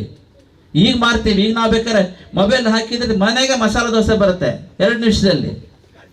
ಆಗ ಇಲ್ಲ. ಆಗ ನೋಡಿ, ಇಲ್ಲಿದ್ದಾರೆ ನಮ್ಮ ಮಲ್ಲೇಶ್ವರಿ ಛತ್ರಕ್ಕೆ ಹೋಗಿ ಎಲ್ಲ ಈ ಥರ ಬಿಸಿಲಲ್ಲಿ ಬಂದವರಿಗೆಲ್ಲ ಅವರು ಮಧ್ಯಾಹ್ನ ಟೈಮ್ ಎಷ್ಟು ಜನ ಇದ್ದಾರೆ ಊಟ ಹಾಕ್ತಾ ಇದ್ರು. ಯಾರ್ದು ಮಠದಲ್ಲಿ ಊಟ ಹಾಕ್ತಾ ಇದ್ರು. ಊಟ ಮಾಡ್ಕೊಂಡು ಹೋಗ್ಬೇಕಿತ್ತು ಅಷ್ಟೇ. ಅಲ್ಲೇ ರೂಮು. ಈತ ಲಾಡ್ಜು ಇರಲಿಲ್ಲ, ಈ ರೀತಿ ಹೋಟೆಲ್ ಇರಲಿಲ್ಲ. ಕಾಲ ಬದಲಾಗಿದೆ. ಆದ್ರಿಂದ ನಾವು ಹೇಳಿದ್ದೆ, ಈಗ ಸಮಾಜ ನಾರಾಯಣ ಆರಾಧನೆಗೆ ಯಾರು ಬರ್ಬೋದು ಅಂತ ಕೇಳಿದ್ರೆ, ನೀವು ಯಾವುದೇ ಸಮುದಾಯಕ್ಕೆ ಸೇರಿರಲಿ, ನೀವು ಹೋಟೆಲ್ಗೆ ಹೋಗ್ತಿದ್ರಿ ಅಂದ್ರೆ ಖಂಡಿತ ಬನ್ನಿ. ಅವತ್ತು ಕಾರ್ಯಕ್ರಮಕ್ಕೆ ನಾವು ಹೇಳಿದ್ದು ಯಾಕೆಂತ ಹೇಳಿದ್ರೆ, ಹೋಟೆಲ್ಗೆ ಹೋಗಿ ನೋಡ್ತೀವ ನಮ್ಮ ಪಕ್ಕದ ಟೇಬಲ್ ಯಾರು ಕೂತಿದ್ದಾರೆ ಅಂತ. ಹೋಟೆಲ್ಗೆ ಹೋದ ನೋಡ್ತೀವ ಒಳಗಡೆ ಯಾರು ಅಡುಗೆ ಮಾಡ್ತಿದ್ದಾರೆ ಅಂತ. ಸ್ನಾನ ಮಾಡ್ಕೊಂಡು ಅಡುಗೆ ಮಾಡ್ತಿದ್ದಾರೆ ಅಂತ ಗೊತ್ತಿರುತ್ತೆ ನಮಗೆ? ಏನೂ ಇಲ್ಲ. ಯಾವ ಶಿಸ್ತನ್ನು ಪಾಲಿಸುವುದಿಲ್ಲ ನಾವು, ಅಲ್ವಾ? ಆದ್ದರಿಂದ ಅಲ್ಲಿ ನಮಗೆ ಏನು ಸಮಸ್ಯೆ ಅನಿಸೋದಿಲ್ಲ. ಆದರೆ ನಾವು ಸಮಾಜನ ಕಟ್ಟಬೇಕು ಅಂತಂದಾಗ ಎಲ್ಲೋ ಒಂದ್ ಕಡೆ ನಮಗೆ ಒಳಗಡೆಯಿಂದ ಅಳುಕಿರ್ತದೆ. ಆ ಅಳುಕನ್ನು ತೆಗೆದುಹಾಕಿ ಸಮಾಜವನ್ನು ಒಂದು ಮಾಡ್ತಕ್ಕಂಥ ಕಾಲ ಇದೆ. ಯಾರು ನಾವು ಹೋಟೆಲಿಗೆ ಹೋಗುದಿಲ್ಲ, ನಾವು ಶುದ್ಧವಾಗಿರ್ತೀಯಪ್ಪ, ಎಲ್ಲೂ ಹೊರಗಡೆ ತಿನ್ನೋದಿಲ್ಲ ಅಂತಂದ್ರೆ ಕರೆಕ್ಟಪ್ಪ, ನಿಮ್ಮ ಅನುಷ್ಠಾನ ನೀವು ಇಟ್ಕೊಳ್ಳಿ ಅಂತ ಹೇಳ್ಬೋದು. ಆದ್ರೆ ಒಂದು ಕಡೆಯಿಂದ ನಾವು ಏನು ಬೇಕಾದ್ರೂ ಮಾಡ್ತಾ ಇದ್ದೇವೆ ಸಮಾಜದಲ್ಲಿ, ಇನ್ನೊಂದು ಕಡೆಯಿಂದ ಸಮಾಜ ಕಟ್ಟಬೇಕು ಅಂತಂದ್ರೆ ನಾವು ಅಳುಕು ಪಡುವುದು ಖಂಡಿತ ಒಳ್ಳೆಯದಲ್ಲ. ಆದ್ರಿಂದ ಎಲ್ಲರಿಗೂ ಹೇಳಿ, ಯಾರು ಹೋಟೆಲ್ಗೆ ಹೋಗ್ತೀರಾ ಎಲ್ಲ ಬನ್ನಿ ಅಂತ ಆ ರೀತಿ ಇಟ್ಕೊಂಡು ಈ ಕಾರ್ಯಕ್ರಮವನ್ನು ಆರಂಭ ಮಾಡಬೇಕು ಅಂತ ಹೇಳಿದ್ದೇವೆ. ಆದ್ದರಿಂದ ಈ ಕಾರ್ಯಕ್ರಮ ಇವತ್ತು ವಿಶೇಷವಾಗಿ ನಮ್ಮ ಗಜೇಂದ್ರ ಅವರ ಮನೆಯಲ್ಲಿ ಆರಂಭವಾಗಿದೆ. ಇದರ ಉದ್ದೇಶ ಅಷ್ಟೇ, ಸಮಾಜವನ್ನು ನಾವು ದೇವರ ಸ್ವರೂಪದಲ್ಲಿ ಆರಾಧಿಸಬೇಕು. ಹಿಂದೂಗಳು ಒಬ್ಬರ ಮನೆಗೆ ಮತ್ತೊಬ್ಬರು ಪ್ರತಿನಿತ್ಯ ಹೋಗ್ತಾ ಇರಬೇಕು. ಅರ್ಥ ಆಯ್ತಾ? ಮೊದಲು ನಿಮಗೆ ಧರ್ಮ ಗುರುತು ಬರಬೇಕು, ಆಮೇಲೆ ಜಾತಿ ಗುರುತು ಬರಬೇಕು. ಯಾರೊಬ್ಬರು ಹೇಳಿ ಜಾತಿ, ನಮ್ಮ ಪಂಡರಾಜ್ ಭಟ್ ಹೇಳಿ ಒಂದ್ ಕಡೆ ಜಾತಿ ಗಣತಿ ನಡೀತಾ ಇದೆ ಅಂತ. ಸಮುದಾಯ ಇರಲಿ, ಯಾಕೆ ಸಮುದಾಯದ ಬಗ್ಗೆ ಎಲ್ಲರಿಗೂ ಅತೀವ ಅಭಿಮಾನ ಇದೆ. ಆದ್ರೆ ಸಮುದಾಯದಲ್ಲಿ ತಾರತಮ್ಯ ಬೇಡ. ಇದು ನಾವು ಮೊದಲು ಎಲ್ಲರಿಗೂ ಹೇಳ್ತಾ ಇದ್ದೇವೆ. ನೀವು ಸಮುದಾಯ ಬಿಟ್ಟು ಬನ್ನಿ ಅಂತ ಹೇಳಿ ಕೂಡಲೇ ಎಲ್ಲರಿಗೂ ಒಳಕಾಗತ್ತೆ. ಹಾಗಾದ್ರೆ ಹಿಂದ್ಗಡೆ ಇಲ್ವ ನಾವು? ಸಮುದಾಯ ಇರಲಿ, ಬ್ರಾಹ್ಮಣ ಸಮುದಾಯ, ಒಕ್ಕಲಿ ಸಮುದಾಯ, ಇನ್ನೊಂದು ಸಮುದಾಯ, ಬಿಲ್ಲವ ಇರಲಿ, ಓಕೆ. ಆದರೆ ಈ ಸಮುದಾಯಗಳಲ್ಲಿ ಒಂದು ಹೆಚ್ಚು ಒಂದು ಕಡಿಮೆ, ಅದು ಜಾಸ್ತಿ ಇದು ಕಡೆ ಇದು ಬೇಡ. ಸಮುದಾಯಗಳಲ್ಲಿ ತಾರತಮ್ಯ ಬೇಡ. ಎಲ್ಲರೂ ಒಂದಾಗಿರುವ ಈ ದೃಷ್ಟಿಕೋನ ಇಟ್ಟುಕೊಂಡು ನಾವು ಸಮಾಜವನ್ನ ಕಟ್ಟಬೇಕಾಗಿದೆ. ಒಂದು ಹೂ ತೋಟದಲ್ಲಿ ತುಂಬೆ ಹೂವು ಬೇಕು, ಮಲ್ಲಿಗೆ ಹೂವು ಬೇಕು, ಗುಲಾಬಿ ಹೂವು ಬೇಕು, ಸಂಪಿಗೆ ಹೂವು ಬೇಕು. ಆಗಲೇ ಹೂ ತೋಟ ಚಂದ. ಒಂದೇ ತರ ತೋಟ. ಆದ್ರೆ ಗೊತ್ತಿರಬೇಕು, ನಾವೆಲ್ಲ ಒಂದೇ ತೋಟದೊಳಗೆ ಇದ್ದೇವೆ, ನಮಗೆಲ್ಲ ಒಂದೇ ಬೇಲಿ ಇದೆ, ನಮ್ಗೊಬ್ಬ ಮಾಲೀಕ ಇದ್ದಾನೆ, ಅವನೇ ನೀರು ಗೊಬ್ಬರ ಹಾಕ್ತಾ ಇದ್ದಾರೆ ತಿಳ್ಕೊಂಡು ಪರಸ್ಪರ ಒಟ್ಟಾಗಿದ್ರೆ ತೋಟ ಚೆನ್ನಾಗಿರುತ್ತೆ. ಇದು ನಮಗೆ ಗೊತ್ತಿರಬೇಕು. ಆದ್ದರಿಂದ ಈ ದೃಷ್ಟಿಕೋನ ಇಟ್ಟುಕೊಂಡು ಇವತ್ತು ಸಮಾಜ ಕಟ್ಟಬೇಕಾಗಿದೆ. ಆ ದೃಷ್ಟಿಕೋನ ಇಟ್ಟುಕೊಂಡು ಇವತ್ತು ಈ ಒಂದು ಸತ್ಯನಾರಾಯಣ ಪೂಜೆ ಸಾಂಕೇತಿಕವಾಗಿ ನಾವು ಈಗ ಸಮಾಜ ನಾರಾಯಣ ಆರಾಧನೆಯ ಭಾಗವಾಗಿ ಸಂಸ್ಕಾರವನ್ನು ಕೊಡಬೇಕಲ್ವಾ? ಅದಕ್ಕೆ ಮೊದಲು ನಾವೆಲ್ಲರೂ ಆ ನಮ್ಮ ಒಂದು ಕಾಲ ವೈಪರೀತ್ಯ ದೋಷದಿಂದಿರ್ತಕ್ಕಂಥ ಎಲ್ಲ ದೋಷಗಳನ್ನ ತೊಡೆದು ಹಾಕಿ ಸದೃಢವಾದ ಸುಸಂಸ್ಕೃತವಾದ ಸಮಾಜವನ್ನು ನಿರ್ಮಾಣ ಮಾಡಲಿಕ್ಕೆ ಸಂಕಲ್ಪವನ್ನು ಮಾಡ್ಕೊಳ್ತಕ್ಕಂತಹ ಆ ಸಮಷ್ಟಿ ನಾರಾಯಣ ಪ್ರಾರ್ಥನೆ, ಅದನ್ನ ನಾವೀಗ ಎಲ್ಲರ ಹತ್ರ ಈಗ ಒಂದ್ಸಲ ಹೇಳಿ ದೇವರಿಗೆ ಸಮರ್ಪಣೆ ಮಾಡುವ ಮಹಾಮಂಗಳಾರತಿ ಆಗುವಾಗ ನಂತರ ಭೋಜನ ವಿಧಿ ಇದೆ. ಭೋಜನ ಎನ್ನುವುದು ಅನ್ನಪೂರ್ಣೇಶ್ವರಿ ಸ್ವರೂಪ ಅಂತ ಹೇಳಿದ್ದಾರೆ. ಯಾವುದೇ ಆಹಾರ ಪವಿತ್ರ, ಎಲ್ಲವೂ ಪವಿತ್ರವಾದ ಆಹಾರ. ಆಹಾರವನ್ನು ತಿನ್ನುವಾಗಲೂ ಕೂಡ ಪವಿತ್ರ ದೃಷ್ಟಿಯಿಂದಲೇ ದೇವರ ಪ್ರಸಾದ ಅಂತ ಭಾವಿಸಿಕೊಂಡು ತಿನ್ನಬೇಕು. ಇದು ಭಾರತೀಯ ಸಂಸ್ಕೃತಿ. ಆದ್ದರಿಂದ ನೀವು ಮೊದಲೇ ಹೇಳಿದ ನಾವು ಶಶಿಕಲಮ್ಮ ಹೇಳಿದ್ದು 5 ಶ್ಲೋಕ ಕಲಿಸ್ಕೊಡಿ, ಹಾಗೆ ಆ ಭೋಜನ ವಿಧಿಯನ್ನು ಕಲಿಸ್ಕೊಡಿ ಅಂತ ನೀವು ಅಷ್ಟೇ ಕಲಿತುಕೊಳ್ಳಿ. ಅದನ್ನ ಎಲ್ಲ ಕಡೆ ಹೇಳ್ಕೊಬೋದು. ಇದನ್ನ ಯಾವ ದೇವರನ್ನ ಬರೋದಿಲ್ಲ ಅಲ್ಲಿ, ಯಾಕೆಂದ್ರೆ ಅಲ್ಲಿ ಜನರಲ್ ಆಗಿ ಇಟ್ಟಿದ್ದೀವಿ. ಯಾಕೆಂದ್ರೆ ಒಬ್ಬ ದೇವರನ್ನು ಬರೆದ್ಕೊಳ್ಳೆ ಇನ್ನೊಬ್ರು ಹೇಳ್ತಾರೆ ನಮಗೆ ಶಿವ ಬೇಕಿತ್ತು, ನೀವು ವಿಷ್ಣು ಬರೆದಿದ್ದೀರಿ ಅಂತ. ಆದ್ದರಿಂದ ಯಾವ ದೇವರಂತ ಬರೆದಿಲ್ಲ, ದೇವರು ಅವ್ರು ಯಾರು ಬೇಕಾ ತಿಳ್ಕೊಳ್ಳಿ. ಆ ರೀತಿ ಪ್ರಾರ್ಥನೆ, ಜನರಲ್ ಪ್ರಾರ್ಥನೆ ಇದೆ ಇದು. ನೀವು ನಿಮ್ಮಲ್ಲಿ ಫಂಕ್ಷನ್ ಆದ ಬೇಕಾದ್ರೆ ಮಾಡಿಸ್ಬೋದು. ಈ ಪ್ರಾರ್ಥನೆ ಮಾಡ್ಕೊಂಡು ಎಲ್ಲರೂ ಪ್ರಾರ್ಥನೆ ಮಾಡ್ಕೊಬೋದು, ಅಥವಾ ಗೃಹ ಪ್ರವೇಶದ ಪ್ರಾರ್ಥನೆ ಮಾಡ್ಕೊಬೋದು, ಅಥವಾ ಊರಿನ ಜಾತ್ರೆ ಟೈಮಲ್ಲಿ ಪ್ರಾರ್ಥನೆ ಮಾಡ್ಕೊಬೋದು, ಅಥವಾ ಹೀಗೆ ಎಲ್ಲ ಸಮಯದಲ್ಲೂ ಮಾಡ್ಕೊಬೋದು. ಅಷ್ಟೇ ಅಲ್ಲ, 3 ಶ್ಲೋಕ ಇದೆ. ಅದನ್ನ ಮನೆಯಲ್ಲಿ ಊಟ ಮಾಡೋಕ್ಕಿಂತ ಮೊದಲು ಪ್ರತಿನಿತ್ಯವೂ ಕೂಡ ಒಂದು ಪಕ್ಕದಲ್ಲಿ ಇದಿರುತ್ತಲ್ಲ ನೀರು, 3 ಶ್ಲೋಕ ಹೇಳ್ಕೊಂಡು ಒಂದ್ಸಲ ದೇವರಿಗೆ ಸಮರ್ಪಣೆ ಮಾಡಿಕೊಂಡು ಆರೋಗ್ಯವಂತವಾಗಿ ತಿನ್ನಬೇಕು, ಪ್ರೀತಿಯಿಂದ ತಿನ್ನಬೇಕು. ಜಪಾನ್ನಲ್ಲಿ ಜಾಸ್ತಿ ಟೈಮ್ ಬದುಕ್ತಾರಂತವ್ರು. ನಮಗಿಂತ ನೋಡಿ, ಜಪಾನ್ 10 ಪಟ್ಟು ಭೌಗೋಳಿಕವಾಗಿ ಕಮ್ಮಿ ಇದೆ, ಜನಸಂಖ್ಯೆ 10 ಪಟ್ಟು ಕಮ್ಮಿ ಇದೆ. ಆದರೆ ತಿಳ್ಕೊಳ್ಳಿ, ಜಪಾನ್ನಲ್ಲಿ ನಮಗಿಂತ 10 ಪಟ್ಟು ಶತಾಯುಷ್ಯಗಳು ಜಾಸ್ತಿ ಇದ್ದಾರೆ. ಅರ್ಥ ಆಯ್ತಾ? ನಮ್ಮ ಜನಸಂಖ್ಯೆ 140 ಕೋಟಿ ಅನ್ಕೊಳ್ಳಿ, ಅವರು 12 ಕೋಟಿನೇ ಇದ್ದಾರೆ. ಭೂಪಟ ನೋಡಿದ್ರೆ ನಮಗಿಂತ 10 ಪಟ್ಟು ಕಮ್ಮಿ ಅವರು. ಆದರೆ ಶತಾಯುಷಿಗಳಲ್ಲಿ ಭಾರತದಲ್ಲಿ ಎಷ್ಟು ಜನ ಇದ್ದಾರೋ 10 ಪಟ್ಟು ಜಾಸ್ತಿ ಇದ್ದಾರೆ. ಯಾಕೆ ಗೊತ್ತುಂಟಾ? ಅವ್ರು ಊಟ ಮಾಡುವಾಗ ಮಾತ್ರ ಅತ್ಯಂತ ಪ್ರೀತಿಯಿಂದ 16 ಸಲ ಅಗದು, ಅದು ಊಟವೂ ಕೂಡ ಒಂದು ಯೋಗ. ಅಲ್ಲಿ ಎಲ್ಲ ಕಡೆ ಆಗ್ತದೆ. ಮುಕ್ತವಾಗಿ ಹಿಂದೂಗಳು ಬೆರೆಯಬೇಕು. ನಾವು ಹೇಳ್ತೀವಲ್ಲ, ದಲಿತರಿಂದ ಹಿಡಿದು ಬ್ರಾಹ್ಮಣರಿಗೆ ಎಲ್ಲರೂ ಪರಸ್ಪರ ಪ್ರೀತಿಯಿಂದ ಬೆರೆಯಬೇಕು. ಯಾವುದೇ ಅಡೆತಡೆ ಗೋಡೆಗಳು ಇರಬಾರದು ಮಧ್ಯ. ನೀವು ತಿಂತಕ್ಕಂಥ ಆಹಾರ, ಉಪ್ಪಿಟ್ಟು ನೀವು ತಿಂತೀರಿ ಅಂತಂದ್ರೆ, ಇಡ್ಲಿ ನೀವು ತಿಂತೀರಿ ಅಂತಂದ್ರೆ, ಯಾರೇ ಪ್ರೀತಿಯಿಂದ ಉಪ್ಪಿಟ್ಟು ಇಡ್ಲಿ ಕೊಟ್ಟರೆ ನೀವು ತಿನ್ನಬೇಕು. ಇದನ್ನ ಸಂಕಲ್ಪ ಮಾಡ್ಕೊಳ್ಳಿ ಎಲ್ಲರೂ ಕೂಡ. ಹಾಗೆ ಸ್ವಚ್ಛತೆ ಕಾಪಾಡಬೇಕು. ಈ ಸ್ವಚ್ಛತೆಯು ಬಹಳ ಮುಖ್ಯ. ಹೈಜೀನ್ ಇಲ್ಲದ ನಾವೇ ಹೋಟ್ಲಿಗೆ ಹೋಗೋ ನೋಡ್ತೀವಲ್ಲ, ಗಲೀಜಿದ್ರೆ ಯಾರು ಹೋಟ್ಲಿಗೆ ಹೋಗೋದಿಲ್ಲ. ಆದರೆ ಸ್ವಚ್ಛತೆಯನ್ನು ಕಾಪಾಡಿಕೊಂಡು ಶುದ್ಧವಾಗಿ ಇದ್ದುಕೊಂಡು ನಾವು ಪರಸ್ಪರ ಪ್ರೀತಿಯಿಂದ ಸಮಾಜ ಕಟ್ಟಬೇಕು. ಪ್ರಪಂಚ ನಮ್ಮನ್ನು ನೋಡಿ ಕಲಿಬೇಕು. ಆ ರೀತಿ ನಾವು ಬಾಳುವ, ನಮ್ಮ ಬಟ್ ತೋರಿಸ್ಬಾರ್ದು. ಅಪ್ಪ ಇದು ಭಾರತೀಯರಪ್ಪ, ಇದು ಹಿಂದೂ ಸಮಾಜಪ್ಪ, ಈ ರೀತಿ ಇದಾರಪ್ಪ ಅವರು ಅಂತ ನಮ್ಮನ್ನು ನೋಡಿ ಪ್ರಪಂಚ ಕಲಿಬೇಕು. ಆ ರೀತಿ ನಾವು ಬಿಸ್ಕೆಟ್ ಪ್ಯಾಕೆಟ್ ತಿಂದು ಚರಂಡಿ ಹಾಕೋದಲ್ಲ. ನಾವು ತಗೊಂಡೋಗೋದು ಅದನ್ನು ಒಂದು ಜೋಬಲ್ಲಿ ಇಟ್ಕೊಂಡ್ಬಂದು ಮನೆಗೆ ಡಸ್ಟ್ಬಿನ್ನಿಗೆ ಹಾಕಬೇಕು, ಇಲ್ಲದೆ ಎಲ್ಲೋ ಕಡೆ ಸೇರಿಸ್ಬೇಕು. ಆ ರೀತಿ ಹೊರತು ಎಲ್ಲ ವಿಷಯದಲ್ಲಿ ನಾಗರಿಕ ಶಿಷ್ಟಾಚಾರ ಬಗ್ಗೆ ನಮ್ಮ RSS ಅವರು ಹೇಳಿದ್ದಾರೆ ಮೊನ್ನೆ. ನಾವು ಪಾಲನೆ ಮಾಡಬೇಕು. ಸ್ವಚ್ಛತೆ ನಮ್ಮ ಮನೆ ವರಾಂಡ ಹೆಂಗೆ ಸ್ವಚ್ಛವಾಗಿಟ್ಟಿರ್ತೀವೋ ಊರು ಸ್ವಚ್ಛವಾಗಿರ್ಬೇಕು ತಾನೆ. ಇಲ್ಲದ್ರೆ ಯಾವುದೋ ರೋಗ ಬಂದರೆ, ಸಾಂಕ್ರಾಮಿಕ ರೋಗ ಬಂದರೆ ಯಾರು ಗತಿ? ಆದ್ದರಿಂದ ಪ್ರತಿಯೊಂದು ವಿಷಯದಲ್ಲೂ ಸ್ವಚ್ಛತೆ ಕಾಪಾಡಿಕೊಂಡು ಹಿಂದೂಗಳು ಪರಸ್ಪರ ಐಕ್ಯವಾಗಿ ಬೆರೆಯಬೇಕು. ಒಬ್ಬರು ಮನೆಗೆ ಮತ್ತೊಬ್ಬರು ಹೋಗಿ ಭಾವನೆಗಳನ್ನ ಹಂಚಿಕೊಳ್ಳಿ. ಕಷ್ಟ ಸುಖಕ್ಕೆ ಇನ್ನೊಬ್ರಿಗೆ ನೀವು ಸಹಾಯವಾಗಿ ನಿಲ್ಲಿ. ಒಂದು ಮನೇಲಿ ಕಷ್ಟ ಬಂತು ಅಂತಂದರೆ ಅವನು ಯಾವ ಜಾತಿ ನೋಡೋಕೆ ಹೋಗಬೇಡಿ. ಹಿಂದೂನಾ, ಓಕೆ, ಅವ್ರ ಮನೆಗೆ ಹೋಗಿ ನಾವು ನಿಮ್ಮೊಟ್ಟಿಗೆ ಇದ್ದೀವಿ. ಕೊನೆ ಪಕ್ಷ ಮಾನಸಿಕವಾಗಲೇ ಹೇಳಿ, ನಾವು ನಿಮ್ಮೊಟ್ಟಿಗೆ ಇದೀವಪ್ಪ, ನಿಂಗೆ ಒಳ್ಳೇದಾಗುತ್ತೆ. ರೋಗ ಬಂತು, ನಾವಿದೀವಪ್ಪ, ನೀನು ಸರಿ ಹೋಗುತ್ತೆ, ನಿಂಗೆ ಔಷಧಿ ತೆಗೆದುಕೋ. ಹೀಗೆ ನಾವು ಪರಸ್ಪರ ಸೇರ್ತಕ್ಕಂಥ ವ್ಯವಸ್ಥೆಗೆ ಇದು ಒಂದು ನಾಂದಿ, ಇದು ಒಂದು ವೇದಿಕೆ. ಆದ್ದರಿಂದ ಇಂತಹ ಕಾರ್ಯಕ್ರಮ ನಮ್ಮ ಗ್ರಾಮದಲ್ಲಿ ಪ್ರತಿಯೊಂದು ಸಮುದಾಯದ ಪ್ರಮುಖರ ಮನೆಯಲ್ಲಿ ಆಗಬೇಕು. ನಮ್ಮ ಗಜೇಂದ್ರ ಹೇಳಿದಾಗ ಇದಕ್ಕೆ ಸ್ವಲ್ಪ ಆರ್ಥಿಕ ತುಂಬ ಕಡಿಮೆ ಇದ್ದವರಿಗೆ ಆಗೋದಿಲ್ಲ. ಒಂದು 25,000-50,000 ಖರ್ಚಾಗುತ್ತೆ. ಅದನ್ನು ಹೊಸತಕ್ಕಂಥ ಸಾಮರ್ಥ್ಯ ಇರೋರು ಪ್ರತಿಯೊಂದು ಸಮುದಾಯದವರು ವರ್ಷಕ್ಕೊಂದು 2 ಕಾರ್ಯಕ್ರಮ ಮಾಡಿ. ಈ ಬೊಮ್ಮಲಾಪುರ ಹಿರೇಕುಡಿ ಗ್ರಾಮದಲ್ಲಿ ವರ್ಷಕ್ಕೆ 4 ಕಾರ್ಯಕ್ರಮ ಆದರೆ ಖಂಡಿತವಾಗಿಯೂ ಕೂಡ ಸಮಾಜದಲ್ಲಿ ಬಾಂಧವ್ಯ ಬೆಳೀತದೆ. ಆ ಸಂವಹನ ಪ್ರಕ್ರಿಯೆ ಏನಿದೆ ಅದು ಪರಸ್ಪರ ಗಟ್ಟಿಯಾಗ್ತದೆ. ಆದ್ದರಿಂದ ಇದಕ್ಕೆ ನಾಂದಿ ಹಾಡ್ತಕ್ಕಂಥ ಕಾರ್ಯಕ್ರಮಕ್ಕೆ ನೀವು ಹೆಚ್ಚು ಒಂದು ಒತ್ತನ್ನು ಕೊಟ್ಟು ವರ್ಷಕ್ಕೊಂದು ಈ ಗ್ರಾಮದಲ್ಲಿ 4-5 ಕಾರ್ಯಕ್ರಮ ಆಗಬೇಕು. ಈ ಕಾರ್ಯಕ್ರಮ ಇನ್ಯಾರು ಮಾಡ್ತೀರಿ ಈ ಗ್ರಾಮದಲ್ಲಿ? ಇದ್ದಾರ ಕೈ ಎತ್ತಿ ಹೇಳಿ. ಇದ್ದಾರಾ? ನೋಡಿ, ನಮ್ಮ ರಾಮಸ್ವಾಮಿಗಳು ಇದ್ದಾರೆ. ಇನ್ನು 25,000 ಖರ್ಚಾಗುತ್ತೆ. ಹೋಗಲಿ, ಎಲ್ಲೋ ಖರ್ಚು ಮಾಡ್ತೀರಿ. ವೀಕೆಂಡ್ ಪಾರ್ಟಿ ಅಂದ್ಕೊಳ್ಳಿ, ಹೋಯ್ತು, ಲೆಟ್ ಇಟ್ ಬಿ. ಯಾರಿಲ್ವಾ? ಪಾಪ ಇಲ್ಲಿ ತೊಂದರೆ ಇಲ್ಲ, ಒತ್ತಬಲ ಇಲ್ಲ. ಆದರೆ ಯಾರಿಗೆ ಶಕ್ತಿ ಇದೆ, ಯಾರಿಗೆ ಮನಸ್ಸಿದೆ, ಖಂಡಿತ ಮಾಡಿ ಇದು ಸಮಾಜದ ಕಾರ್ಯಕ್ರಮ. ಹೇಳಿದ್ದಾರೆ ಸಮಾಜವನ್ನು ನಾರಾಯಣ ಸ್ವರೂಪ, ನಾರಾಯಣ ದೇವರು, ನರಜಾತಾನಿ ತತ್ವಾನಿ ನಾರಾಯಣತಿ ವಿದುರ್ಬುಧ ಅಂತ ಹೇಳಿದ್ದಾರೆ. ನಾರಾಯಣ ಕೂಡ ಶಂಖಚಕ್ರ ಅಂದ್ಕೊಳ್ಬೇಡಿ, ತಪ್ಪು. ನಾವು ಯಾವತ್ತು ನಾರಾಯಣ ನಾರಾಯಣ ನಾರಾಯಣ ಅಂತ ಇರ್ತೀವಿ. ನಾವು ನಾರಾಯಣ ಅಂತಂದರೆ ಯಾವುದೇ ಸೃಷ್ಟಿ ಸ್ಥಿತಿ ಲಯಗಳಿಗೆ ಮೂಲ ಕಾರಣಭೂತ ತತ್ವ ಇರ್ತದೋ ಅದು ನಾರಾಯಣ, ಯಾವ ಬೇಕಾರಾಗಿರ್ಬೋದು. ಆದ್ದರಿಂದ ಸಮಾಜವನ್ನು ತತ್ವ ಸ್ವರೂಪದಲ್ಲಿ, ದೇವರ ಸ್ವರೂಪದಲ್ಲಿ ಆರಾಧನೆ ಮಾಡ್ತಕ್ಕಂಥ ಈ ಪವಿತ್ರ ಕಾರ್ಯಕ್ರಮ ಇವತ್ತು. ಆದ್ದರಿಂದ ಈಗ ಸಮಷ್ಟಿ ಕಲ್ಯಾಣ ಪ್ರಾರ್ಥನೆ ಮಾಡುವ ಅನಂತರ ಎಲ್ಲರಿಗೂ ಕೂಡ ಭೋಜನ ವ್ಯವಸ್ಥೆ ಮಾಡ್ತಾರೆ. ಆ ಭೋಜನ ಪ್ರಸಾದವನ್ನು ಎಲ್ಲರಿಗೂ ಕೂಡ ಬಡಿಸುವಂಥ ಶ್ಲೋಕವನ್ನು ಹೇಳ್ತೇವೆ. ಕೊನೆಯದಾಗಿ ಒಂದು ಕ್ವಶನ್ ಬರ್ತದೆ, ಎಲ್ಲಪ್ಪ ನಾವು ಹೊರಡ್ತೀವಲ್ಲ, ಈಗ ಯಾರು ಕೇಳ್ತಾರೆ, ಇಷ್ಟೆಲ್ಲ ಮಾಡ್ತಾರಪ್ಪ ಗುರುಗಳು, ಎಲ್ಲರಿಗೂ ಊಟ ಹಾಕಿಸಿ ಹೋದರು, ಅವ್ರು ಯಾಕೆ ಇಲ್ಲಿ ಭಿಕ್ಷೆ ತಗೊಂಡಿಲ್ಲ ಅಂತ ಪ್ರಶ್ನೆ ಬರ್ಬೋದು ಯಾರದ್ದಾರು. ನಮಗೆ ಹಾಗೇನಿಲ್ಲ. ನಾವು ಒಂದು ವಿಧಿ ಇದೆ, 1,500 ವರ್ಷಗಳಿಂದ ಎಲ್ಲಿ ಭಿಕ್ಷೆ ಮಾಡಿದರೂ ಕೂಡ ನಮ್ಮ ಮಠದವರು ಬಂದೇ ಅಡುಗೆ ಮಾಡ್ತಾರೆ. ಅದನ್ನು ನಾವು ದೇವರ ಪೂಜೆ ಮಾಡಿ, ದೇವ್ರ ನೈವೇದ್ಯ ಮಾಡಿ ಪ್ರಸಾದ ತೆಗೆದುಕೊಳ್ತೇವೆ. ನಾವು ಇದುವರೆಗೆ ಬ್ರಾಹ್ಮಣರ ಮನೆಯ ಸಮುದಾಯದಲ್ಲೂ ಭಿಕ್ಷೆ ಮಾಡಿದ್ದೀವಿ, ಒಕ್ಕಲಿಗರ ಮನೆಯ ಸಮುದಾಯದಲ್ಲಿ ಭಿಕ್ಷೆ ಮಾಡಿದ್ದೀವಿ, ದಲಿತರ ಮನೆಯಲ್ಲೂ ಭಿಕ್ಷೆ ಮಾಡಿದ್ದೀವಿ, ತಿಳ್ಕೊಳ್ಳಿ. ಆದರೆ ನಾವು ಭಿಕ್ಷೆ ಮಾಡಿದಾಗ ಮಠದವರೇ ಬಂದು ಅಡುಗೆ ಮಾಡ್ತಾರೆ, ಅದನ್ನು ನಾವು ದೇವರಿಗೆ ನೈವೇದ್ಯ ಮಾಡಿ ತೆಗೆದುಕೊಳ್ತೇವೆ.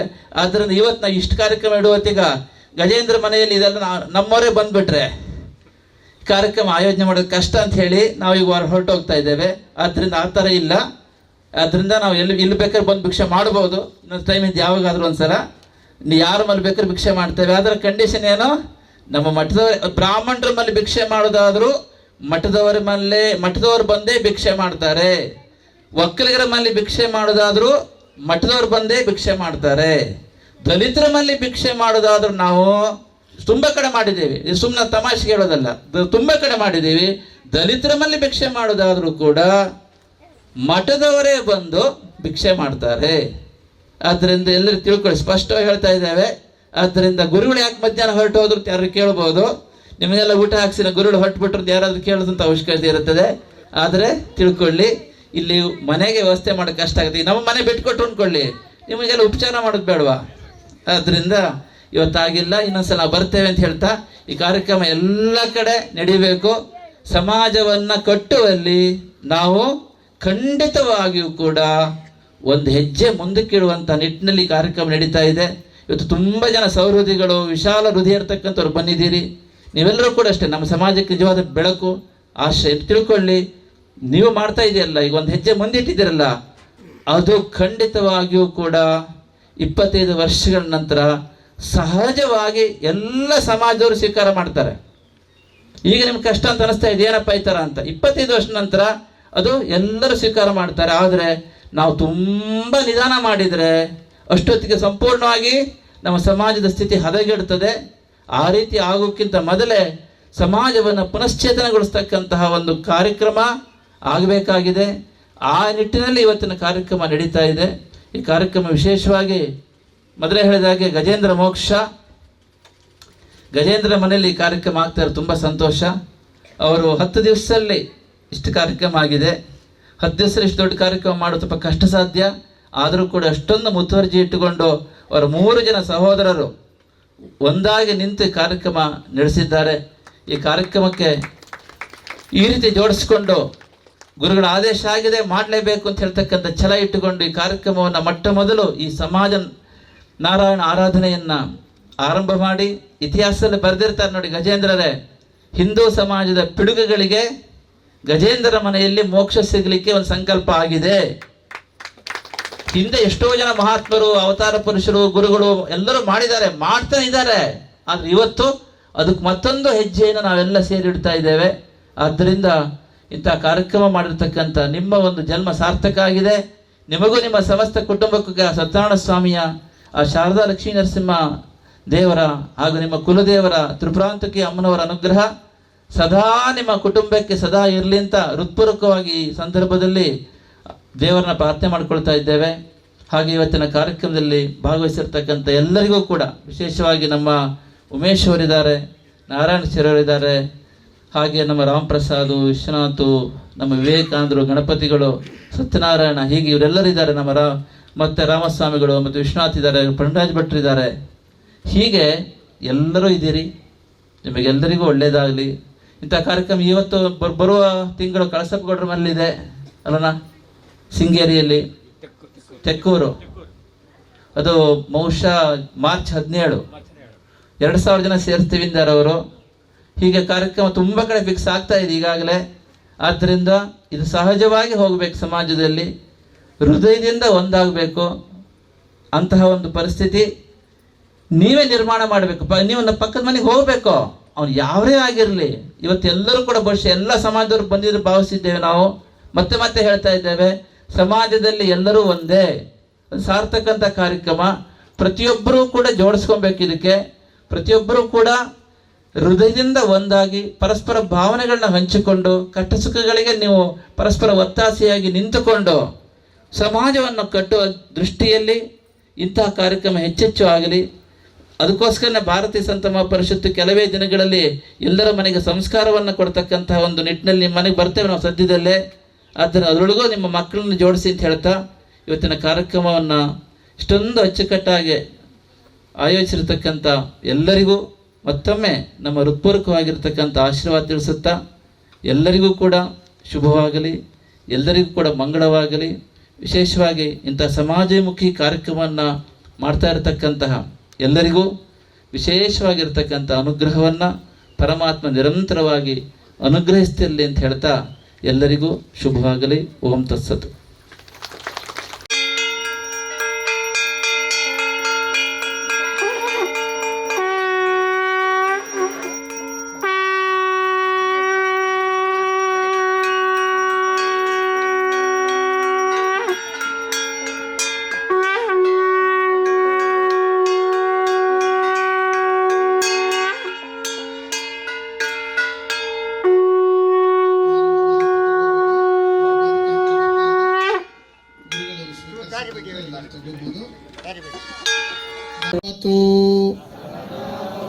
ಸಹನೌ ಭುನಕ್ತು